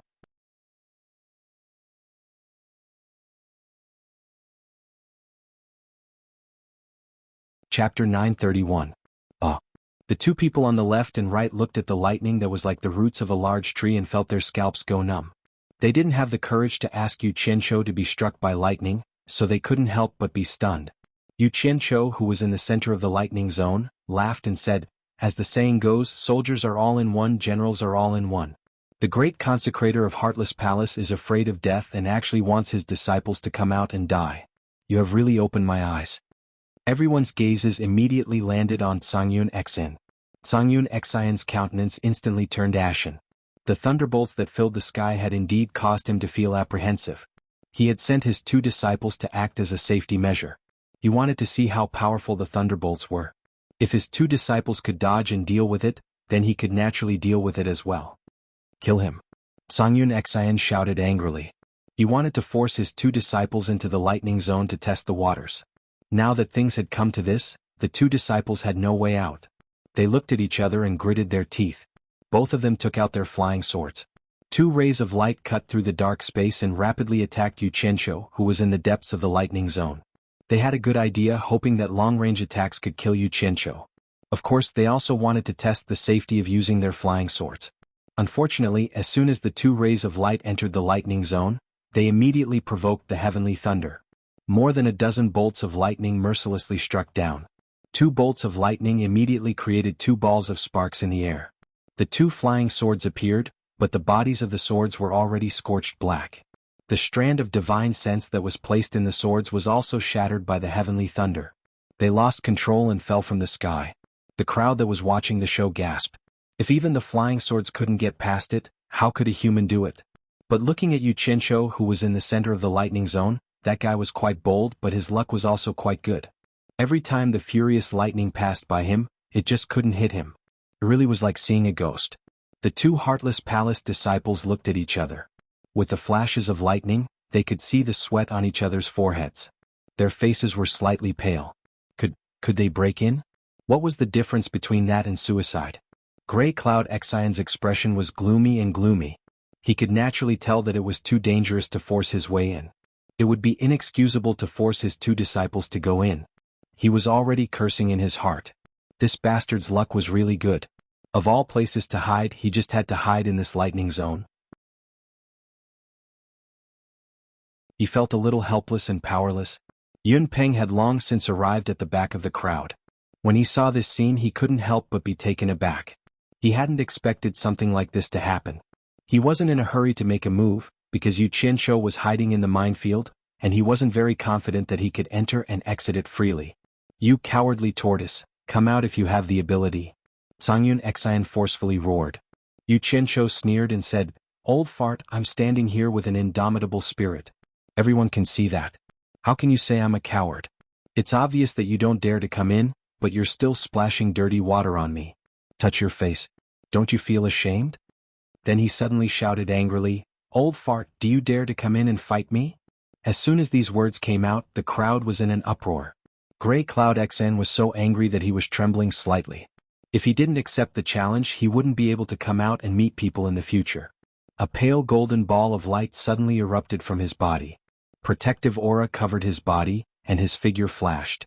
Without hesitation, he directly entered the minefield. Seeing that he wasn't afraid of the lightning, Yu Qianzhou was slightly shocked and subconsciously prepared to escape. But then he saw that Grey Cloud Xian didn't dare to recklessly barge into the minefield with his protective aura. Instead, he was cautiously approaching. He immediately heaved a sigh of relief. It seemed that this old fart was still afraid. That was good. With a thought, Yu Qianzhou struck down a few heavenly lightning roaring roars, but Grey Cloud Xian nimbly dodged them all. Yu Qianzhou was shocked once more when he saw Chen Shi getting closer and closer. If a fellow with such a cultivation were to close the distance between them, then every single move Chen Shi made might take his life. As soon as he became nervous, the thunderbolts in the sky also became tense. Suddenly, like a series of cannons, they struck randomly in the sky, almost cutting off Grey Cloud Xian's space to dodge. Everyone stared unblinkingly at this terrifying scene. However, Grey Cloud Xian was indeed worthy of being the chief high priest of Heartless Palace. In a situation where he could not dodge, he brazenly raised the defense of his Great Dipper energy to the limit. The pale golden protective aura on his body immediately became overflowing with flowing light, like a bright pearl in the dark sky. Several heavenly lightning roaring roars struck the protective aura, but it only made him tremble slightly. He actually forcefully withstood it with his great cultivation. "That's all you've got." Grey Cloud Xian stared at Yu Qianzhou and sneered, "Let's see where you can run today." Facing the dozens of thunderbolts, he didn't even dodge. With a whoosh, he forcibly rushed toward Yu Qianzhou. "Damn it, you're awesome." Yu Qianzhou was so frightened that he trembled. He immediately clenched his fists. The dark clouds in the sky immediately flashed with lightning and thunder, illuminating the sky and earth in a vast expanse of white. It seemed that Grey Cloud Xian's arrogant words had completely angered him. Everyone was stunned by the scene in front of them. There seemed to be countless thunderous hands reaching out from the dark clouds and grabbing towards Songyun Xian. Immediately, someone said in astonishment, "Songyun Xian's words have offended the heavens." Grey Cloud Xian, who was rushing forward quickly, was instantly frightened. He immediately used all his cultivation to resist the heavenly tribulation. Now how could he still have the mood to chase after Yu Qianzhou? Bam bam bam bam. Hundreds and thousands of explosions blasted on Grey Cloud Xian's aura shield. His whole body was as dazzling as if he was hiding in an incandescent light bulb, causing him to rapidly sink down from the sky. The dense thunderous explosions made everyone's ears go numb. However, Grey Cloud Xian was really not an ordinary kind of valiant. Under such a dense bombardment of thunderbolts, his aura shield could actually resist and not be shattered by the heavenly thunder. *CK. Even this old pervert can't kill you? Yu Qianzhou looked up into the sky. In the dark clouds, the electric snakes from all directions shuttled and gathered, entangling into a super-large thunderbolt with a diameter of 5 or 6 meters. It suddenly struck down as if it wanted to poke a big hole in the ground. Boom. An earth-shattering sound rang out as if space itself was about to be torn apart. The incomparably majestic energy pillar accurately bombarded the protective aura shield below, which was overflowing with golden light. Almost at the same time, an angry roar that was condensed from countless years of cultivation suddenly burst out, overshadowing the earth-shattering noise. Absolute heaven, absolute earth, absolute emotion, three swords as one, sword-drawing style. A hysterical roar, an explosion of endless potential, everything reverberated between heaven and earth in this one sentence. This was a roar that fought against death and fate. The golden aura shield suddenly shrank back into Grey Cloud Xian's body. Everyone's eyes were focused on it. Yun Peng's pupils suddenly shrank to the size of a needle's eye, filled with disbelief. Just as the thunderbolt was about to strike Zhangyun Xin, a dazzling sword light was pulled out of his sleeve. The green-white sword light that was pulled out was even more dazzling than the huge thunderbolt that came crashing down from the sky. Its sharp tip pointed straight to the sky and suddenly expanded into a huge sword. Like a heavenly sword, it was about to pierce through the dark sky. Boom! Grey Cloud Xin held the huge sword in his hand and soared into the sky like a dragon. His aura erupted to an unprecedented peak as he directly pulled out his sword and smashed the huge thunderbolt sword that came crashing down. His cultivation had broken through the shackles at the most critical moment when his life was on the line, reaching a whole new realm. Bang! The two peerlessly powerful energies collided, exploded, and spread out. The space shook violently, and the powerful shock wave was like the explosion of a nuclear weapon, rushing out in all directions with an unstoppable momentum. The dark clouds that filled the sky with lightning and thunder were scattered by such a powerful shock wave. The blue sky appeared like a rapidly inflated balloon, and the golden sunlight quickly shone down from the spreading gap, forming a spectacular and enchanting spectacle. Grey Cloud Xin suddenly spat out a mouthful of blood and fell straight to the ground below. He knelt on one knee and used his sword as a pillar. He buried his head and panted. Under his messy hair, a long line of blood dripped down from the corner of his mouth. Heartless Palace's three swords as one, sword-drawing style. The crowd that was watching the show burst into exclamations. Everyone turned around and fled under the pursuit of the huge shock wave. Oh my god! Was he still human? This was like the explosion of a nuclear weapon. Yu Qianqiu was scared out of his wits. There was a trail of blood on his lips, and he looked at the shock wave in disbelief. Almost at the same time as the shock wave exploded, a loud and resounding cry rang out. The cloud rock brazenly revealed its true form. It spread its jade-white wings and spun like a shuttle. It drew a dazzling white light and directly rushed towards the shock wave, brazenly traversing the majestic shock wave. Just as Yu Qianqiu came to his senses and was about to flee back to Utopia in fear, he suddenly saw the cloud rock pouncing over in its true form, wrapping its two large claws around him. After grabbing Yu Qianqiu, the cloud rock spread its wings again and soared into the sky. In the blink of an eye, it soared into the sky and narrowly avoided the shock wave below. A pair of large golden eyes stared down below.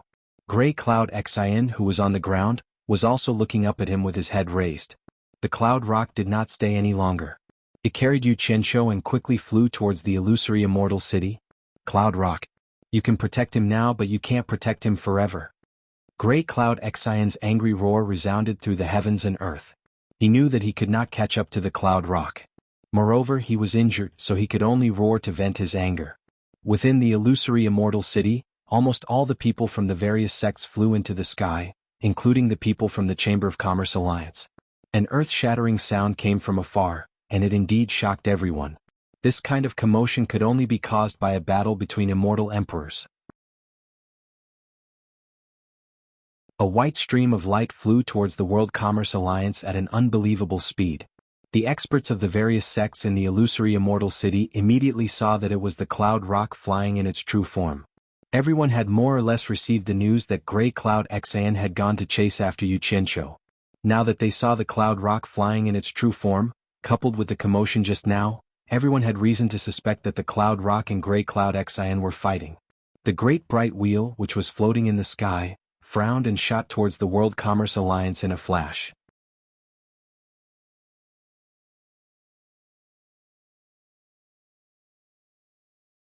Chapter 932. Yu Qianqiu's body flashed and landed on the rooftop of the World Commerce Association. Yun Peng quickly returned to his original form and landed as well. Both of them didn't look too good, especially Yu Qianqiu, whose mouth was still stained with blood. Wei Chuanqiu quickly sized up the two and heaved a sigh of relief when he saw that there was nothing wrong with them. He had also been alarmed by the huge commotion in the distance. At this moment, De Ming Luan flashed over and looked at Yun Peng and Yu Qianqiu. He said in a low voice, "Yun Peng, did you fight with Cangyun Xin?" Yun Peng shook his head with a grave expression. "Fuck. That old bastard is really abnormal. Is he interested in me pretending to be a pig to eat a tiger? He actually hit a big killer move." Yu Qianqiu spat out a mouthful of bloody saliva and cursed as he wiped the blood off his mouth. Although Cangyun Xian's earth-shattering attack didn't directly affect him, he was injured by the momentum that shook the heaven and earth. It would have been better if he hadn't spoken, but as soon as he did, Wei Chuanqiu's anger flared up and he yelled at him, "Kid, there's something wrong with your brain. You knew that guy was waiting for a chance to deal with you, but you still dared to run out of hallucinatory Immortal City. You're courting death. It doesn't matter if you die, but don't drag others down with you." Yu Qianqiu opened his mouth but shut it in the end. He wanted to lure Cangyun Xian out by relying on his ability to control the heavenly lightning. Who knew that Cangyun Xian was indeed an expert at the Immortal Emperor stage? His cultivation was simply too powerful. He wasn't someone that Mo Wuji could deal with. He finally understood that with his early minor immortal cultivation, it was better to avoid provoking Immortal Emperor experts in the future. De Ming Luan looked suspiciously at Yu Qianqiu and asked Yun Peng, "Such a big commotion, if it wasn't you fighting Cangyun Xian, could it be him? Or could it be someone else?" Yun Peng was stunned by the question. He thought about it carefully and really didn't know who Cangyun Xian was fighting. Yu Qianqiu rolled his eyes and remained silent. Wei Chuanqiu scratched his head and said, "Is there something you can't tell us?" Yun Peng shook his head and said, "This is really unimaginable. I don't know who he is fighting with, but..." Cangyun Xian's potential exploded at the critical moment. He actually broke through to the intermediate stage of the Immortal Emperor stage in one go and comprehended the Heartless Palace's 3 swords as one sword drawing style in one go. It was precisely because of the formidable power of the 3-in-1 sword drawing stance that he was able to survive. Otherwise he would have definitely died this time. Heartless Palace's 3-in-1 sword drawing style. Great Bright Wheel and Wei Chuanqiu exclaimed at the same time, their faces filled with disbelief. Not bad. Yun Peng nodded slowly and said, "Absolute heaven, absolute earth, absolute emotion, 3 swords as one sword drawing technique." After a moment of silence, Wei Chuanqiu let out a sigh of relief and exclaimed, "This is really unexpected." Cangyun Xian actually comprehended the 3-in-1 sword drawing stance. The Heartless Palace's position as the #1 sect in the celestial world is becoming more and more stable. Seeing the 3 early-stage Immortal Emperor experts exclaim repeatedly, Yu Qianqiu couldn't help but ask, "Could it be that this sword drawing stance is very famous in the celestial world?" Wei Chuanqiu subconsciously replied and sighed, "The Heartless Palace's sword drawing stance is famous in the celestial world.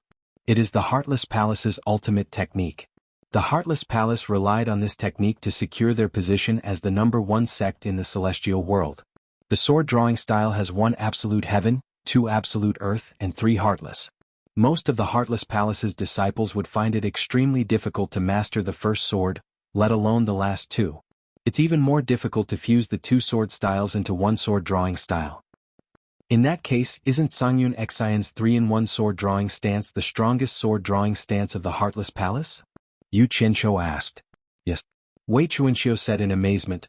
Before this, only the sect leader of the Heartless Palace, Wang Qing, could fuse 3 swords into 1 sword drawing stance.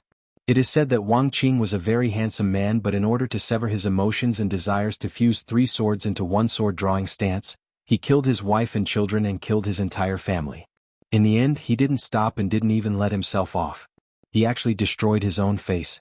In the end, his hard work paid off and he really mastered the 3-in-1 sword drawing stance. Because of this, most of the other sects in the celestial world became family sections. Only the Heartless Palace is an exception. De Ming Luan nodded slightly, looking at the past and present. Those peerless experts have a mind that is hard to reach. Very few of them would drag their families down with them. These words made Yu Qianqiu sigh. He first thought of his master. Bai Changchun was the same.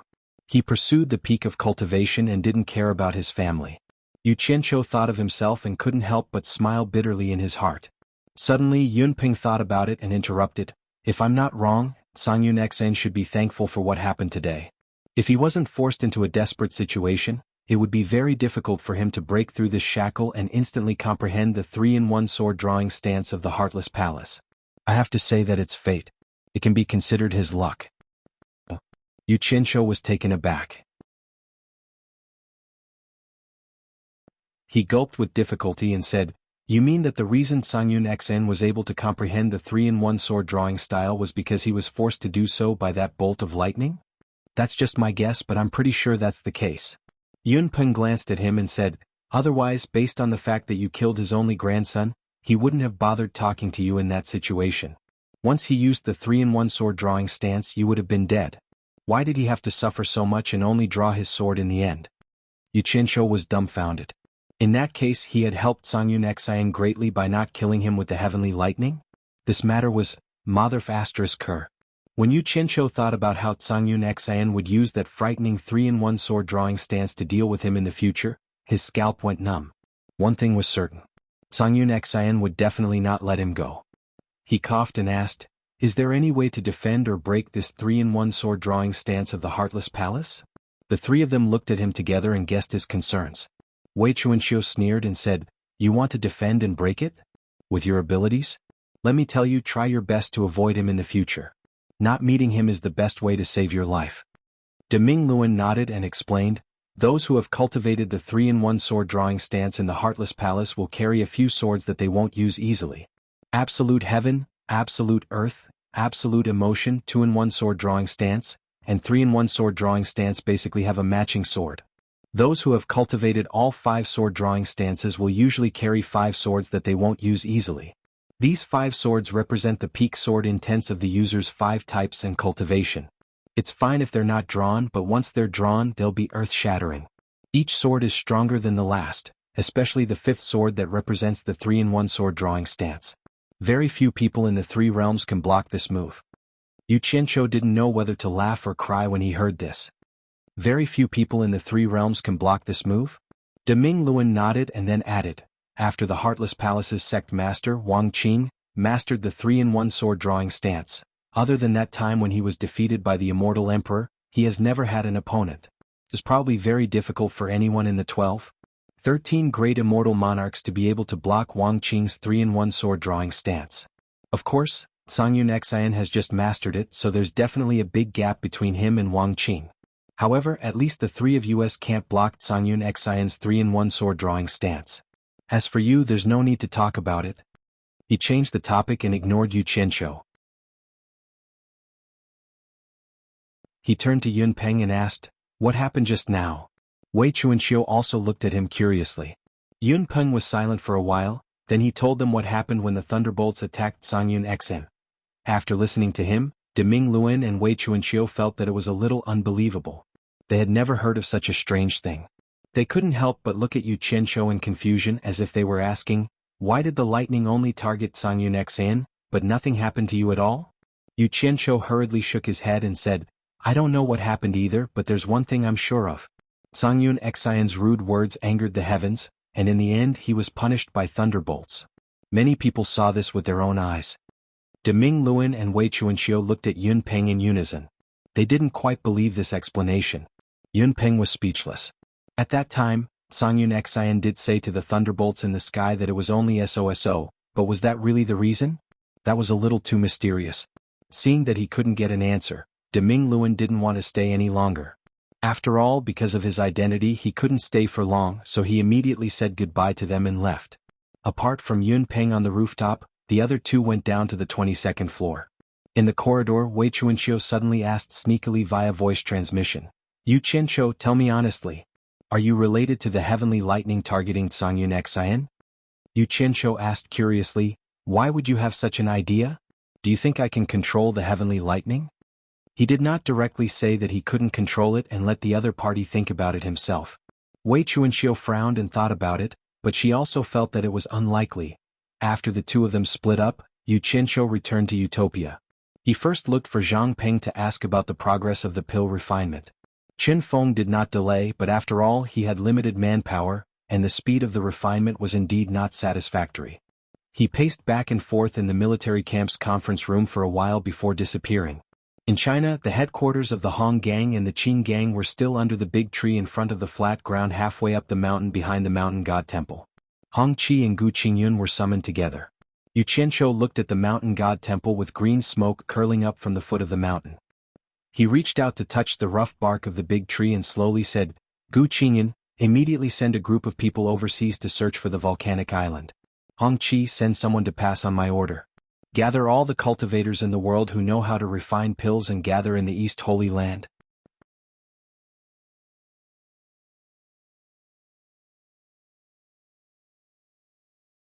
Chapter 933. Gu Qingyun, on the other hand, had no objections and immediately accepted the order. However, Hong Qi was somewhat hesitant. "Master, you just told me this matter before. I still haven't figured out the situation. I'm afraid it will be difficult to gather all the cultivators in the world who can refine pills in a short period of time. Why don't you give me some time first?" "There's no time for you to slowly prepare." Yu Qianqiu turned around, looked at him and said slowly, "Directly order the recruitment to the entire cultivation world. If anyone is found to be avoiding the recruitment, kill without mercy. There's no need to play cat and mouse with them at this time. Whoever wants to play can die." "Understood." Hong Qi cupped his hands in response. After Yu Qianqiu explained the matter clearly, he did not stay any longer and disappeared in the blink of an eye. Within the ruins of God, Yu Qianqiu appeared in the small valley where he had saved Shui Mingqing. His trip this time was to scout the way and prepare for the subsequent actions. The valley was still the same valley, nothing had changed. Yu Qianqiu carefully looked around. There were only some short old branches that had grown for who knew how many years, looking somewhat sinister in the mist, but he did not find any danger. The surroundings were very quiet. He immediately flew to the top of the mountain and looked around. Just like before, the world was still covered in white, and his vision could not see far away. Whoosh! Yu Qianqiu's body turned into a stream of light and quickly flew away. With the valley as the center, he flew close to the ground and circled around. Occasionally, he could see some strange and abnormally timid animals that were scared away by him. After walking around, he felt that there was no danger and finally felt a lot more at ease. He then changed his direction and flew towards the direction of the thick fog wall that connected the heavens and the earth. Now that his cultivation had stepped into the immortal stage, he felt that he had some ability to protect himself. He wanted to see what was hidden behind the fog wall. With his current flying speed, it didn't take him half a day to stop in front of the fog wall that connected the heavens and the earth. Thinking back to the scene of several experts from the Immortal Palace joining hands to kill a giant snake, he was somewhat hesitant to go in. After hesitating for a while, he clenched his teeth and rushed in. However, his flying speed had already slowed down. He released his divine sense to investigate the surroundings as he slowly advanced forward. Who would have thought that after spending half a day, he still wouldn't be able to break through the thick fog that was so thick that he couldn't even see his own fingers in front of him? This made him even more cautious. One must know that the more unknown a place was, the easier it was for one's nerves to be on edge. At first, he did not notice anything unusual in the thick fog, but as he went deeper and deeper, he began to hear the occasional dull sound of something being crushed. There was also the sound of heavy breathing that sounded like bellows, as if some huge animal was walking below. Just as Yu Qianqiu was about to use his divine sense to check what it was, he suddenly discovered that his body, which was moving forward, had come to a halt. After struggling for a moment, he felt as though he had slammed into a large net, and his whole body seemed to have been entangled in the net. *CK. Did someone set a trap here? Yu Qianqiu was shocked. He had been using his divine sense to explore the way. How could there be such a large net lying in front of him without him noticing it? His head approached the place where his body and limbs were entangled, and he immediately found that he was not entangled in a net, but was stuck by a rope net that was as thick as a child's arm. The strange thing was that this rope net was crystal clear and covered with mucus. When his divine sense swept over it, it actually passed through the air as if it was nothing. *CK. What the hell is this? Yu Qianqiu quickly released his divine sense to investigate, and found that he had actually broken into a canyon. This net seemed to be deliberately set up in the canyon to wait for him. Yu Qianqiu struggled hard, but found that the stickiness of this thing was difficult to estimate. Even with his cultivation he couldn't get rid of it. Then, a feeling of numbness began to spread from his skin that was stuck, and the clothes that were stuck on his body began to emit black smoke and rot. Needless to say, this transparent rope net was highly toxic, otherwise it would not be able to corrode his immortal body that he had forged. After a moment of surprise, he suddenly felt a tremor from both ends of the transparent giant rope net. It seemed as though something was quickly climbing over from both ends of the rope net, and was quickly approaching him. Moreover, there was also a heart-palpitating zhi-zhi sound coming from it. It felt as though he was the prey, and there were two things fighting to hunt him. Yu Qianqiu didn't dare to hesitate. His whole body emitted a purple flame, and with a buzz sound he burned a big hole in the middle of the rope net that was stuck to him, and he quickly dodged. He looked at the place where he was stuck just now, but there was a thick fog and he couldn't see anything. He released his divine sense again to investigate, and found that there were two huge arthropods in the air, and they were quickly converging at the center of the canyon. Wind rise. Yu Qianqiu let out a light shout, and held a ball of purple fire in each of his palms. A gust of wind immediately rose in the canyon, and the thick fog that pervaded the surroundings was quickly dispersed. The dim canyon immediately revealed its true appearance. Yu Qianqiu's eyes gradually widened as he looked ahead, and he seemed to be in disbelief. This was a large canyon that was 100 meters wide and hundreds of meters high. Although the canyon was wide enough, it still gave people a feeling of a thin line of sky when they looked up. On both sides of the dark mountain rocks, there were all kinds of colorful arthropods attached to them. Their bodies were either huge or growing steadily. Not to mention their huge bodies, they were all covered in hard armor. If they curled up and didn't move, just using divine sense to investigate would probably cause people to mistake them for rocks. No wonder when he used his divine sense to investigate the canyon on both sides, he didn't discover them. Following the use of the purple fire energy to create a gust of wind that whistled through the canyon, pairs of tentacles began to extend from the craggy mountain rocks. Disgusting worms that were as large as worms crawled out from all over the place.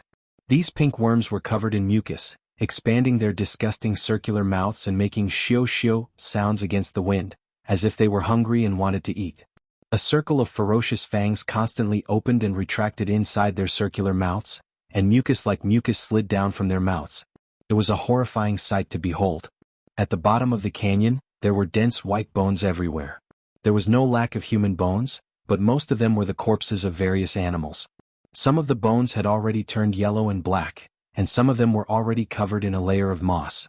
It was obvious that they had existed here for many years. It was unknown how many corpses and bones had accumulated in the canyon over the countless years. Some strange animals climbed on top of the various skeletons, constantly sniffing, as if they wanted to find some scattered meat on the skeletons to fill their stomachs. Yu Qianqiu frowned. He never thought that there would be such a disgusting place in the ruins of God. His gaze then landed on the large net in the middle of the canyon. Although he had burned a large hole in the middle, it did not affect his ability to recognize its full appearance. It was actually a giant spider web. Two big, fluffy, colorful spiders with a body size of 5 to 6 meters crawled to the gap in the broken web. After looking around with their big black eyes, they didn't find any prey. Then they quickly spat out crystal-clear spider silk that was as thick as a child's arm, quickly repairing the damaged area. Whoosh! A ray of multicolored light flew out from Yu Qianqiu's hand and slashed at the spider web. A strand of spider silk was suddenly stretched out, and then it quickly bounced back. A flying sword was stuck on it, swaying. The two large spiders vigilantly stopped spitting silk and suddenly turned around at the same time. Their huge bodies climbed on the spider web as if they were flying, quickly rushing to the source of the earthquake. The two big fellows probably thought that they had caught their prey. The large spider that was closer naturally had the advantage of being in a favorable position. It was the first to reveal two light golden curved sharp teeth that were as long as a child's arm. He quickly clamped onto the flying sword and chewed it happily. With a ding sound, the flying sword was immediately broken into two pieces. It seemed to realize that it was not the food it had imagined, so it turned around and gave up. The flying sword that had been broken into two pieces swayed on the spider web. The spider that caught up with it pounced on the flying sword and chewed on it. With a ding, it similarly broke the flying sword into two pieces. It shook its head disinterestedly and turned around to continue mending the spider web. Yu Qianqiu, who had his eyes on the spider web and wanted to test its toughness, did not expect to see such a scene. He immediately let out a breath of cold air. The quality of the flying sword was not bad. It was given to him by Hui Yunlong, but he did not expect it to be bitten into two by the spider in just 2 bites. Oh my! What kind of spider is this? Its jaws are so powerful, and the spider silk it spits out is also extraordinarily tough. Even a flying sword can't cut it. Yu Qianqiu mumbled to himself. His eyes gradually brightened. He quickly took out the Jade Archive and found the one with the records of the various beasts. In the end, even after going through it a few times, he could not find the original form of the spider in front of him. This made him even more astonished.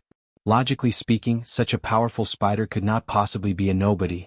Why was there no record of it in this jade archive? Could it be a new species? He looked at his surroundings. If he had not accidentally stumbled into this place, he probably would not have been able to discover them.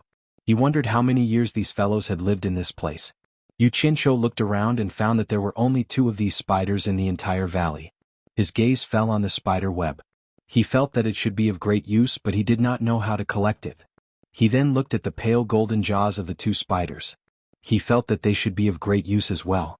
Just as Yu Qinshu's eyes lit up and a purple flame flying sword materialized, ready to slaughter the 2 spiders and pry out their jaws, he saw that the 2 spiders had already mended the spider web. Their heads arched together for a while, then they crawled to the other end of the spider web together. You're tuning in to the Han Li's Wuxia Adventures YouTube channel. We're so grateful for your support, and don't forget to subscribe to join us on this incredible journey through captivating stories. Your generosity through donations truly makes a world of difference, as it's the primary source of revenue that allows me to expand and enhance this channel for you. Thank you from the bottom of my heart for being a part of this adventure.